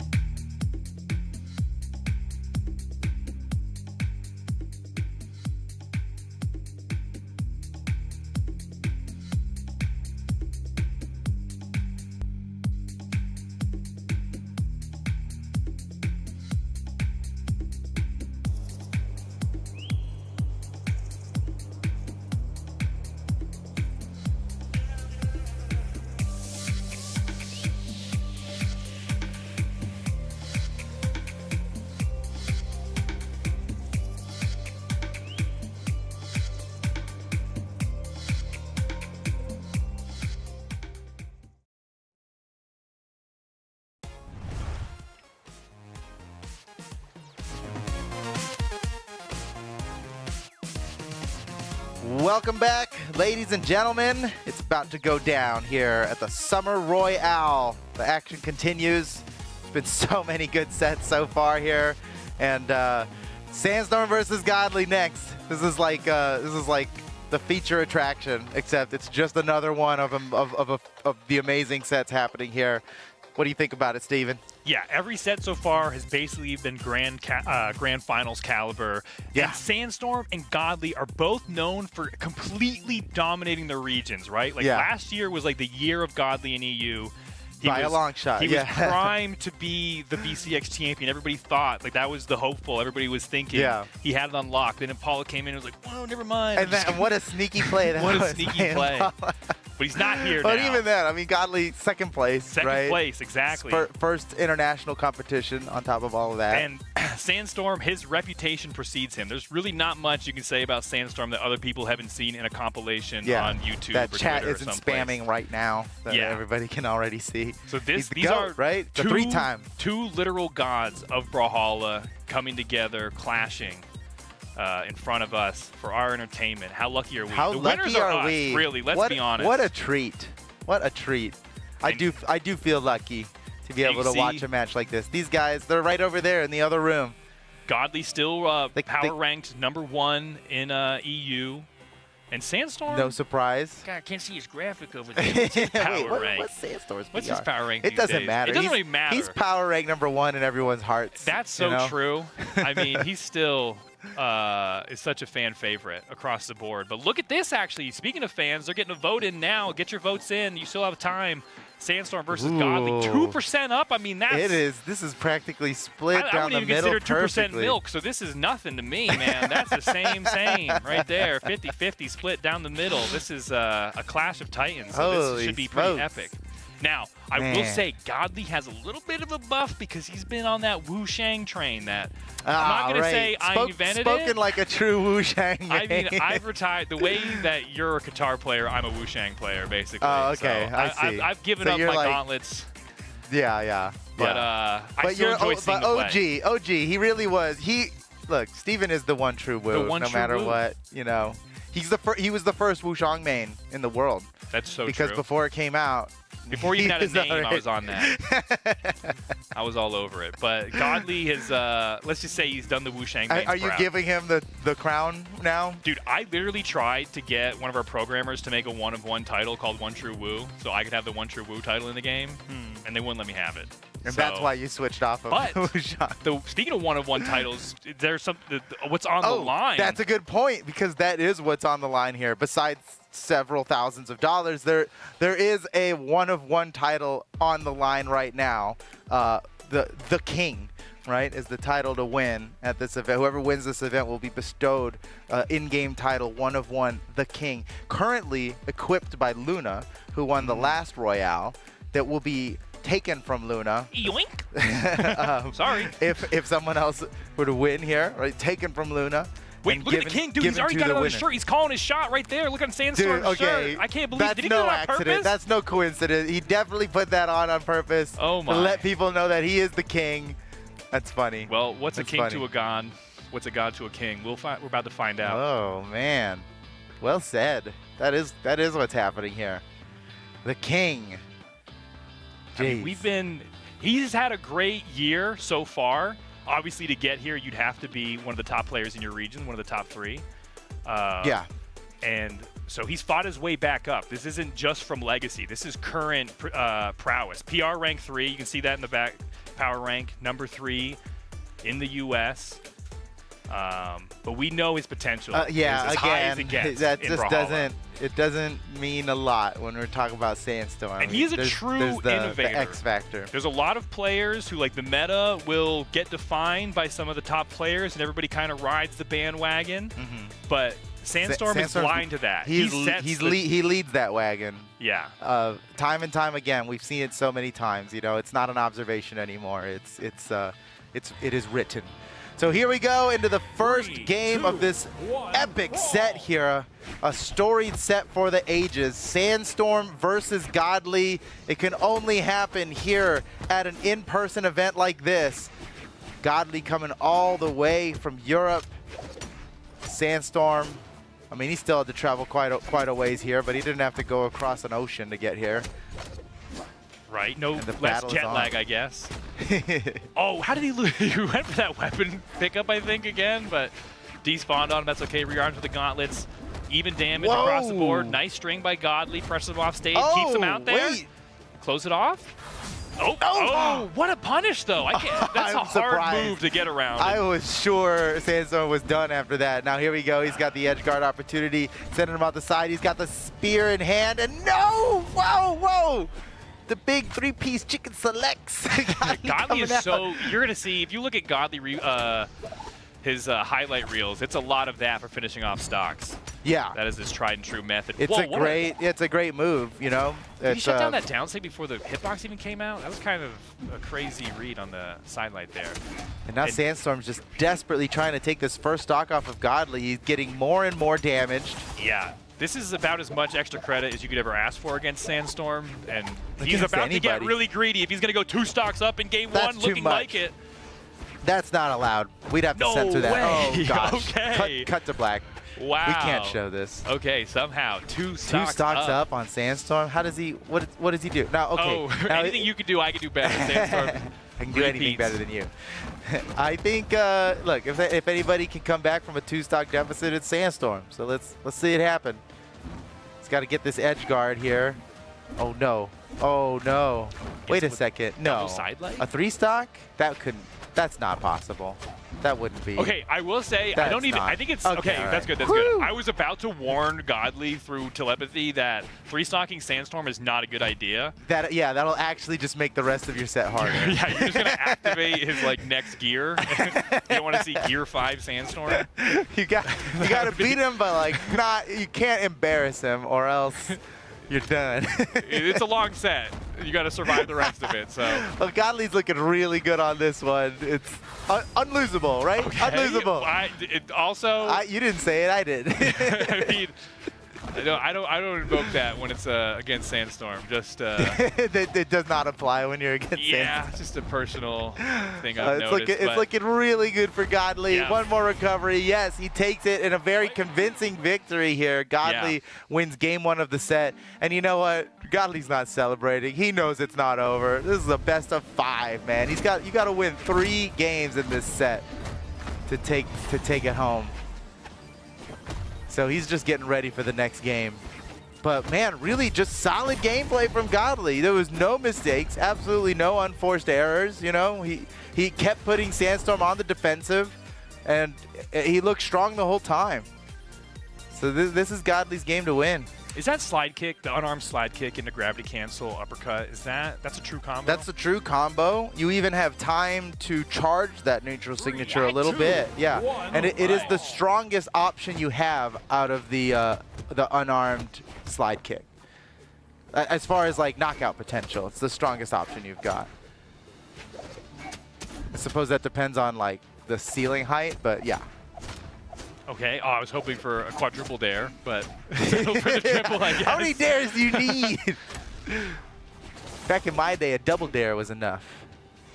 Well, not anymore. Not against players of this caliber. Sandstorm, the patented. Okay, I thought he was going to go for that cheeky downlight he always gets right over the corner. Oh, the double? Downlight. No! Man, that was Whoa! awesome. Since he started that downlight combo off the platform, he was already raised up slightly. He gets the double downlight, and then what do you do after that? Side air? No, not Godly. Not in this position. The optimal play is actually recovery off of that. Take him out off the top. Godly, again, just executing perfectly.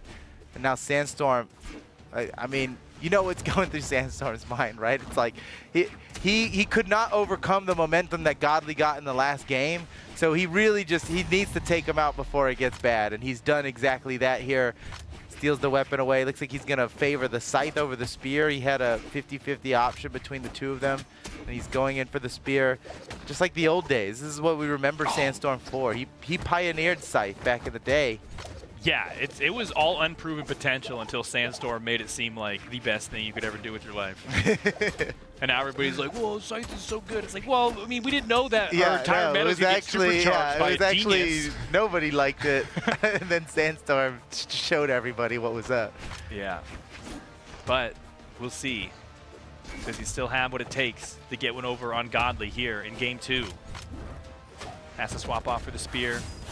Okay, free punish. Perfect punish from Sandstorm with that side sig. I know what it's like to be a Wushang Bane. You just think, like, and to miss a down sig. The down sig always seems like it could be an option, you know? Oh, but the neutral sig is the best. All right, return fire immediately. And here we are, tied up on the final stock of this game. Sandstorm's got to win it, man. Otherwise, Godly goes up 2-0, and then that's just too much. That's just too much. All right, what does he got for corner guard? Downlight side air. Keeps the pressure on. He knew. Oh, man. Could have done it again. Gets rid of the spear. Again, he wasn't even trying to land that attack, that weapon throw on Godly. He was just getting rid of the spear so he could get a scythe. But, oh my God, it doesn't matter what weapon's in your hand when you're getting juggled around like that. Nice down signature, follow-up off of the down air. Sandstorm's got the momentum on his side. Can he push it into a round victory here? Oh no, Godly pushes Sandstorm off the side. No, oh, good job covering his, I don't think Sandstorm was going down for him anyway, but throwing that weapon up covers his recovery back to the stage in a very helpful way. And we're coming down to the final moments of this. One more signature could just finish it. Someone's about to take it. Wait, oh no, a rare miss from Godly. Was he going for the down He light? was going for the ledge cancel down light. He wanted to Okay, catch him on the platform there, and that's why he ended up getting a downer, but it doesn't matter. Godly takes yet another game off of Sandstorm. And what is he saying to Sandstorm right there? What did he just say? Yeah. What did he just say? I wonder. Is it trash talk? Was he talking trash? A compliment? It Who was knows? probably. Who knows? No. Godly's Okay, cool. so I can't imagine. Oh, the double down light there was great. So was Sandstorm out of his dodge, or is that just a hard read? I didn't see The double down line. Oh, Yeah. That first one. It was he didn't have his dodge. Yeah, Okay, Godly caught his dodge perfectly. He knew he could go. He okay. knew he could go for the double down light. You know, Sandstorm. you don't gamble on a double down light at this level. You know, these guys they go for the guaranteed play. Got to be optimal. Uh-oh. Oh, Wow. I was waiting for a ground That pound, was. maybe. I was worried. I was worried for Sandstorm there. Well, you should be, because he is down 2-0 in this set. He needs this win just to stay alive at all. in Yeah, this they both competition. really need this win here, just for qualifying into the top 4. And you know, Taza predicted at the beginning of this, that Sandstorm would win this. He was so confident. He was like, it's not even a question. This is like, he's like, this is not even going to be fun to watch because I know what's going to happen. Well, Taza, wow, what's happening now? That's true. That's true. And you know what? If he hadn't said anything, it probably would have happened. That's the most unfortunate part. He had to ruin it. Oh man, down a stock, down 2 games. Can Sandstorm bring this back? Oh man, again down. Sandstorm hasn't taken the first stock in any of these games this set. I mean, Godly's gauntlets have just been so unstoppable. He nets not just 1 hit. Normally he's connecting a couple of hits, 3 hits, claiming stocks. Yeah, Godly is he is on it, man. He's playing perfectly. No, okay. Oh, all right. Well, never mind. Never mind. That Down wasn't throw. That wasn't kick, perfect. Uppercut. But you know what? He can afford it. Ooh. Oh my gosh. Again, up 2 stocks on This is Sandstorm. where Godly's not even thinking about winning. He's thinking about clipping Sandstorm. I think you're You know right. what I mean? I think Like, you're right. He's how like, can I now pull it's off? time to make it onto the highlight reel here. You're on the big stage. You got this all one's the going eyes. on Twitter. What does he do here? All right. We'll see. 1 last stock left for Sandstorm in this set, potentially. If he can't take 3 from Godly, uncontested basically. I Okay, there's believe 1. Sandstorm can do it. Did you say and 1? And 1. No, I said there's 1. I know you've been playing a lot of basketball recently. Yeah, there's a foul on There's that a foul on that play, and 1. You have to stand still while Sandstorm gets to just throw weapons at you from across the stage, I guess. Is that how we would do it? That's the Brawlhalla version of a free throw. Man, I mean, if anybody can do it, Sandstorm can, but I'm just having trouble believing it's possible to come back from this, and for good reason. It's over. Godly 3-0 over the GOAT. Holy cow. Whoa. Man, we put the whole cast, dude. The whole roster behind Godly. No wonder he won, dude. That's no fair. He didn't only have Chung Lee. That's how good he is. He had Akuma. He had everybody. He had he had Ryu on there. He's got he is the street fighter. Man. He fights on the street. Okay, well that is definitely a way to show off here. That's not what I expected. I don't think that's what anyone expected. And we know at least half the chat wasn't expecting that. It was basically 53% yeah. of chat is surprised right now. Man, GG. That's a real, it's such a wonderful thing about these Royales, you know, and any international competition, because when you play online, you know, look, first of all, it's a miracle that you can play a fighting game online with any sort of accuracy. It's actually magic, and but you can't play across the ocean very nicely. I mean, you can. Yeah. I mean, it's we're not gate kept great. by the speed of light. You know what I mean? At a certain point. Literally the speed of light is not fast enough. Speed of light is kind of slow.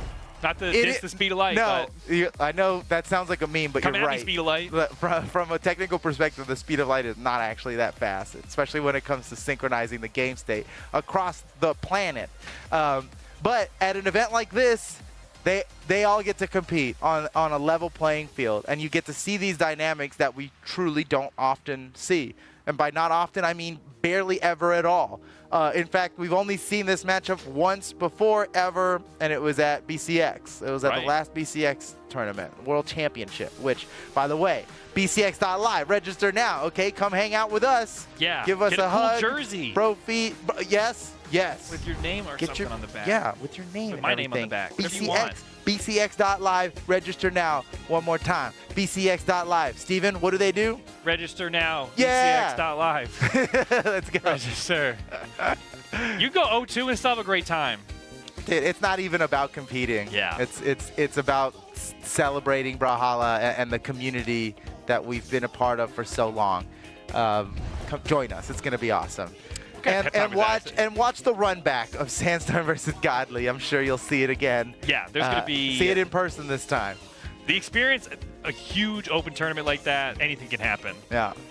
Oh, man. Okay, that was an incredible set. I'm surprised, but relieved in some sense of it. Okay, yeah. All right, we're going to cut to a quick break. Don't go anywhere. We're going to be right back with more excellent Brawlhalla combat. We'll see you soon.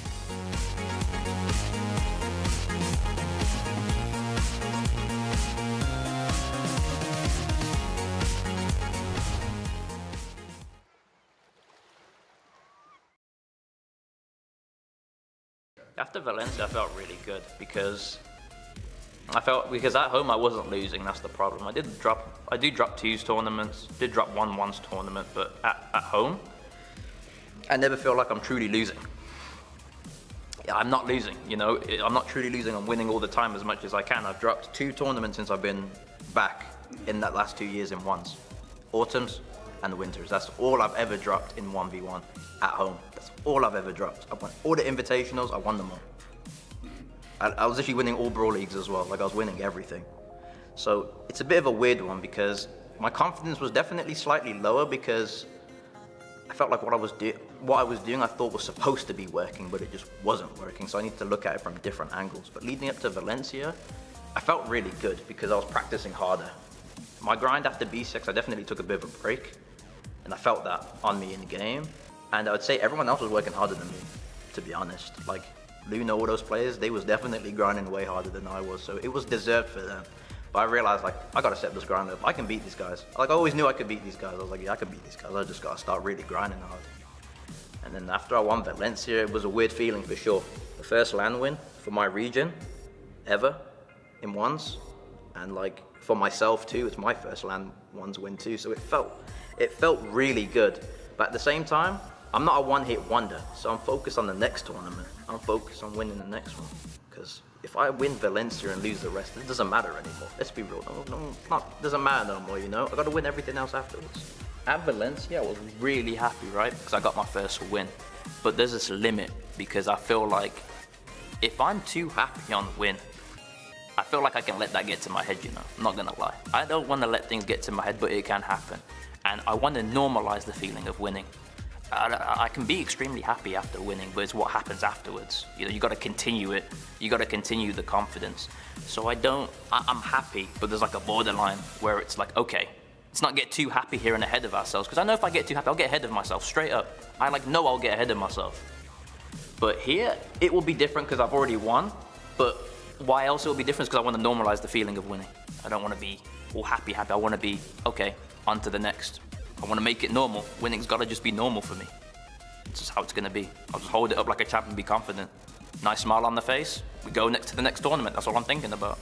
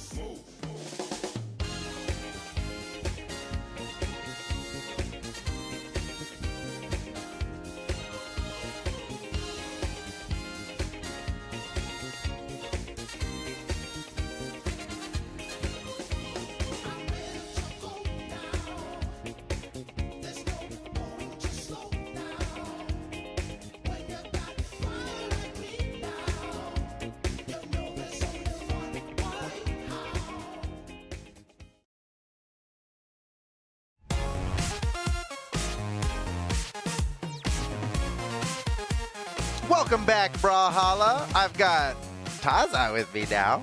I feel underdressed. Actually, you're underdressed. I'm dude. underdressed. I don't have the jersey. Really, bro? I'm the one that messed up being on the desk here. Yeah, that's right. In the esports, I'm kidding. You look fantastic. It's the most important here going into top 4. And I gotta say, made a mistake putting me on pre-show one time, Sparky, and look at what happens. Who's in the top 4 right now? What Nobody that you predicted.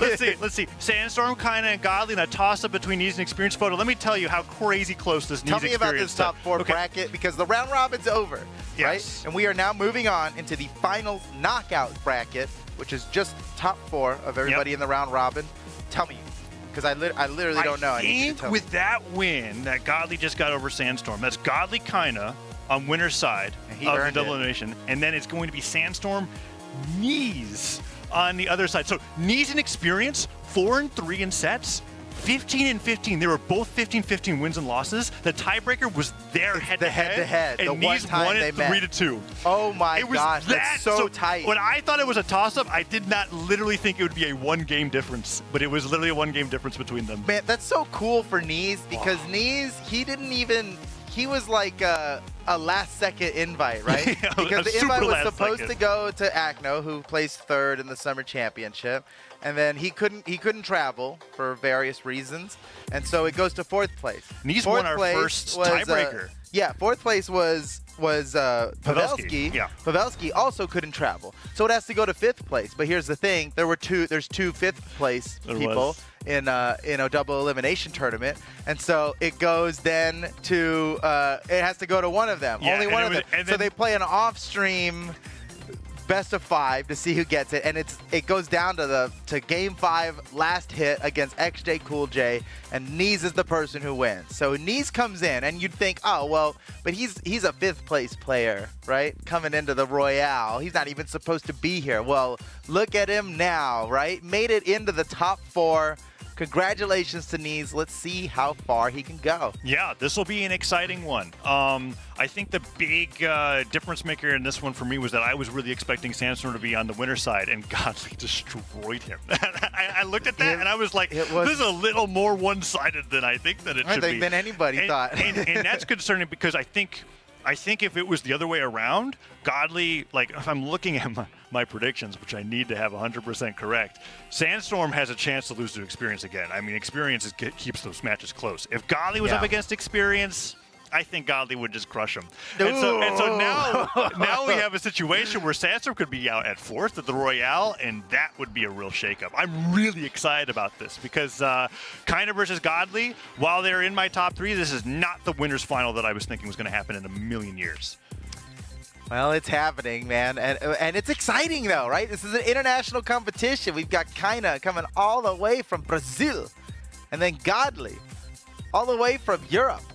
I mean, these fighting the jet lag allegations. These guys, no, they flew in on Thursday. They're fine. You think 24 hours is enough? How many days do you need for jet lag? I need 0, like actually dude. 3. Look, here's the thing. We're gamers, bro. We stay up all day, all night anyway to get those games in. So That's true. jet lag isn't real. Don't sleep on the plane. Sync up the meals, and then you're good. Yeah, exactly. Exactly. Our schedules are so messed up that jet lag isn't real. Not to mention that, like Godly now unless you lose, then jet lag is real. Right. Yeah, I guess that's true. What were you gonna say? Godly been here 3 times. Kyna, this is his 2nd time. Even Neeze has now been here 3 times, right? So they've got a lot of experience. Yeah. It's basically becoming routine to them. They know where to go for lunch. Every 3 months, it's like I've been in the area. Look at this viewer vote, though. They're comfortable now. Straight up 50-50. I saw it fluctuating a little bit before, but the viewer vote is actually at a pure 50-50 right now, which is pretty wild. Oh, I'm so excited for this matchup photo. We were talking about this a little bit before the bracket. I truly think this is a head-to-head of the old meta versus the new one, which is that I think Spear has been favored by a lot of the best players at the moment, and then Kyna in the meantime is kind of like, I've seen the future.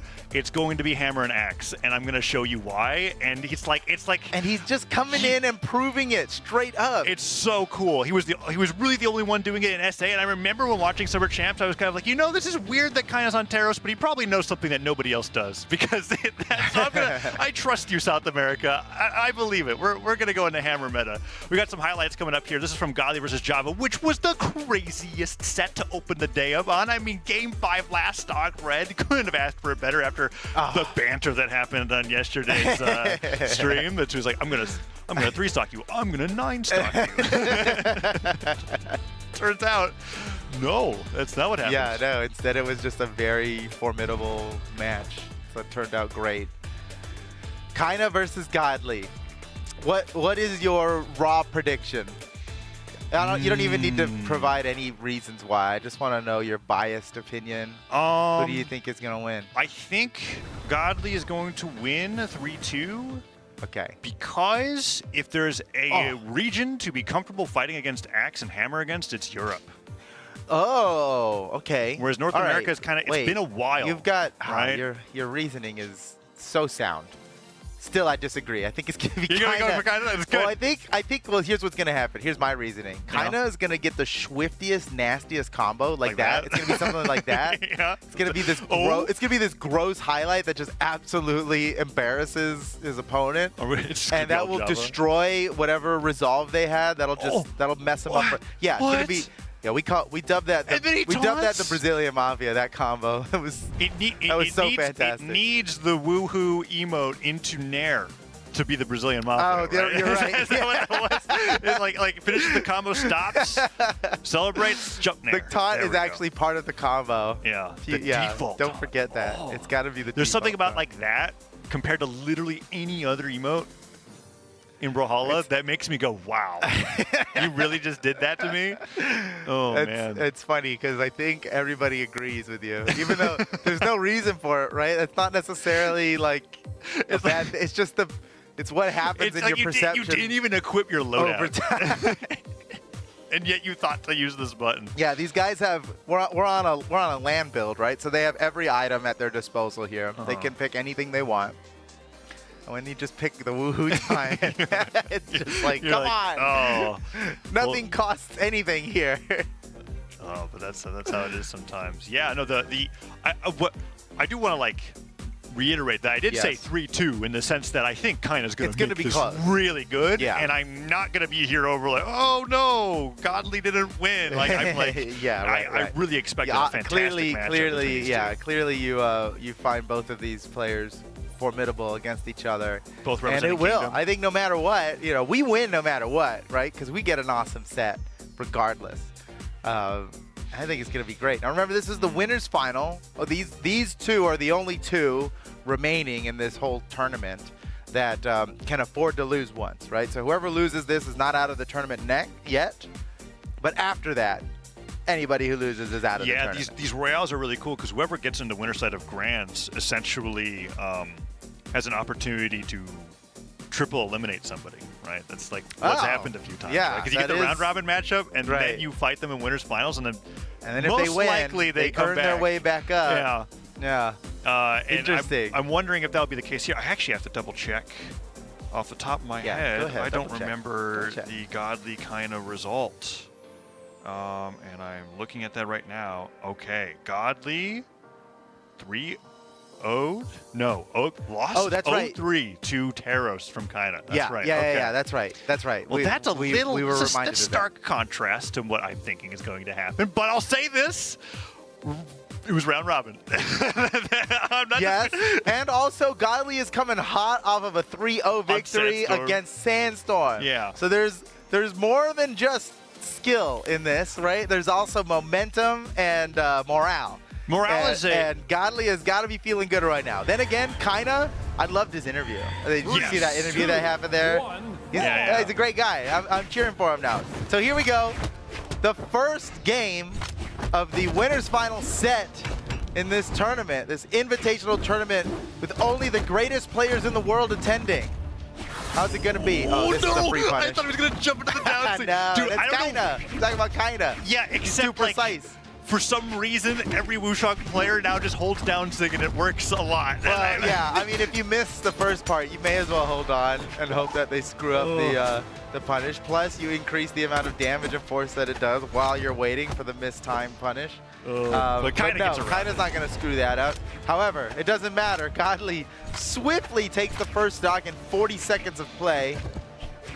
Yeah, this is Very going to be impressive. so much fun to watch because I do really think there's like, whether it's subconscious or not, a mentality shift going from round robin into a double elimination round. Yeah, oh my goodness. Wow. I cannot believe how quickly Kyna has dispatched the first stock I of thought Godly. we were going to get like a lot of extra credit. And Well, it kind of was right, just yeah, like, Godly, he took that first stock swiftly. Kyna just takes it back, no problem. The deficit did not matter to him. wow, I love watching Kyna play Axe so much. There's follow-ups after Sidelight Nair that happen that like make me go, No way. wow, I never No thought way. about that. And then he manages to make it work. The first time he did Silent Nair, he just fast falls, waits for the spot dodge in place, and that time he was like, all right, I've conditioned you not to do it, hits the stair right afterwards. Godly fighting back with that downlight cider, though. Goes for an edge guard. Nice. Oh, he waits it out, but he lands on the platform. Kyna is like the ultimate corner guarder. With his Taros anyway, he just like, he never goes off stage. You see him right there again. He's dancing on the corner. He's just looking for his opportunity. It's because he has more than a couple KO options if they misplay coming up the corner. He's also So unbound the heavy key from his playstyle. Well, Imagine yeah, I was playing noticing Taros that. and never using his signature. He did not use a single signature in that round robin. I don't remember a single one. He's the one player who saw that announcement that out of jumps recovery is getting removed, and he's screaming inside. He's like, I don't use that button. How am I going to use it now? No, but actually, it is pretty impressive to lock in Taros and not even NSIG once for fun. That's like, right? Yeah, not even for fun, not even to celebrate And after not even knocking between someone out. stocks. It's close right now. This is crazy. Oh, we got the dodge read, but he dares. This is like, this match is insane because they both get so much momentum at a time. I mean, like, when Godly took that first stock, it was fast. He crushed that first stock, and then Kyna comes back and just destroys Godly's stock, and it's been the same back and forth the whole time. And here we go, Kyna steals it away in the end, and that's all anyone's going to remember is that Kyna goes up 1-0 in this best-of-5 set. Well, to try to give folks some more things to remember, I'll try to think about about how those damage leads were being racked up, and I think it is all off of the back of Kyna's nairs on Axe. Sidelight Nair usually is what you pop them up to get it, but what Kyna's doing after a single Nair hits, where he's just fast falling to the ground, watching what Godly's options are out of hit stun, and then hitting them with 3-4 more Nairs afterwards, Yeah. and then all of a sudden you're in orange because it's Taros Nairs, and then you get hit by a cider and you get knocked out. Kyna's so... Steven used a nice word for this, precise. Yes. That's the word for how he's been playing, because he's precisely doing enough damage for the first Sarah to knock out, so he doesn't have to worry about the fact that he showed his hand too early. It's really cool. Yeah, well said. So here we go. Godly now changing up to a Surrey. Let's go. Wait a second. I'm a fan now. All right. All right, I'm all in on Godly. Kinda doesn't stand a chance. It's been a bit since I've seen Godly guitars, and this isn't like a super wild pick. Godly was on the Asuri for a few tournaments. But when guitar He meta played was it all the at, deal, at BCX 2022 quite a bit. And he's doing great right now, except, watch out for the nairs. Watch out for the nairs. Oh no! And light comes through, but Godly breaks up the pressure with that weapon throw. He's starting off strong, doesn't get that recovery. Oh, and then the guitars finally don't connect. I think Godly wants to switch to the sword because the knockouts are easier to get. Yeah, guitars can be tough to secure the knockout on. You need to, oh, there it is. There you go. He missed one guitar delay recovery and he went like, I've got a better weapon. I need a true combo. I need a true KO combo. Yeah, and he switches over to the sword. Yeah, that's a great. And now that Kyna's back down to white health, he switches to the guitars for damage buildup. Oh man, and that's how you play a Surrey, man. That's I'm the game. realizing that if again, it's like I knew it was coming. Godly knew it was coming, but Kyna's just so precise. He's gonna land it anyway. Yeah. And he steals that stock away. It's like no matter how much ground Godly can gain, he could be up 2.5 stocks. And he must still be worried about Kyna bringing it back because Kyna just seems to, once he gets that momentum, he gets going and it happens so fast. It's a terrifying thing when your opponent treats equalizing as something that has to happen and doesn't get anxious about it, right? Like It's like, an inevitability for Kyna. So Godly again, Sarah, and he's doing so good. Every survived. once in a while, there's a 33% chance that Kyna will just let off the fastest Sarah ever after an air, which isn't a true combo, but like Godly's so worried about his dodge reads getting punished. That was so nice by Godly. He missed the weapon throw. It forced an option out of Kyna. He fastball got that gravity cancel side light.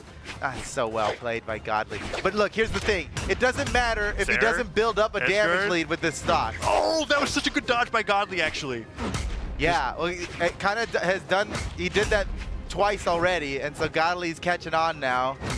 Talking about that corner guarding, he just corner guarded with the X down. Yeah, dude, he does not go off stage with his Teros against somebody recovering from the stage. Oh, that's Godly huge. Taking full advantage of the brief moment that kind of did not have a weapon. Are we entering like a?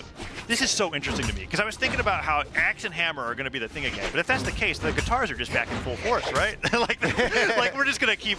We're going into this weapon sword. Let's see if Godly can close this one out first. Yeah, this is suddenly all Kyna. Brawlhalla metas must be cyclical. Oh, edge guard opportunity. Okay, here we are in the final moments of this. No! Oh, no! Oh, game! No, that's a Neeze special. Oh no, God! He just missed the jump. Oh, he screwed up. Just an oopsie. Let's see that oopsie in slow motion. Here comes the replay. I mean, we get that delay recovery, right? And that was cool because that was off of you calling that he was like literally looking for the weapon to get the knockout. That is why he switched to it. Kind of equalizing with Sayers. So here 500 damage on axe.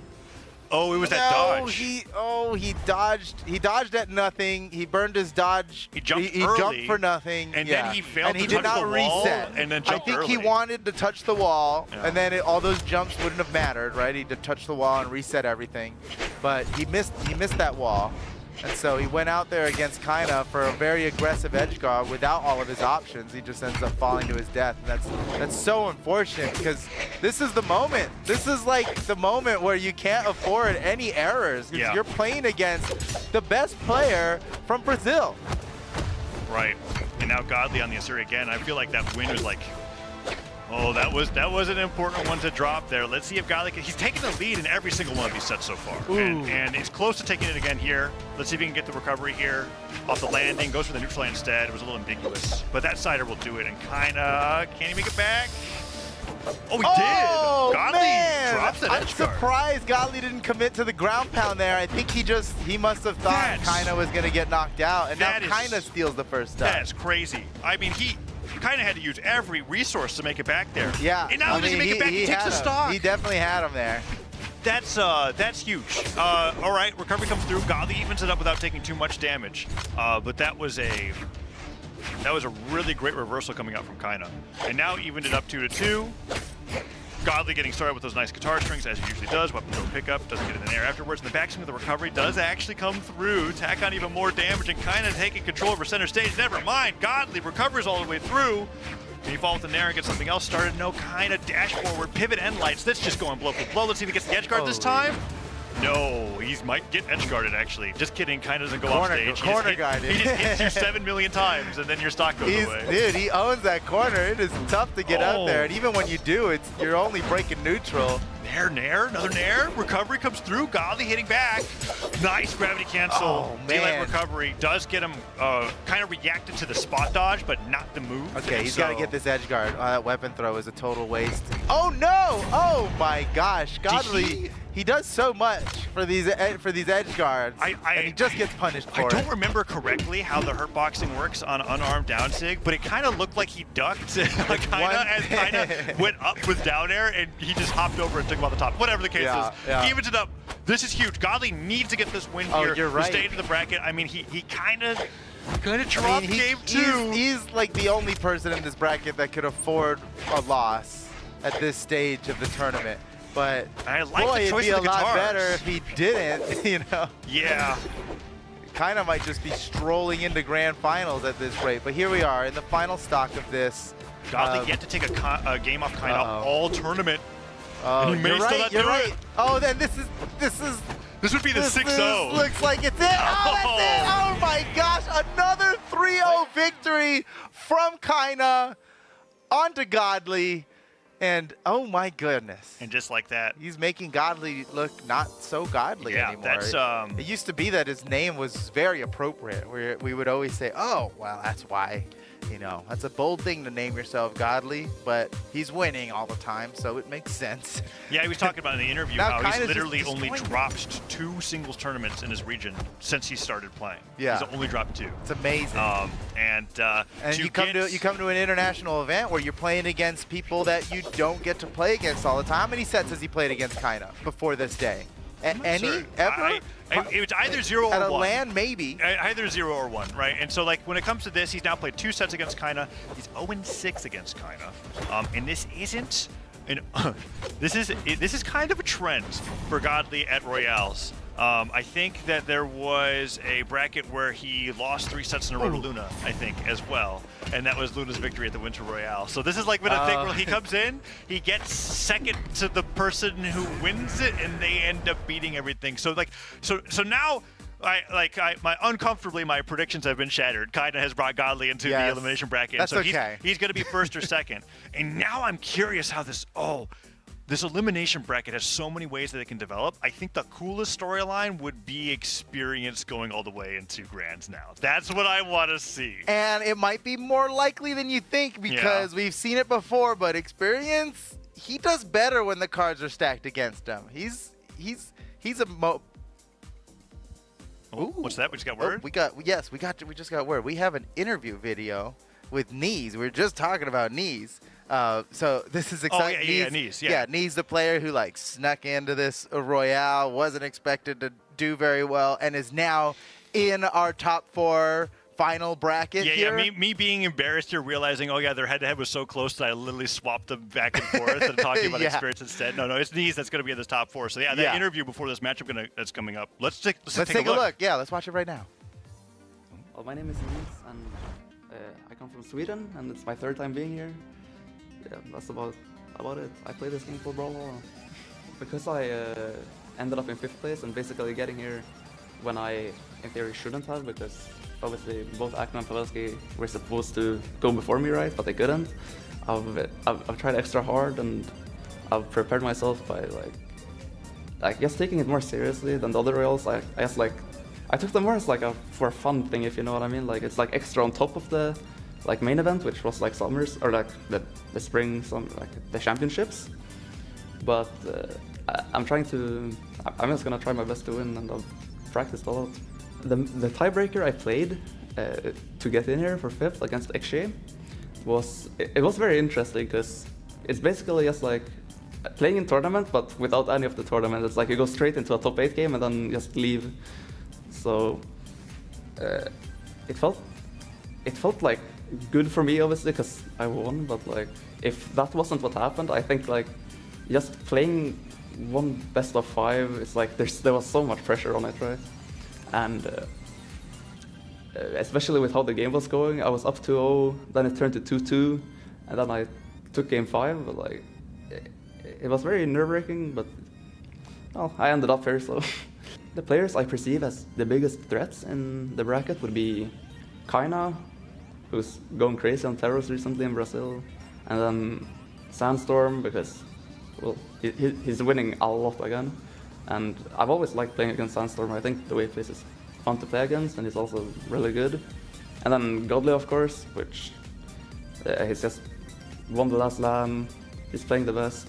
Yeah, I think they're all the best players.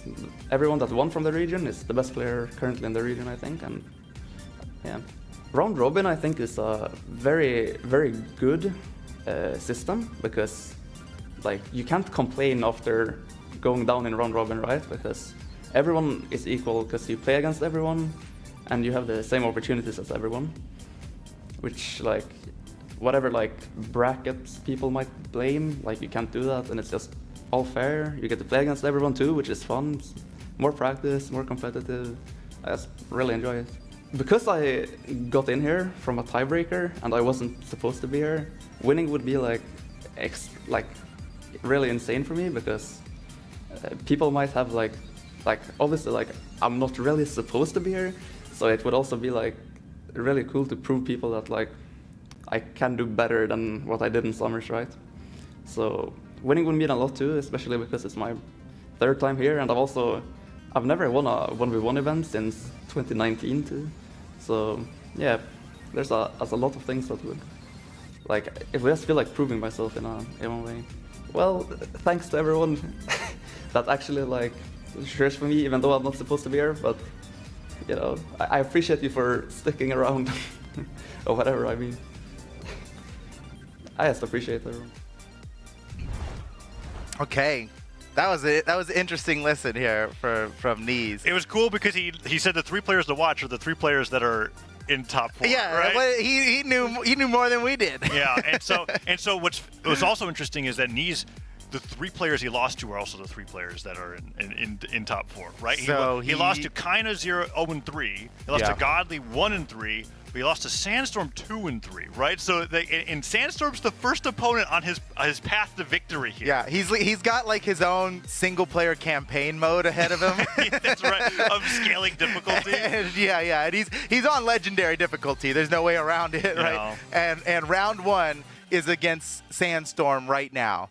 So Neeze versus Sandstorm. We just heard Neeze's perspective talking about it. He thinks Sandstorm's an extremely fun person to play against, and he perceives him as a great threat. So here we are in the first game of this set. Now remember, this is now an elimination set. Whoever loses this event is out of the tournament in 4th place. Now, 4th place, pretty legendary, but it's 1 off of the podium. That's not great. Yeah, no. Every player that's here for the Royale came here to win, right? And so there's 4 left, and they're all still hungry for that first place. But you're right. This best of 5 goes down, and it's not like the round robin. It's not like the match we just saw with Kyna versus Godly. That's going to be it for their run, and Sandstorm loses the first stock here against Neeze, who's just dash landing all across the stage. That's the tightest dash landing I've ever seen. Yeah, Neeze How does he? fast. What the heck? That's so slick. Oh, let's see. Let's see if Sandstorm can even things up. Goes to the ground and cancel D-Light. He would have used that the strong hit off of that. The down ticket to the landing, and that's the Sandstorm, right? We've watched it in Summers. He is generating a Sandstorm. We were watching it here at the Royale. He's so fantastic with that landing call out. Oh, and Neeze goes. Oh, our spectator failed. Our spectator's dead. Oh no! Oh no! The match is. Oh no! It was dead even 2-2. Technical difficulties. Technical How could this happen? It's because technology is difficult. Yeah. Well, we'll get that figured out. That's okay. Yeah, we can bring this back. It's a LAN. The stocks were pretty clean. It was so dead even 2-2. Yeah. So we can recreate that set. I think. I mean, up to the players. Maybe they'll prefer restarting at 3, but we can certainly recreate the 2-2. Oh man, that's unfortunate. But you know what? There's a lot of custom technologies we put into being able to create these LANs, especially at an invitational like this. And so, there's problems sometimes. It's gonna be fine. It's gonna be fun. When it comes down to it, it's a fair competition. That's what's really important. Yeah. We appreciate the players. They roll with the punches with us, and our technical staff is certainly rolling with the punches. They're probably freaking out right about now, but I'll tell you that there's a lot of really, really smart people working on it right now. And so we're going to take care of it. We'll be back. There's backstage and like, Neeze, you were moving way too fast. Neeze probably crashed the server, bro. After we saw those amount of Neeze inputs, probably crashed the server. You were like, okay, man, we could handle the amount of how fast you were going on Demon Island. We gotta tone it back. But no, in all seriousness, it'll be good, and we'll be getting right back into that in just a little bit. Man. Yeah. I could have used. I was ready. I was ready to go. Yeah. Well, I wonder if they'll reset if they'll set the stocks to 2 or restart the entire set. It will be up to the players. We'll give them that preference. And I think either way, I wouldn't be surprised by the choice, right? Sometimes it's just kind of like, let's just play the next match. Like, let's just play this match from start to finish or something. We'll have to see how it is. Luckily, it was even. That was that's probably the most ideal play. If there is an ideal place for a match to get as interrupted opposed to it being by a like 3 stocks problem. red to 1 and then it gets interrupted. And you're like, well, what do we do now here? Yeah, that is a very uncomfortable situation to be in. Luckily, we don't have to deal with that. We've got it was pretty even. Viewer vote from before the set started down there. Now, what players aren't considering is the server. The server can beat anybody in this bracket. That's true. Easily. Also not part of the vote. It actually 0 to death both of them 1v2. Easy. Oh goodness. We got to sudden death, and then the sudden death had to go to sudden death, right? Like, what do we do in that case? Oh man, yeah, unfortunate, but you know, to me, anytime a computer boots up successfully, it's like a miracle. It's like, how does any of this stuff work? You ever have a hard drive fail on you before? Yes, Yeah. it's the worst. Yeah. And the problems are really challenging to overcome. So let's take a look at some old highlights here. By old, I mean they happened like 20 minutes ago. But this is Sandstorm versus Kyna. Victory. Oh yeah, that's right. Sandstorm versus Kyna a little bit earlier today. Highlights of how that set went on Demon Island. Oh, Man, calling him out the side six. Let's talk about the dash landing, man. We're seeing it. We're seeing the players get better and better at it, and it's changing the way movement works, especially in neutral. Yeah, my favorites are when it's dash land and then you're either pivoting the dash out of the land so you get the momentum forward, or they're using the momentum to go in one direction but pivoting the move while sliding, and that's what we saw with that spear neutral light. Yeah, and we saw Wess pull that off earlier when he switched to Thea for the first time. He got the finisher with that Lance recovery. That was after doing the pivot jump recovery with the dash land to make it possible. Yeah. And it's so impressive to see. Oh, wait, are we ready? Are we just going right back in? We're ready. Let's go. Are we going to start with the 2 stocks apiece? Yes. We are. Here we go. All right. Look, this is how I was hoping they'd do it. A weapon for both players, and gentlemen? Yeah. Let's both pick up a weapon. Would have been so funny right. if Sandstorm tried to deny it. nah, that would be messed up. No. Here we go. These are players with honor. And now we've got side theaters between the two. This is like one of the reasons why when I was thinking about Sandstorm versus Neeze, where I was like, if there's 2 players that I thought was going to upset Sandstorm going into the round robin, it was Neeze and Experience because of their scythe prowess going up against Sandstorm, where they're like the 2 players that maybe have a chance to like really take them apart like this. And seeing Neeze go up against him in the head-to-head, I can see why he thinks this matchup is so much fun, right? With just how he likes to play. Yeah, I feel the same way. You know, there are great players in fighting games that are extremely difficult to beat, but so fun to fight. And so I kind of understand what Neeze is saying when he talks about that with Sandstorm. And there are some players that are like, even if you can beat them, it is exhausting to fight against them, right? And I'm sure Sandstorm can exhaust you in the fact that, like, just considering all the different options that he's willing to take is a lot to consider. Okay, remember, we're 1 stock left now. One stock left. This started at 2. And they've evened it up immediately every single time that they take the stock. Dodges through a few dares, but Neeze starts off strong on this one. Goes for that side air forward, and Sandstorm gets the recovery. Side air, Neeze one jumps, and Light Nair barely dodges out of the way. That's huge. He needed to get back on stage. I'm surprised he went for the end light there because instead of just straight Nair. He had him. Yeah, he had him in the sweat beads. Yeah, I suppose anything he did would have given him a jump back. Down sig, Wait a second. Such He's in trouble. Oh man, that down light would have just ended him. Weapon throw stops Neeze from getting the ground pound or dare there. And he needed that weapon throw. It was just in time. Without it, he certainly would have been knocked Wait out. till the dodge. Looking for the option off of the that could have been double light. D-light recovery. Someone's about to win this game, and we don't know who it is because they're both 1 hit away from doing it. That could have been it. That could have been it. What's it gonna be? Sandstorm could pick up any weapon and then buffer down sig. And it could be huge here on the landing. Here it comes. Oh, he's about to go full Sandstorm. You think so? I think it's too risky. It's too risky. He's going to sidelight, I guess, at this point. I think he could have done it right there instead of that sidelight. There it is! Yeah. Called it so hard. And the sweat wipe was like the perfect random victory. It's just so good. I mean, and that was probably the most optimal place to use it because I think Neeze was sweating before he landed on that last one. That was such a good down heavy there, unarmed. Okay, check this last one out. Right, so he hits it with a sidelight. I think he used everything before Sandstorm went. And Sandstorm was like, I'm not going to leave the ground. He's like, oh, no, dodges through. If that weapon throw landed, he'd have just been fine, but Sandstorm scooted right underneath it. Swift dodge. Okay, so Sandstorm takes game 1 in this best-of-5 set. Ooh, and he the weapon throw to continue the combo, and he picked it. He wanted to keep going. He went back to pick it up. He was like, I'm not done. He's like, I know this isn't a scythe, but if I use weapon throws, maybe I can pretend like it is. Oh, side sig, interrupt a mid-animation. It would have landed too without that weapon throw interrupting. He's going to go around to the other side. Can he make it in time? Oh, Neeze!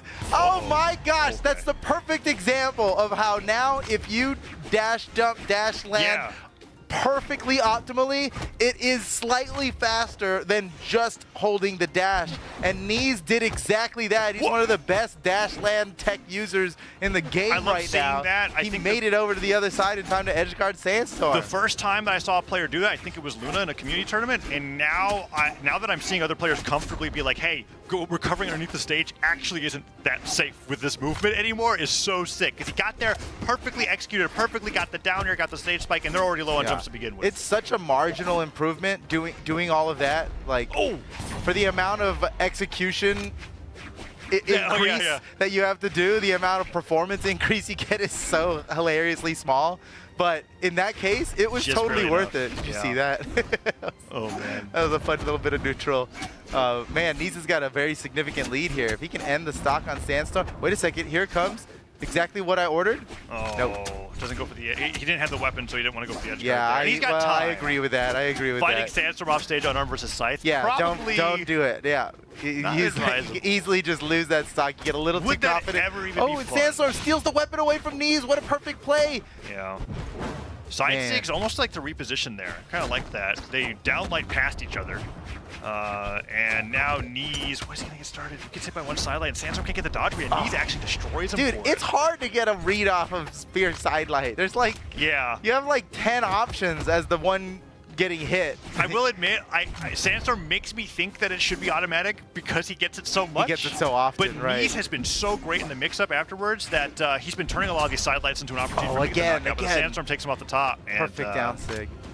He's so good at catching those landings right when it knocks out. He knows it. He knows the timing perfectly. Like, how much damage he needs, no matter what angle. Because he's not gravity canceling those. He's always catching them on the ground. Oh, dude. What? Whoa. I love that. Sandstorm was behind by a full stock just like a minute ago. And now he's completely tied it up. He's completely tied it up, and he's taking the lead, unless Neeze goes in with dashed up weapon throw, pick up, nair, okay, goes for the nair sidelight. Yeah, he was looking for a gravity cancel read off of there, but Sandstorm picked an option that did not have a read off of that gravity cancel. Oh, man, he almost caught him there. Sandstorm's in trouble. Neeze definitely in a position to just take it. That neutral sig would have been enough had he landed it. Sandstorm disarmed off the side. He's got nothing left, and Neeze takes the game. And what was awesome about that is that Neeze, like, there was a little stutter step there where I think he was literally taking into account how many resources Sandstorm had left, and then went, wait a minute, I don't have to go out there. And then he just runs back. He just runs. And then Sandstorm falls down. And that's like Brawlhalla, and I think Brawlhalla might be the only competitive video game like this where, like, you have to tactically not give your opponent an opportunity to hit you because of chase dodge. Because of chase dodge, yeah. But also, even just landing an attack could help your opponent. Give them a jump back. Because if they exhaust all their jumps and you hit them, you give them a jump back. And so time for their dodge to recover. Right, or even a weapon throw. Yeah. So depending on how damaged they are, how much defense they have, how much force you're about to hit them with, you might help them by attacking them. So yes, very cerebral. We are so smart for playing this game. And Neeze, congratulations, smarter than most, being in top 4 here, right? Like that's true. And being able to pull that off against Sandstorm now, bringing the set 1-1. No, that's I'm gonna call that a rare mishap from Sandstorm, putting up that down sig before it can knock out. Although, could he just hit it again? Maybe. But I feel like you get one of those per stock, and then like your opponent's hyper aware of it, and they're like, I'm not landing on you. Oh well, wait. I guess he had a second one in the chamber, you know? Sandstorm's also just really good. He's really good at the reason why it's called a Sandstorm. Oh, man, no. Speaking about really good. That is the most damage you could get off of a scythe combo. And then he gets it a only works when they're pound. at the very beginning of their stock. And he executed that perfectly. Really, really well done. And now he's got a huge damage cross up dare, the recovery, dodge back, downlight off the dash. Neeze with one thing left. He can't even make it back. He ends up holding back a little too much. Yeah, he tried to dodge the attack. He had to maximize everything he could to make it back to the stage there, because if you return to the stage in any predictable fashion, Sandstorm will end you, right? So he mixed it up. He tried leveraging his gauntlet side air, right, which is huge when it comes to recovering on the stage. Down sig, weapon toss, pick up Sandstorm down sig. has ascended. Oh, well, shut down. He's ascended and Shut down. just He descended very quickly. No, Sandstorm's doing great though, right? This is. Oh, wait a second. Oh no, he's ascending Dude, again. Neeze is like, I know exactly how I can win this now, and it involves spiking him into the ground. Spiking Sandstorm before he does anything else. GG. That's so good. Man, Sandstorm went hard on that game. Sandstorm was getting the cross-up down airs and then spot dodge pivoting Neeze's cross-ups, hitting him with the neutral stick and getting the knockouts for a 2-stock there. That was all Sandstorm and all Scythe. Seeing a damage number above 400 on the Scythe is like bonkers, because it takes a lot of small cuts for that to get that all high. his damage with the Scythe there. Well, most of it. 408 damage compared to the 95 on Spear. It's 4 times as much damage from his Scythe and his Spear in that game. And now Neeze is this is match point for Neeze, right? Yeah, what's he thinking? One more game lost. He's out at 4th, which, by the way, is a better placement than he got in the Summer Championship in EU, right? So this is already a very great run for Neeze. Wait, is Neeze on Dusk? Yo, okay. This is cool. So, Orb is something. So, like, Orb and Greatsword are the new, like, weapons to experiment with ever since the most recent balance patches. And the thing Doesn't Dusk have a true combo with the neutral sig? No, it got Sidelight removed. neutral sig? It got removed because I was just about to mention Sidelight Nair is now a thing, right? And so that's what Orb players have, and they're like, Sidelight Nair, that changes everything. That changes everything. And it kind of does. does. And then Sandstorm comes in, and he's like, I don't care what true combos you have. Yeah, so I think Dusk and Sig lost a frame, so that it's still a frame dodge window, and it got a little bit more damage. That's like that's a nice trade-off. Good balance. Good job, Brawlhalla. And it's a 1-frame dodge window, so it's still really good, right? And if the dodge is gone, you're gonna get that hit. So let's see if Neeze can do it. And Neeze has done this thing before, where he like looks at a legend and he goes like, a small change happened. Vrax gets true combo, D-Light, N-Light, beats Luna with it. That's better. Ooh, side tick for great side punish tick, by Sandstorm. This isn't going well, Foda. For Neeze? For Neeze. Yeah, it's going great for Sandstorm fans. This is very observant by Utah. I agree. In my expert opinion, I think... I was hoping you would be like, but wait, don't count Neeze out. And you're just like... yes. Well, let's see. Well, anything can happen, yeah. There's a Sidelight Nair. There it was. You did it. Oh my gosh. It barely changed a thing. wait. You can do it again, though. No, that was downlight Nair. Chill. Oh, you're right. Here we go. Sidelight side air, that's the... But here's the thing, is that Sidelight side air does more damage than Sidelight And it Nair. also knocks out. Yeah. And it's a kill combo, yeah. I mean, as much as I've been joking about what's been happening in the game state, Neeze has taken a lot of damage but hasn't been knocked out. And he's brought Sandstorm to orange here. So even if he goes out at this, like in this moment, just 3 good hits and he's got himself an even game. Avoids the down sig. Yeah. I mean, this is going great for Neeze, actually. He's moments away from getting the... Do you see how he charged that side sig just enough to get a little bit of extra? Okay. What? No way! Okay, whoa. Sandstorm kind of like readjusting his chair, being like, I can't believe I just let that happen. Yeah, that got a little out of hand. Stuff recovery, Sair setting at the that angle. was sick. He's taking the lead with the Orb here. He's avoiding the Sandstorms. Look at him go. You gotta Another avoid the Endlight puts on the Sandstorms. side stick. Okay, that one punished. Okay. But it would have been This a is huge Neeze's deal. last chance. Tournament stock here for Neeze. He must perform or he is out of the tournament right now. You know, there's Spear something versus to be Scythe. said about the Dusk pick in that the experience that your opponent has against the Dusk? legend you're Very, playing, very right? low, Yeah. There's only a few legends we can even say about now. He could have picked Mordex, and Sandstorm would have known every tiny little bit of what you were capable of. But Dusk doesn't get played very much. Sandstorm, no way! He went for the gravity cancel down stick for the highlight finisher, and he gets punished for it. Neeze goes for the dash to pivot. Sair. Nair decider does not connect. Goes for side stick. Sidelight puts him off the side of the stage, lands onto the stage. Sandstorm puts it the down stick. A little too punishable that time, Sandstorm. We're going to game 5! All right, and this is the first game where I think Sandstorm hit like maybe... Did he even hit a down sig that game? A lot of them missed. Surely. And Surely. he's hit a lot of those Dusk Orb side sigs, which is not like the signature. Honestly, there's not really a signature you think of when you think of Dusk. They kind of just they're so situational. But Neeze was showing some real good mastery over this. I was like, look at that Sair. That was madness, that last replay. All right, here we go into game 5. We're going back to Demon Island here. Neeze is sticking on with the Dusk pick. That totally worked out for him. When he needed it most, backed into a corner. What do you go? Dusk. He's the only one.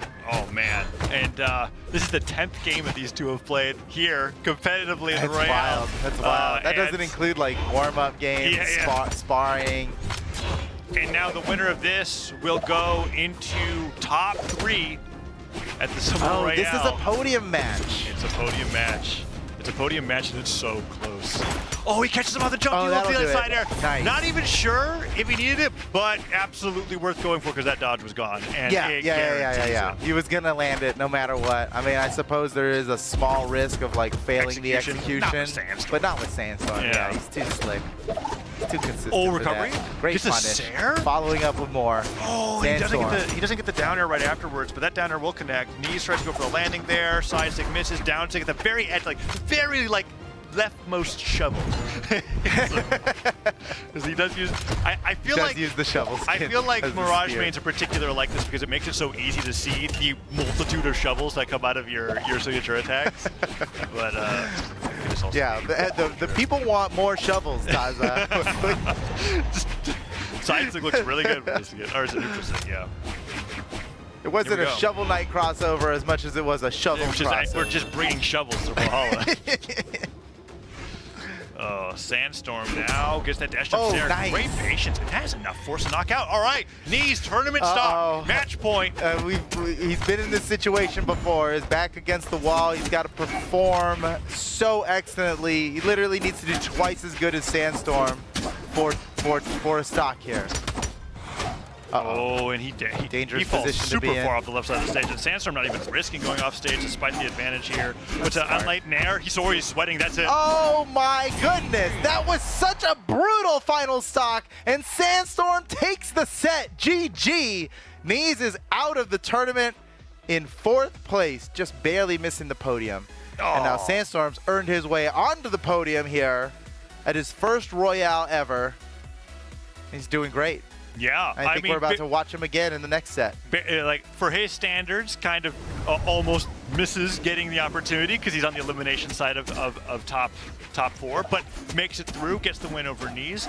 Shout outs to Neeze for now making it 3 times into the Royale, and that's the 2nd time that he's made it in the top 4 since he started making it out here, right? He had that Buster performance for the first one where he ended up placing last, and ever since then, every time that he makes it, he makes sure that he makes it out of pools. And these are the hardest pools that you're ever going to play in your life. Yeah, that's what I'm thinking is like just being here is already a victory. This isn't an open tournament. This is only available to the top players of each region, the very, very tippity top players. If you're here, you're one of the best in the world. Yeah. And so I wouldn't be disappointed to get last place at this event because that's all the opportunity to practice that you get, right? Right. Yeah.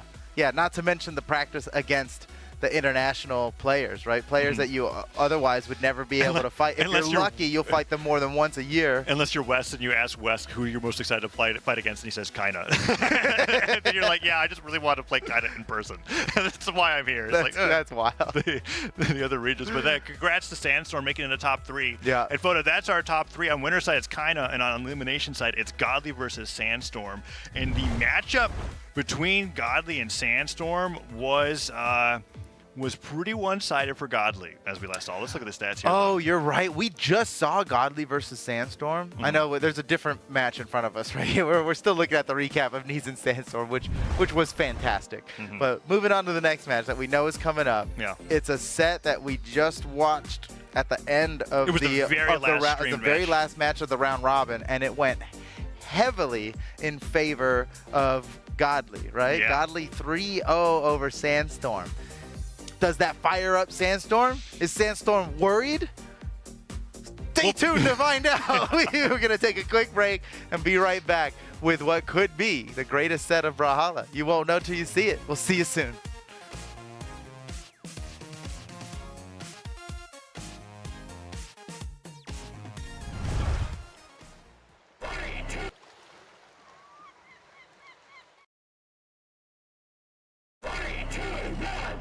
We're going to Terminus in Brawlhalla's Battle Pass Season 8. Termidex is a deadly mix of cybernetics and dark heart exposure. Excessive mining flooded Terminus with dark heart and produced corrupted blood Tesca.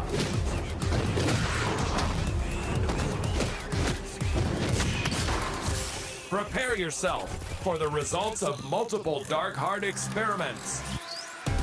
Terror Watt Zal.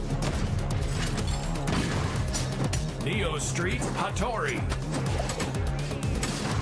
Live Action Orion. Street Sovereign Petra.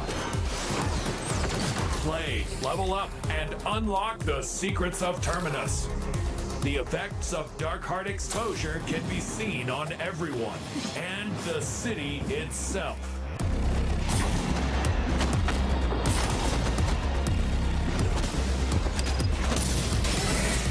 The corrupting power of Dark Heart will change Brawlhalla forever. In Brawlhalla's Battle Pass Season 8.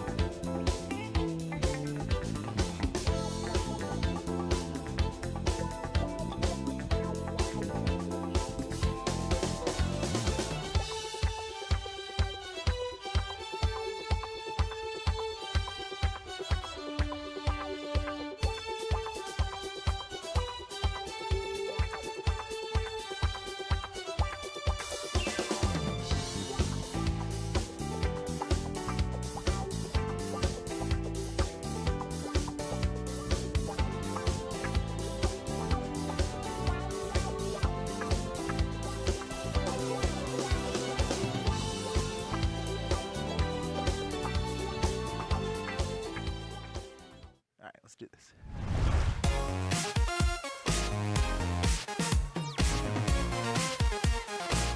Welcome back, ladies and gentlemen. The greatest set you've ever witnessed is about to come up. It's not that set. That was a different one. We're coming up to That was a pretty great set. That was a great set, the fist bump, man, the Brawlhalla power and that one fist bump right there is amazing.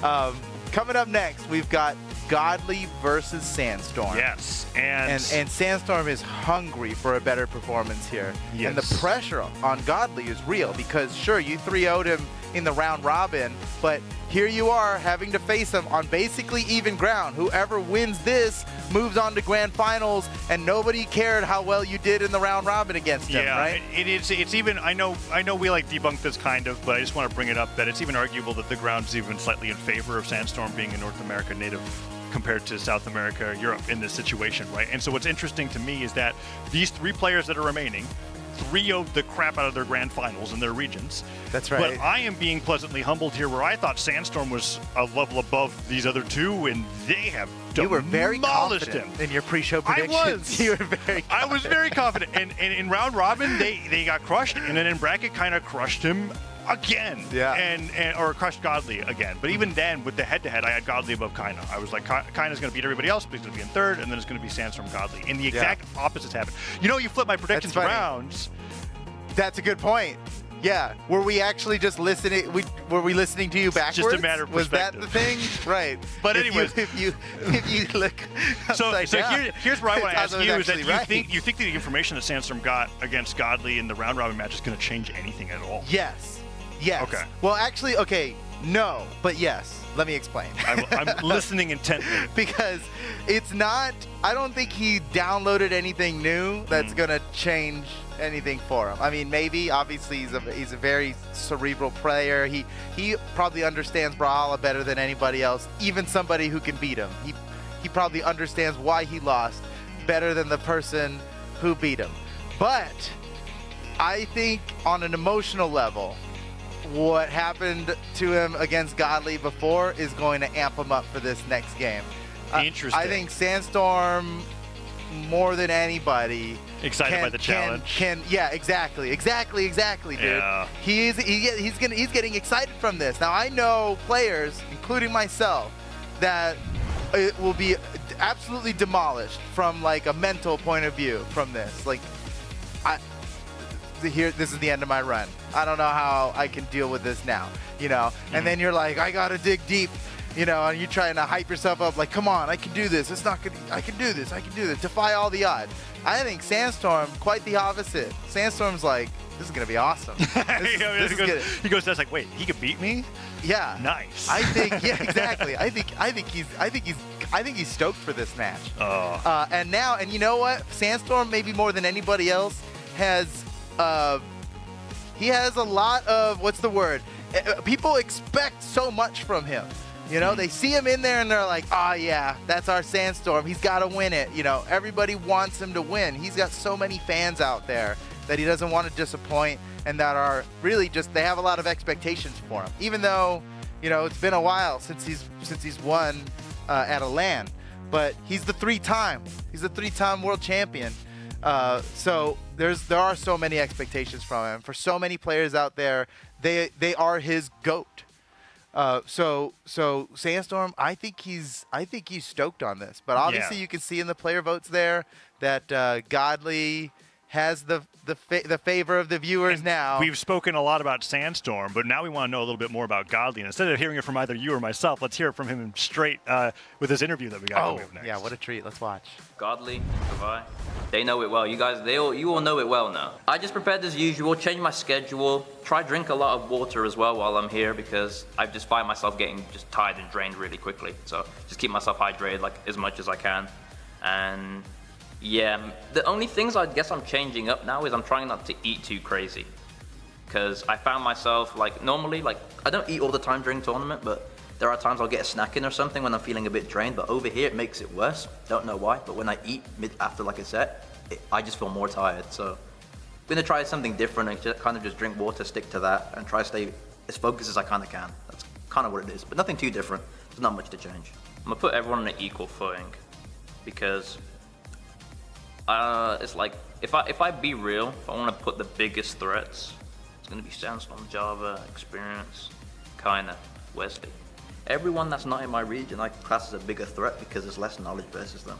I play versus my region every single day, play versus them in tournament. So realistically, those are my only threats. The last two Royales, there was the same type of players, Stingray, Luna. Those two were there every Royale. But now it's Experience, Java, and Sandstorm. Don't know how it's going to go. Definitely don't know. It's gonna go different for sure, maybe. I'm not sure. Even if I lose on Saturday, I'm actually not worried. I'm not worried about losing. I'm worried about if I don't learn. Learning and winning is good. These Royales are good. I come to win, of course. I'm trying to win. I'm trying to go home with the title, you know? Of course I come to win, but learning is important too. That's why it's not a problem if I lose. Like if I go out and it's bad, if I've had good sets, that's all that matters. Because BCX is the biggest point. Like, but I'm not going to say I didn't try if I lose, you know, I don't want to put that there, but this is mainly for BCX. Everything leads up to that, because I could lose these next two Royales. I haven't won the Royale. Let's say I lose all 4 Royales and I win BCX. It didn't matter, you know what I mean? That's an example, so I use it as practice. It's practice, because there's no way else I'm going to play the other regions if it's not at a LAN event. And being able to play them in round robin, and then if I get top 4, play them again, even more practice. That's the most important for sure. The practice is the biggest thing. For sure. I don't feel like I get practice in Europe. Complete shade to the Europe. I'm not getting no practice there.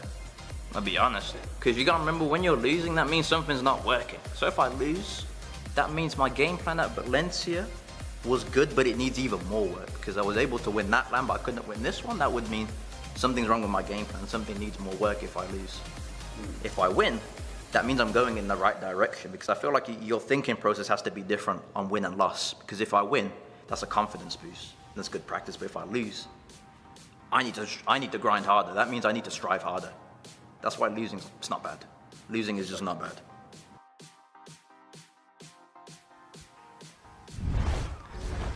Wow. I mean, I'm a Godly fan yeah, now. after that interview, you're just kind of like, wow, I love everything that he's saying. I love his attitude. I love everything that he said. I'm a Godly fan now. And it gives me a little bit of insight into why he makes some of the decisions in the middle of a match, which is a lot harder to apply a lot what he's saying. But like, I can truly see that he was like, oh, his game plan wasn't working against Kyna's axe and hammer, so he was like, I've got these guitars that I know how to play against. I think this might go better, and he stuck with it for the rest of the set. And I'm like actually super excited to see how that changes against Kyna if he gets the rematch. Because if that's how he thinks, he's going to stay on Wushang against Sandstorm this entire time unless Sandstorm can show him that he can beat it. Because he could not beat it in the round. Yeah, to learn. Yeah. To learn. That's so cool. He's here to win, but what he really wants is to learn. Wow. And he is preparing for BCX all year. He's preparing for BCX, which smart move. $250,000 tournament. BCX.live. Register now. But man, I really love that interview. I love his attitude about this. He brought up a really good point that the North American players are all different. This isn't his first Royale, right? But this is all of the North American players he's up against. It's kind of interesting how he was talking about the previous Royales like a competitive menu almost. He was like, "Oh man, I get a whole new, North American." It's like, I've never experienced this before. And in a way, it's kind of like that for him because we were talking about how like he's been here 3 times, right? And he's kind of like, usually the same players are always showing up, but this time I'm going to be able to get a competitive experience that I'd only get maybe once or twice a year with how the lands actually work. So that was really cool to hear from him. And now he's here with another match against Sandstorm, who, if we've learned anything, right, his game plan works perfectly fine against Sandstorm. So Sandstorm is the one that's in the position to see if he can adapt to how Godly's playing, because that round robin match was one-sided, to be kind. Yeah. So he's going to stick with it. The pressure's on Sandstorm to change something. Will he try a new legend? Will he change up his game plan? Or is it one of those like, it's all there, just got to execute better? I think there's like a minuscule chance Sandstorm switches to Mordex. And the last few times that I've seen him do it, it hasn't really worked out that great. Something that Sandstorm's kind of changed into, at least from my observation this year, is that he has the legend that he prepares for the tournament and he stays to it no matter what.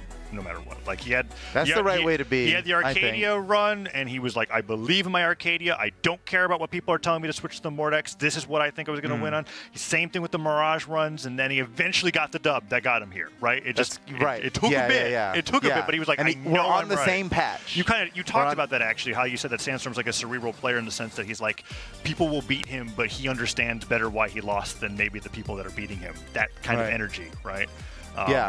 Wow, this is going to be such a fun set. I agree, man. And Sandstorm, if he goes on the Mordex, it's for the fans, I think. but this is not the time. This is not the time for the fans. Yeah. He needs this dub. It's going to be a big one. All right, ladies and gentlemen, we need to go on another quick break. We'll be right back. I know we're hyping this setup a lot. You got to wait for it. But look, good things are worth waiting for. So just stick with us. We'll be back in just a little bit with Sandstorm versus Godly. Don't go anywhere.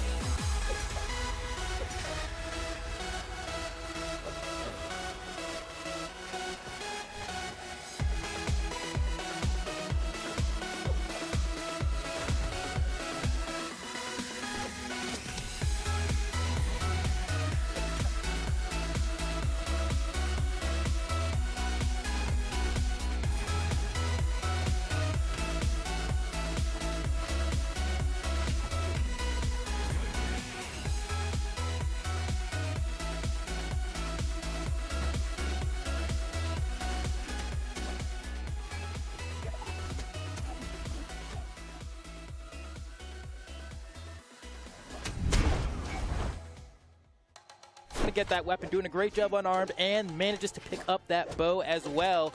Putting on that pressure with those dash jump fastball nairs. Looks like Sandstorm's getting juggled. Oof. I mean, and that's one of the biggest strengths of the bow kit is that juggle. As the immediate N-Sig gonna take Sandstorm off the top of the map.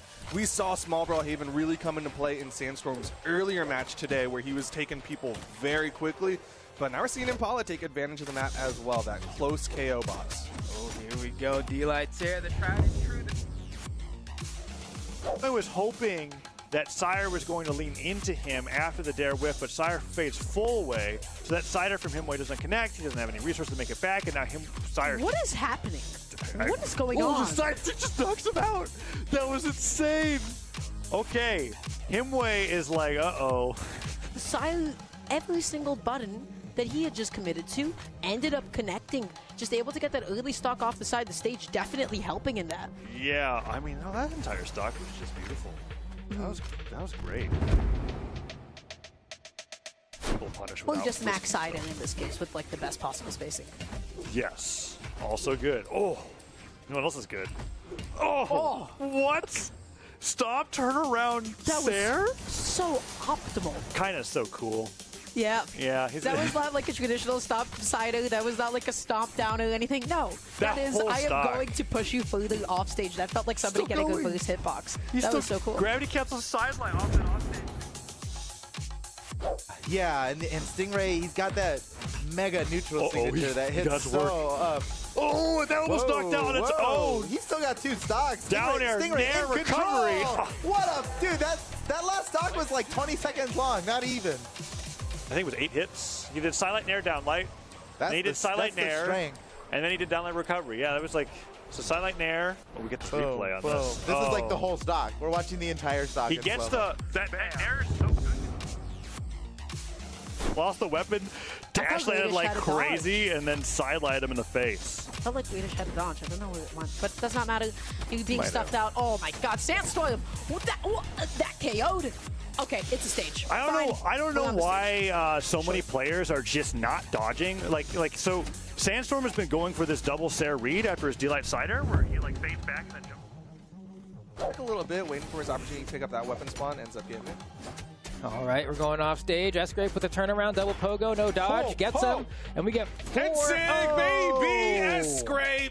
Still not enough! God, he's like, please, can you stop? Give me a clip! Immaculate edge guard sequence coming out from SGrape right there, churning the butter right on top of Bamya, and we're just going to keep it pushing.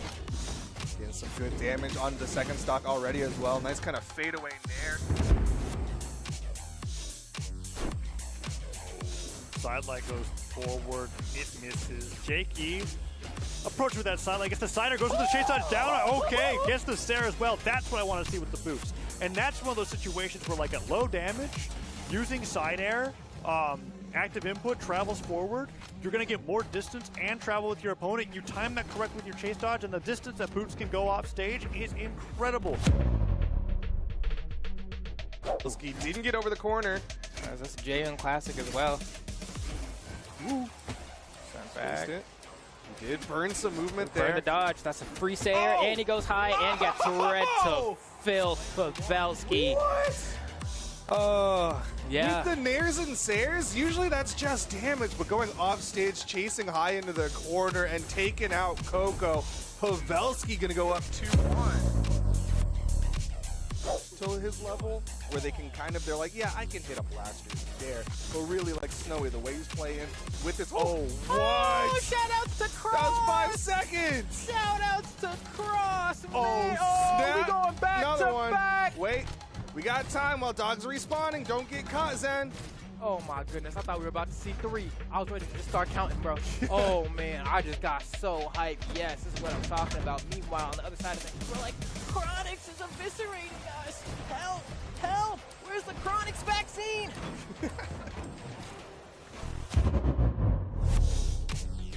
Hit 1 stock to 1 stock. This is just the first match of the set. Oh, an experience laddering up. Gets the recovery. Stingray dodges out of none of it. can get the nair here on the landing. Neutral light nair. He still has no jumps. That's it. Stingray can't make it back from here, can he? Oh, Downer comes now through. it's over. Now it's over. Dude, flawless stock from Experience at the end there. Enough juice, which gives Raiders a chance here to go ahead and try to stay relevant. Another signature from Luna, not going to be enough. That was it. He's like, you had a cute little weapon toss combo thing, but let me show you a weapon toss combo.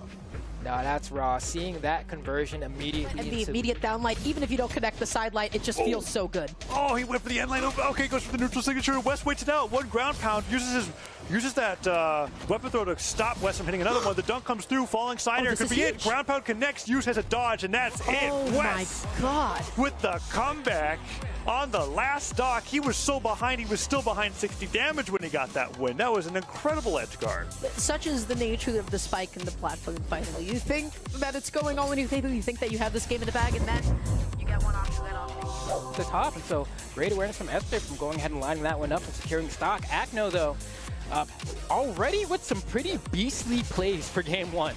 Yeah, but gets caught on the dodge down by SGrape. Saw him sweat beating, still getting the wall touches. SGrape keeping it going. And Sing to lead the dodge. With the clip. Oh my God. Boy, let's go. That's what I'm talking about. Yeah, he's like, these boots are here to play. I'm trying to get these to Godly. Hold on. Oh, what else? He got more. Wait. More in the tank. He goes for the read. He's feeling himself, dude. He's feeling so good. That play was massive. How did that hit? He got him with the back end of the The heal, he put on the healing for him too. Side light. No, he's cooking. SGrape is cooking. SGrape. Get me too high.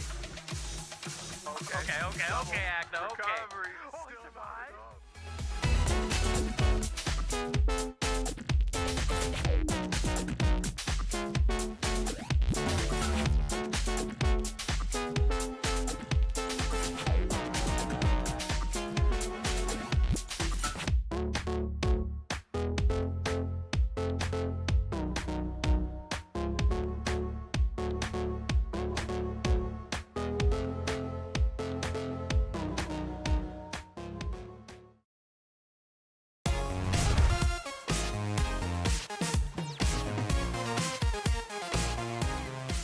Welcome back, Brawlers. The wait is over. We are finally going to see this legendary set. Sandstorm versus Godly are ready to go. No more bait.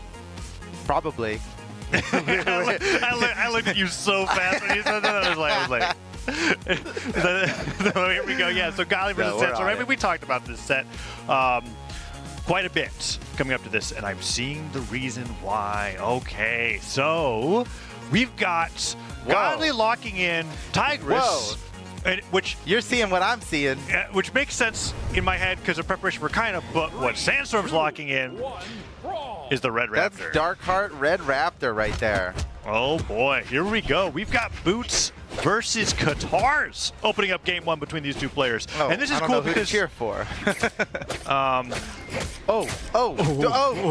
was a Godly fan the whole Let's time. see, are you an I was a underdog Godly fan the whole time. Okay, no. I'm the one true Godly fan.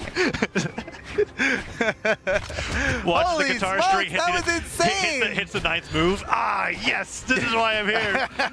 No, Godly hasn't That was the stopped. nastiest guitar combo. He had 3 reads inside of it. This is interesting because Sandstorm certainly has played Orb before with the Fate, right? Literally has a world championship win on it. Yeah. All he did was win a world championship using Orb. He really pushed the boots, and his boots reign ended when Wess 3-1'd him. I'm pretty sure Wess double eliminated him actually at LAN. He was and then he was like, I'm back to side. So seeing him on Red Raptor is pretty cool. Now that down sig actually has got nice some use of the down sig. It's got some Mirage energy. I was gonna say exactly that. It's the same inputs. We've seen him do those same inputs in that one little combo there on Mirage, and it kind of works the same way with Red Raptor. I never put 2 and 2 together. It's just because this is a character that I kind of, while I can like logic it out, love it. It makes sense to me why he's playing it. I never expected this. Yeah, right. Oh, that was a great down sig. Oh, barely dodges the weapon throw. Makes it back to the stage. Barely touches Demon Island's wall. He's running out of. Okay, he had to move up. There's Godly already learning from Kyna. Right? Yes, what that was. guard the corner, especially on a map like this. Yeah. You don't need to go off stage. There's barely any stage. I know that barely we any go wall. crazy and scream to the heavens whenever we see like a gravity cancel end from Missouri, but like it's okay. Corner guarding is pretty cool too. Yeah, but there is like a. Oh, he's gone. Okay. Okay. Think he goes back in the tank? He might be done with Red Raptor after that. Man. Godly sitting back and being like, I am that good. Okay. What a combo. That was an amazing Man, I combo. love that. That was fantastic. I also love the background music that we're getting right now. All right, on to the next one. Is he still? Yes, he's sticking with Red Raptor. Okay. Even though we're running it back to the exact same stage, I think Sandstorm just wants another opportunity at this. Yeah, that was one of those games where I feel like Sandstorm can evaluate what went wrong and go like, okay, I'll make those adaptations, and this time I'm going to really measure what's try that again. What's happening here. This is just so okay.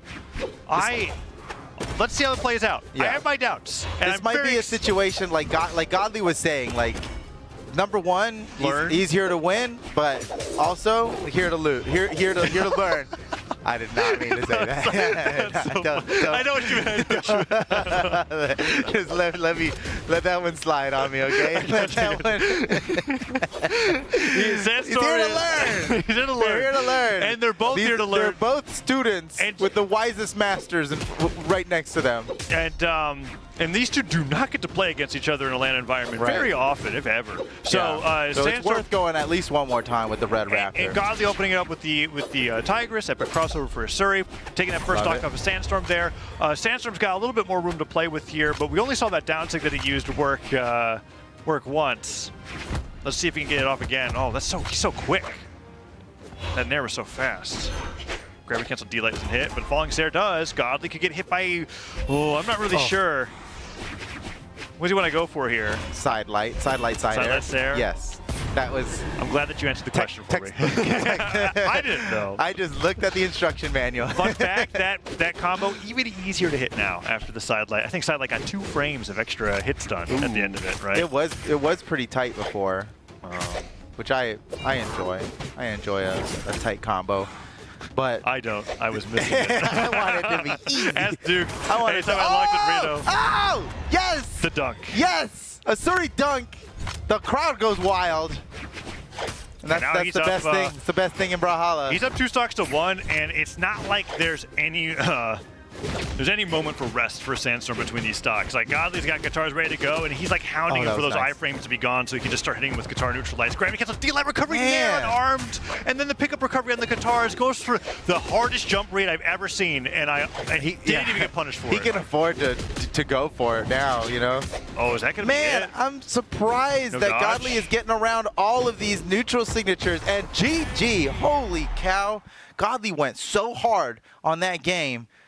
There's no way Sandstorm locks in Red Raptor. Yeah, he's going really hard on those games, but you're not even seeing it on his face, right? Like he's back there. He's just kind of like, okay, after listening to his interview, I get it now. I get it now. What is Sandstorm going to do, Photo? Mordex. You think so? I think he's and it's not even going to be for the fans going this time. Fenrir Mordex with the Skyforge colors. It's time. It's time to bring out El Clasico. I mean, it looks like he's no. We're going Mirage. That's smarter. That's what got him here in the first place. He tried the Red Raptor. You know, you can appreciate going for a different strategy like that. I also like they were going to a new map as well this time. Brawlhalla here coming out for game number 3. Let's see if Sandstorm can pull off the reverse 3-0. It's what he needs to get into grand finals here. Godly looking for that rematch against Kyna. And Sandstorm now back on the Mirage, which has gotten him this far. And he's starting off very strong. And it wouldn't be, look, this. How many times have we seen Sandstorm reverse 3-0 on streams, you know? This is like, he thrives in this environment. Yes, he certainly thrives. I definitely believe he can do this. He doesn't prefer it, but he thrives regardless, right? I don't think anyone prefers it. Well, you know what? There are some elimination bracket players, actually. Yeah, they're like, actually, I need the card stacked completely but against Sandstorm goes down that first stock. Now only 2 left. Godly doesn't get that down light. Let's see if he can get something else here. Sandstorm trying to start something, maybe catch a landing with a side light. No, Godly catches him in the air, and even more damage is going through. No! Oh, no. Sandstorm. I believe. Is, okay. All right, well. I believe, Foda. We need it. He needs to not get hit here. Catch the landing with the down. Say, come on, you can go for it. Okay, all right. I believe with you. We need to summon this into the universe, okay? It's not happening without. He took a little bit of unarmed, and now what's that true combo you get at Scythe on 0? We got to see that right now. You know he's going for it. Oh no! He gets hit by that dare. That was so slick by Godly. Makes it back, and he goes for like the quickest end light ever. It does start with the end light. He's looking for it. Here we go. Oh, he messes up and now Godly is getting so much damage. He's just too good. Oh my gosh, Godly is on top of this. I can't believe the power. Oh, and Godly goes in. I think Godly got the lessons he was looking for. He came here to learn. Oh, and now he's learning. He's learning style. everything that he can get away with. Yeah, let's see if him going for that's going to cost him. Oh, you see him stutter step. Oh my gosh. Okay. He was looking for that highlight, and he certainly got it. GG. Dang, Godly went so hard there. And just like that, North America's out at the Summer Royale. It's EU versus SA for grand finals. Kyna versus Godly. Oh man, we have fallen so hard. And I'll say, if Godly came here to learn, I came here to watch, and I've learned, right? Like, I looked at this, and I was like, Sandstorm's winning everything now. We're back in the Sandstorm era. Man, 3 reads in that string. That was amazing. Oh, man, and I think that last Sair actually knocked the weapon out of Sandstorm's hand, so he didn't even have a better recovery drift. He couldn't do anything. There's nothing he could do. It was pretty brutal. Oh, my gosh. And then a very satisfying dunk. Everybody loved that. Oh man, Godly's so clean with it. And now has Godly warmed up Tigris enough? I do truly believe that this is the character that he thinks he needs to have warmed up to beat Kyna. We saw that going into winners finals, where like he got destroyed on Wushang and then switched to Tigris, and it was actually pretty close. He had that one game where he literally just SD'd, right? And it said game on camera, and then on the third game it was also really close, and then he ended up getting 3-0'd. But I think after seeing that, it might be warmed up enough that we have ourselves a really crazy set coming up. I think you're right. I think Godly's got the most momentum he's ever had in this Royale, and he's gonna need that going into grand finals here against Kyna. He's got to double eliminate him, right? He's got to win. He's got to win 2 sets against Kyna that he hasn't won against once. He has lost 2 sets against Kyna, and now he needs to win twice in a row. I told you about how you can have 3. I did not think about how you can actually have 4 sets in this round robin format. But quadruple eliminate. Well, he can't be quadruple eliminated. Right, only because he has to win one of them, so there's no quadruple elimination. But he could potentially fight 4 sets with Kyna, which in the goal of trying to win and also trying to learn is like the best outcome. Right. If Godly wants to learn, which we know he does because we saw it in the interview, then he really needs to win at least this first set against Kyna. That way he gets more matches. Even in the paradox world where he doesn't actually want to win the Royale, he still needs to wants win to win this set. Yeah, so he can get the download. No, he's here to win. Okay, yes. He's here to win. And honestly, I think he can. I mean, it's hard to say. It's hard to believe that he can't after that performance against Sandstorm. Yeah, twice in a row. And then I go back and I remember how the games went against Kyna, and I go, oh, that's right. He has been 6-0'd so far. Yeah. And that's the Kyna's disparity. a beast. That's the disparity between South America and every other region in the world. We've long talked about South America actually the sleeper best region in the world, and we've talked about that, and especially over COVID when we didn't have an opportunity to play in person, those theories only grew more and more wild. While South America, they entered their hyperbolic time chamber and just competed against each other harder than any region ever did, pushed each other to higher and higher limits, and that's why you have people like Wess saying, I just want to fight Kyna in person, even though he can just fight him online as much as he wants. These guys grow together. They know that they're the best. And it's clearly working. Yeah. Man, I rarely say this about tournament winners because most of the time people are winning on things like Blasters or Scythe or whatever. Boring. Right? No. Kyna is going to ruin the rank ladder everywhere. It's just going to be a bunch of I was saying about how Axe and Hammer was going to be the meta next year. No. It's already here. It's done. We're we're doomed. Nothing needed to change about those weapons. Like I can already see Luna just being like, all right, well, I played it once before. I can play it again. Like everyone, they look at the balance preview that's coming up, and they're like, oh, cross nerfs, 4 signatures. All right, it's back. we'll see. Godly has a chance to stop it. I am a believer in that. The buffs and nerfs that happen are so slight and so gentle that they don't actually change that much that fast. Especially the way that the reaction that we see in the upper echelons of competitive play, where everybody wants any little advantage they can get, right? But what I really appreciate about Kyna is that none of that stuff matters. Anything happening outside of him, it just doesn't matter. He looks within himself and figures out what works best for him. And he doesn't care how other people play their hammers or their axes or whatever, right? He just cares about how he can perform against the competition that's right in front of him, right?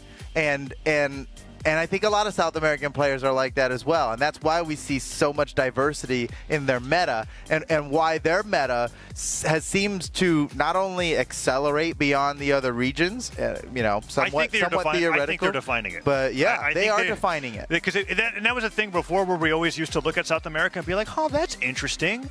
Spear is really popular here. A year and a half before Spear is being played everywhere. Right? And so we're looking at them and they're just really creating the most original and the best game plans, I think, out of any other region. And I think you're totally right on that. Yeah, and they are immune to bandwagons. There's this urgency. They follow their hearts. There's this urgency to win and do it in the most genuine way possible coming out from South America. That is really, really fun. It's the Goku factor. That might be what it is. It is searching within yourself for what will take you the farthest. I feel like Kyna, he's uninfluenceable. Sometimes the answer is as ugly as Teros. You search within yourself and you're like, what's it gonna be? What do I need to manifest this dub? Teros. Oh, all right. He's uninfluenceable. He creates his own meta. He's doing what works best for him. Hey, regardless of who he goes up against. He made me watch Java Lock and Bodvar again. I'm a happy guy. Yeah, right. No, I love that. Yeah. Because, and this is how I like to view myself. But I feel the same way. I don't care what other people are doing. I'm gonna play my favorite thing. Yeah. And I'll make it work. Like regardless of what is proven, I'm gonna throw that lance away. And it's. You do what's it's nice to say what you have the most fun with, right? That's important, yes, but also just what is true to yourself, right? I think Kyna is staying true to himself. Yes. And that's why we're seeing him play whatever. He's playing Hammer in a world where nobody else is playing Hammer. Yes. And he's doing great with it. And we both know that his Hammer has been phenomenal since he's been on the scene. Since ever, right? yeah, since ever. So here we go, Photo. This is Grand Finals. Here we go, man. Yeah, Grand Finals. Kyna versus Godly. We've seen the matchup before. Kyna came out on top last time, but Godly I think he's evolved. He's evolved mid-tournament. And look at this. We're kind of already seeing it here. Whoa, but they kind of silently like stuff. Whoa, what? Oh my gosh. Kyna has given corner guarding a brand new meaning. You're right, yeah. Instead of corner guarding, it's Kyna guarding. Like in Brawlhalla, I would say. Wait, but dude, Godly answered back immediately. He didn't even take damage. We've casted a lot of people recovering to the stage a few times before getting knocked out, and when watching Kyna, it's actually if you go off stage, you lose your stock. Right. It's really terrifying. Godly returned with his own knockout in the same way, though. So it's 2-2 here on Demon Island. Yeah, good job by Godly, because that could have got out of hand quick. He put a stop to it before it had a chance to grow. And now he's getting some more damage on there. Good call out with the recovery. He could get to the landing again. Doesn't get it. Kyna hits it once. Can he get another hit here? I feel like maybe an easy to overlook aspect of Kyna's gameplay is that it's hard to follow up on him. Yeah.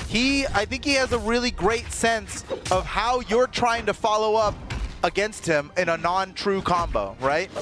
You have a few options. You pick rock, paper, or scissors. He somehow knows you're going to throw rock, Yeah, right? He's And that's when he Scythe's uses worst paper. enemy, isn't he? Yeah. Like it's like a Scythe that's just filled with those kind of things. Right?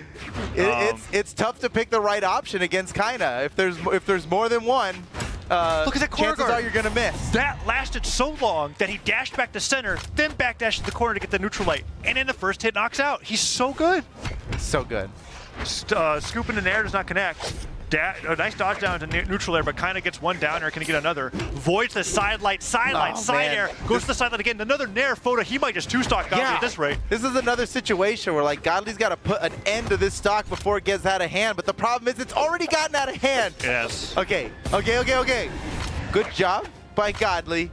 Can he seal the deal? It's going to be tough because Kyna really Kyna's could put an axe end on to this deck? stock quickly. If it's on deck, okay, it is. The nairs could come through here. Don't jump, Godly. Don't He's do it. one good hit away. Good side air on the way back to the stage, but he's taking damage on the way back here. Kyna's so good at doing these like dash jump, and then he like, dodges to the right or the left to get back to the stage right away.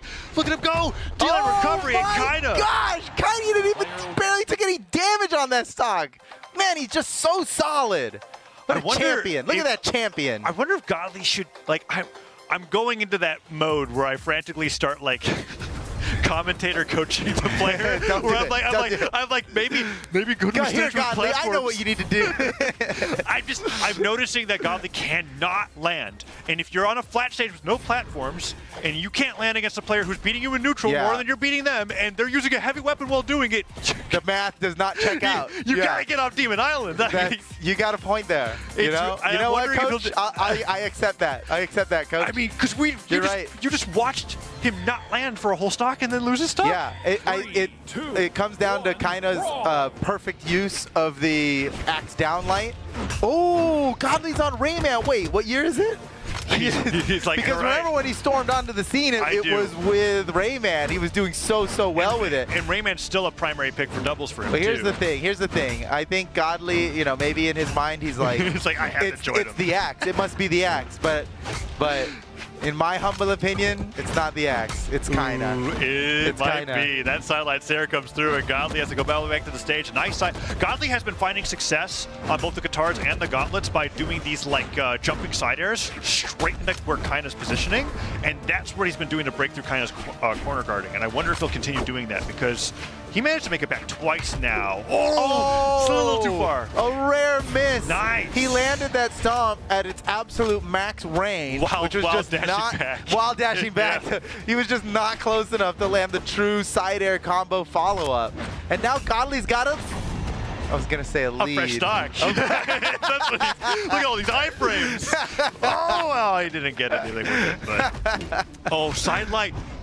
Comes through, gets the scoop right afterwards, falling there, tries to get the second nair. Godly gets right underneath him. Gravity cancel sidelight catches Kyna on the way back, actually, and this is some good back and forth until the double sidelight stomp comes through. Kyna's so fantastic. Man. He's using hammer sidelight like when you see two spear neutral lights, but then getting a combo after it. Right? Like it's crazy. Okay, all right. Evens up. Dude, Godly's doing great. And lights are coming through. He's catching the landings. Bounces him off the stage with the dare. Second dare.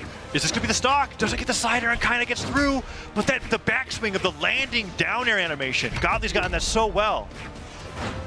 I can't believe that Kyna still hasn't used the signature in all his time. I think I saw one act down sig miss. Like in the whole tournament? The whole tournament. Like that's it. He is like, I didn't see that. He is definitely playing a light attack. And Godly's doing the same thing now. He's like, I can see. Ooh, that was perfect. Great decision making. He drifted over just enough to send him down off the stage instead of just bouncing on the surface of the stage. Yeah, unarmed recovery would not have knocked out there. That was really well played. Yeah, that really worked out perfectly for Godly. That was like pixel perfect. And they are just swinging at each other in this vertical space. They're just one's landing with dare, the other one's hitting with nair, and they're just going blow for blow. And then finally Godly takes the advantage there, tries to get a reaction with the weapon throw and kind of punishes him for it. Did you see that signature Godly used? It didn't work, but I did. I see Kyna actually losing his weapon. That was such a fast nair. Or neutral sig. This is anyone's game photo. Who's it going to be? Yeah. Dude, it's going to be Godly. Is this going to be Godly's first win against Kyna? It's going to be Godly. It's going to be Godly. Here he goes. Here he goes. The downlight hits. One more downlight will knock out. Yeah, that's it. That's his last life. He's got no more one-ups. Kyna's going to just go for it, too. He's not going to risk anything else. It's the safest move that he could go for. Yeah. Okay. There's something pretty far. Oh, you knew it was gonna happen. We were all waiting for it, and it just totally happened. How do you fight that? Oh, kind of so good. I'm don't know. I'm like Dodge? terrified. It's because it's like, yeah, it's quick. You could dodge. On Teros, it's a massive KO option. It is more so than any other Axe character except Zol, I guess. In some situations. I suppose, yeah. It's just so good. And Kyna's game plan was so clear there, and I still don't blame Godly for getting hit by it. It's like really Godly hard. knew, you know. Yeah. If we noticed it, Godly noticed it. Wait, it doesn't make it any easier to get around. He's on Caspian now. We're in for the side stick cheese. Let's go. Oh, let's get the game. I'm here for it. This is literally like when I look at Caspian, I Dude, feel he's like in red already. It's been 13 seconds. the weapons that he had the most success with were gauntlets and guitars. This makes sense against Kyna at least. So we'll see though. He's really getting the snot beat out of him. He's barely going to be able to use the guitars before getting knocked out. Oh, that side stick may have knocked out actually. All it did was remove his dodge for 3 seconds. Right. Side stick time. Yeah. Come on, Godly. Right there. Ooh. Oh, and then Kyna's kind of. What is he going to go for here? Whoa. That's a good bait, actually. That's Dude, cool I like the whole, like, look. You might just have one game left. This could be the final game of the tournament. Reach deep into the pocket and just try to surprise your opponent, because maybe that's enough. The Diamond Head has come out before. Gotta change something. Yeah. It's not like it's totally out there. Although it's in the pocket. It's just it's deep in the pocket, but it's in the pocket. The trenches. Kyna, are you? No. The craziest bait ever seen. Oh my gosh. What? Oh, Godly got away. The side stick dodged. Neutral light. Gravity cancel and light. Bro. Yeah, he knew he couldn't just go for the raw neutral light to recovery combo on guitars. He had to like kind of gets away from those. You're never gonna land an untrue combo on kind of like that. So he had to get wild with how he followed up on it, and he did, and it worked. Godly's in this game. Godly has accepted that Kyna's not going to go off stage, so he's just fighting his way back on stage every single time. These nairs are so good, Boda. How does he get so many nairs? How do you land? And now he can just downlight or neutral light. Both are fine. Kyna's game plan is so good. It's one stock away from Kyna 9-0ing Godly. Oh my gosh, I just knocked over things on the desk. You're right. 9-0 is a realistic possibility here. Okay. Oh my gosh, Kyna is so powerful, and we're gonna go into the. We're gonna go into BCX like just. He has a lead on stocks, Boda. This could be the game. This is the game. Use the first end sig of the day. Here it comes. Come on, do it. Oh, now he goes to the stop and if set. he finished it with a signature. That would be so sick. Oh, Stomp Sarah would do it. Anything would do it here. Kyna's just gotta get one good win. That's it! He did it! He did it, Boda! He did the first end sig of the day, and he got the knockout on the dodge! He reacted! That's so crazy! Look at him smiling! Oh my god, Kyna! GG! Kyna is your Summer Royale champion! All hail the new king! I can't believe he did it. I can't believe he did it. That's the most Teros way to end. That's how you know that when you looked into his heart, it's Teros. It wasn't an ugly answer. It actually was like, it was beautiful. This is truly. It was beautiful. It brought a tear to my eye. 9-0. 9-0. That's 3 sets over Godly. Completely dominates the Royale. Oh my god. Look, Godly dominated. He dominated this tournament. He dominated everyone else. But then Kyna dominated him. Oh. That's amazing. Dude, wow. Kyna had a great run. Yeah, Kyna had a great run, okay? Because I want to like talk a little bit, just a very little bit about his journey. I want to hear it. Okay, because in the round robin, he took Godly down there too. Right. Okay, he won that match. Sandstorm as well. Who else? I think Experience. Like he has shown that he is like the king. He's the Obviously, king. He's the king. He earned it. Been crowned. He's been crowned the Summer Royale champion. He's definitely earned it. And I feel like we need to not count out South America. Didn't we put Kyna in third? Can we not count out South America? I put Kyna in third. I already went through me being humbled here. Also, technically, if you read my predictions in the wrong order, like I did Duke's, it was perfect. Yeah. You know, he was actually. Taza was he was upside down when he was writing it. Look, all right, it was an off day, opposite day even possibly. No, I definitely slept on Kyna's ability here because I was reading what Kyna was doing in South America as what was to come, and now I realize that he's actually just saying I'm this much better than everyone else. Everybody. And now I'm like, okay, all right, SA, you've won a LAN, you've won 2 Royales now. Yeah. Okay. Yes. Fine. Yes. You're the best region. So, okay, obviously, congrats to Kyna. Let's take a really just close look here at some of the highlights from literally that last match, the grand finals here, Kyna versus Godly. Taza, I want to hear more of your thoughts about just what happened. It was just so clear of a win. Yeah, well, Foda and I were talking about it before, about how Godly very kindly revealed in his interview how his mentality works, where he's like, he's here to win first, but most importantly, he's there to win, to learn, right? Yeah.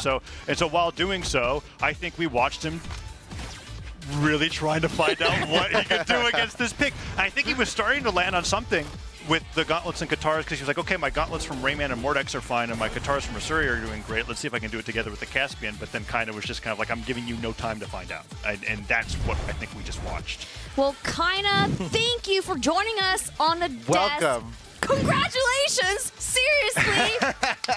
Amazing. Round of applause. We have a champion here. So we are going to give you just, we want to ask a couple questions. I want to know, in that last match against Godly, exactly what was going through your mind, if anything, actually. I want to win. I really want to win. Spoken like a true champion. I want to win, is what he said. So. Spoken like a true champion. I just want to make more damage in my stock. Yeah, you definitely did that. You definitely did that. Wait. I want to know the most important thing. What's that? You didn't use a single signature the entire day. And we were yelling for it at the end. We were like, is he going to finish this with a signature? And you did. Was that intentional, or were you like, I'm going to take him out with a signature? It was just the best option that time. It was optimal. What a champion. He's like Terra's neutral sig was optimal there. Optimal. You know what? It was right because you reacted to the spot It wasn't for story. It wasn't for to make a point to anybody. It wasn't for fun. It was the winning move. Yeah, because that time the downlight on him don't get the GC downlight. Right. Bro, now, okay, now the second most important question, right? Okay. When comboing Java with the Russian Mafia, and you taunted in the middle of it, the Brazilian Mafia. Yeah. Now the taunt, that was optimal too, right? Yeah. Okay. That was awesome. Just wanted to make sure. He can't dodge. Because he don't have dodge, he can jump. Optimal. This is a true champion. I'm glad to have you on the desk, Kyna. This is a lot of true fun. champion. Wow. So I also want to know about, like, I think you kind of talked about it a little bit yesterday in the stream. Going into this match, I mean, were you actually fearful of anyone going up against anybody? Who was your hardest challenge? Well, you lost the match to SGrape, right? Yeah, like Tell me about that match. My biggest opponent in this tournament is the Battle Boots. I didn't win against any Battle Boots player. Yeah. So I'm really happy because he don't qualify in the top 4. Oh, wait a second. I'm realizing now that you're only two. What about Wess? Did you? He played Battle Boots. He played Battle Boots. So the only 2 matches you lost today were against Battle Boots. Yeah. Wow. Hey, now you just told everybody how to train against you for BCX. They're going to come at you hard with Battle Boots. He downloads Battle Boots. That's true. He's got time to learn. Right, yeah. And that's one of those things where you got that opportunity from the Royale to be like, oh yeah, Battle Boots is my weakness. I'm glad more people aren't playing this. And that's what you're going to be thinking about going into BCX, right? Okay. And I try, but I can't improve my skill against Battle Boots. I just can't play grounded against Battle Boots. Man, that's an impressive thing for you to say, because your grounded game was so powerful. That's something we were commentating on in your last match against Godly. He could not land against you. You were using the axe down light so perfectly in a way where he's in the air and he's never coming down because you have it covered. Is that something you were focusing on? Yeah, just don't it's let like him my nair mainly play style. down light. Just making juggling, then make it jungleable. Yeah, juggle them. If they don't touch the floor, you can win. That's amazing. So your signature lack of signatures is really interesting. It's optimal. Yeah. That's optimal. the reason to do it, right? There's a strategy behind this. You just don't. The signature is too slow, too punishable. Was that why you avoid it? But like in the most times, downlights are gonna kill yet. Right. Yeah, you got the downlights there. So why use a kill option that can get you punished when you can start it with the quickest move in the kit, which is the stomp, the downlight? Impressive. Todd, did you have any more questions? Just a quick one. I'm curious. Do you think that you are a Hammer main, Axe main, or Taros main? Taros main. Oh, awesome. I agree. Yeah, it I think looks you great. use both weapons equally. Yeah. Okay, I have a very important question. What's the favorite food that you've eaten here so far? I think it's the Chick-fil-A. Chick-fil-A. Oh, no. Well, that's it for questions for me. I don't know what else we can possibly ask. No, I want to Kyna. ask, because I don't think we talked about this, but there was a prize pool for this. So, Kyna, do you have any plans for that chunk of change? What are you going to do with all that money? Get buy my things back because I have lost my luggage to be here. Oh, that's right. That's right. No, you know what? Left Stick Down went hard. Left Stick Down went to the store for him. And so this shirt is, you got this here. I am playing the GC keyboard. Oh, what? I don't have keyboard. You did not. He did not even have his own keyboard. Dang. I'm using the same clothes. We could have been talking about that all day, and he still won, dude. And you still won? Oh no my Johns. gosh. No Johns for Kyna. Because he just wins it. All the odds literally stacked against him out of the gate, literally out of the airport gate. Wow. Congratulations, That is Kyna. impressive. What a fantastic Man, not even the airline can take him down. Yeah, not the airline. Yeah, definitely well-deserved. Congrats, Kyna. I feel like all the players now are going to ask you for Fogo de Chao. You know what to expect when you come here. What do you do when you take a Brazilian to a Brazilian steakhouse? Have you ever been to Fogo de Chao? Yeah, no. How does it compare to today it's gonna be my first time. Okay, here. okay. You'll have to let us know how it compares to a steakhouse in Brazil versus a Brazilian steakhouse in America. Do you have a place for this wonderful trophy in your room, in your house? Yeah, I wanna make I don't know how to say, but like a platform above my PC. Oh, nice. So that you can look behind you or in front of you, so you can look up at it, or so when you're streaming, everybody can see it. Yeah, it's streaming. Behind it, yeah. I So know everybody I don't stream, knows. but when I stream, it's gonna be there. That's awesome, man. Well, Kyna, once again, congratulations, congratulations. man. You played so well. It was truly inspiring, and I love that I was talking about this before, but you followed your heart, right? Can you tell me about? Nobody else is playing Taros in this tournament, right? You're the only one. You're leading the way. Do you? I know your answer is optimal. It's because it was optimal, right? You just think that it's the best option you could have taken. Was there anything special about Taros that made you want to play it and make it work, or did you just decide Taros is the best chance to win? Taros is the best chance to win because I think it's Taros has the better combination on weapons. Like you have X on neutral game for making damage and Hammer to kill. Oh, yeah, that makes sense. With the Stomp Sider. So, yeah, because it's my play Stomp style.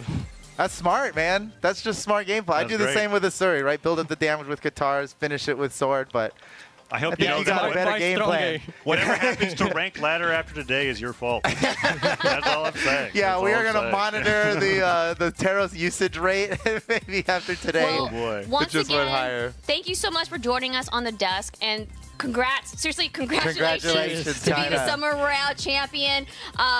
We are going to talk a little bit about a world championship. Let me talk about BCX, which I hope to see you there, Kyna, Kyna. do you think that people should register for BCX, Kyna? What? Do you think that people should come to BCX? Yes. Yes, you should. So it's BCX. Come, bro. If they come, can people give you a high five in person? If they come up to you and say, Kyna, I'm your biggest fan, will you give them a high five? For like a line of people to say. Kyna's like, we'll do a Kyna booth. Like, come high five Kyna. Meanwhile, Kyna's like terrified. He's like, no, photo. I just want to practice. Yeah, we'll let Kyna make the decision. But let me tell you about BCX here, the World Championship happening November 3rd to 5th. You can literally register right now, bcx.live, and find all that information there about hotels, logistics, things like that. It's happening at the Cobb Galleria. We're taking it back where we've been in the past, and we love it there. We're going to have merch back in full swing, new stuff, legacy stuff, bundles, and more. Guys, you don't want to miss it. We got singles, doubles competition, and of course, we got the whole expo experience. Some of my favorite stuff happening there. And of course, just hang out with some of your favorite players, your friends that you've met through Brawlhalla. Honestly, BCX is always an amazing time. I highly suggest you guys go. Even if you're thinking about it just a little bit, BCX.live is going to have all that information for you guys. Come to BCX. Yes. Come on. It's We'll always a fun there. time. Come see Come Photo. to BCX. Come see me. Come see me. Say hello to us. Straight up, yeah. Come I'm say giving, hello I'm to giving me. out free hugs at BCX. Those of you in Europe and Valencia know I was out there all day, Championship Sunday taking pictures with everybody. I'll be doing that at BCX too. It's a lot of I fun. sometimes am shy, so please come up let's to get me. the crew up in But here. yes, Come Speaking on, about everybody guys. else that will be at BCX.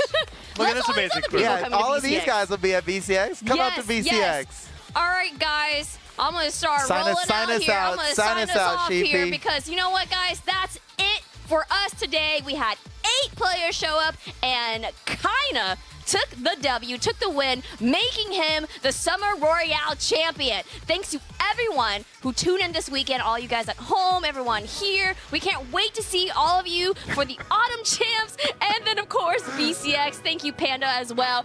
Don't forget that exclusive merch, too, for the Summer Championship, that tank top. Don't miss out. So, on behalf of everyone at Brawlhalla Esports, and, of course, all those behind the scenes bringing you the live action, thank you to Duke, TWK, Steven, Taza, Creed, Photo, Lefstick, Toast, myself, everyone behind the scenes at Skillshot. Thank you again. We, of course, are going to leave you with the sights and sound of the Brawlhalla Summer Royale. See y'all next time. Good night, everyone.